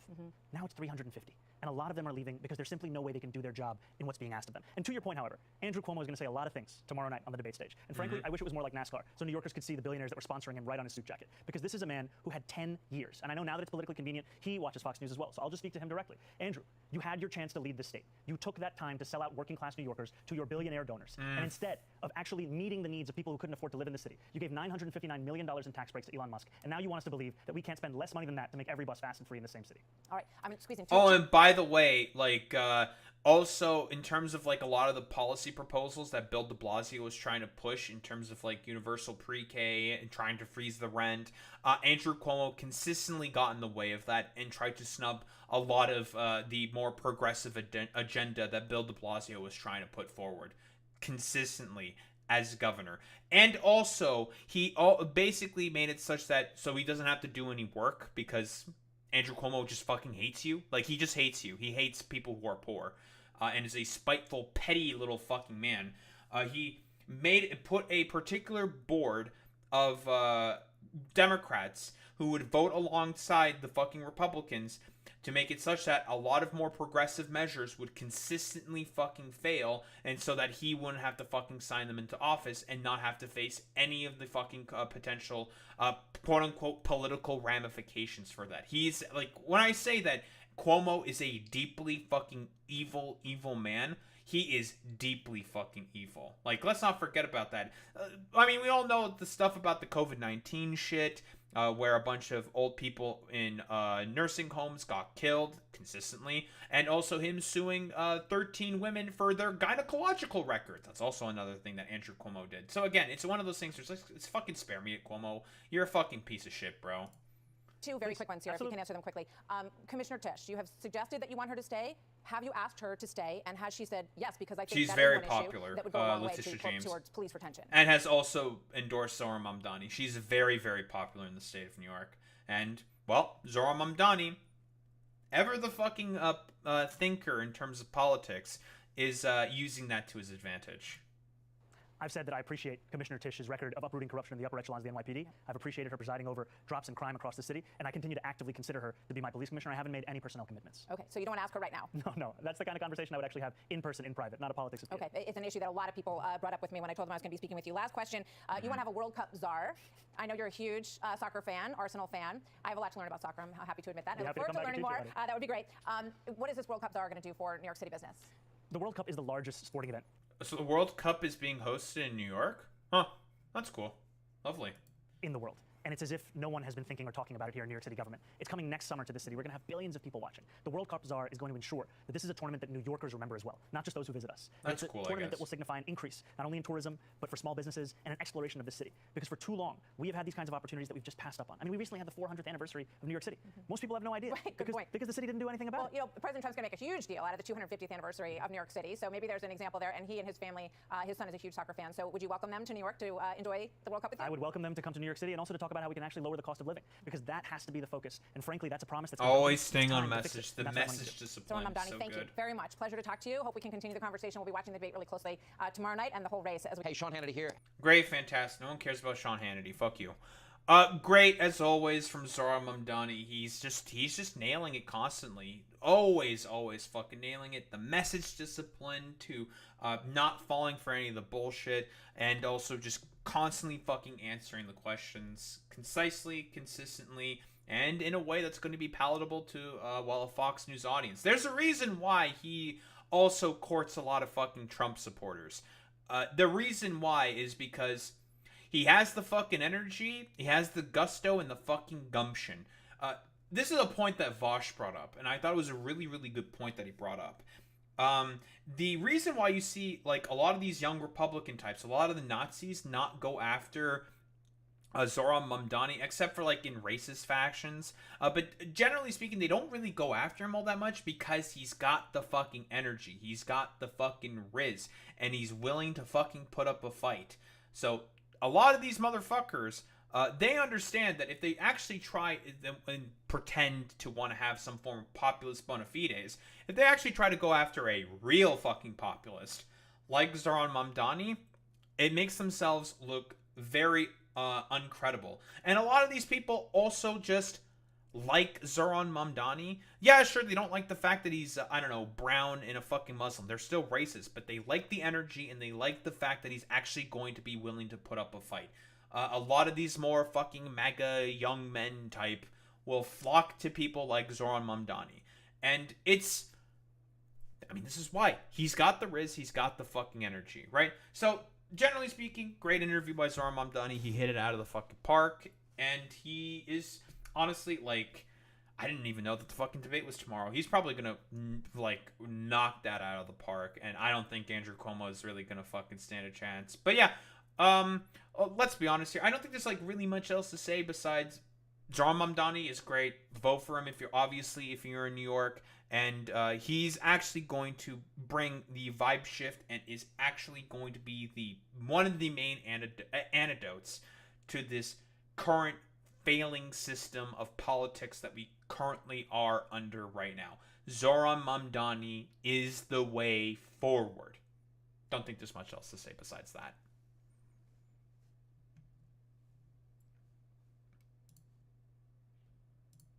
Up. Nice. Ending at not a fucking crazy, ridiculous time. Crazy. You start at rank Z and must reach rank K to get Mega Greninja. About 10 fucking matches. Ugh. That's so fucking cringe. Yeah, because you have to do the online multiplayer stuff in order to get the Kalos Mega Starter Stones, which is so fucking cringe. Typical fucking Game Freak bullshit. God, I fucking hate Game Freak, dude.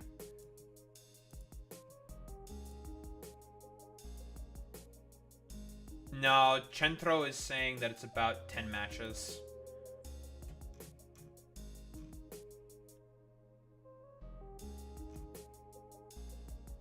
But I want Mega Greninja.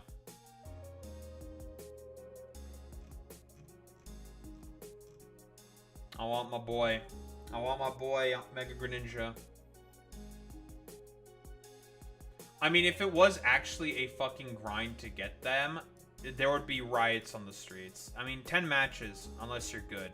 I mean, I'm pretty good, but 10 matches is not that bad, but still, it's the fact that it exists is fucking stupid. It's a bunch of bullshit.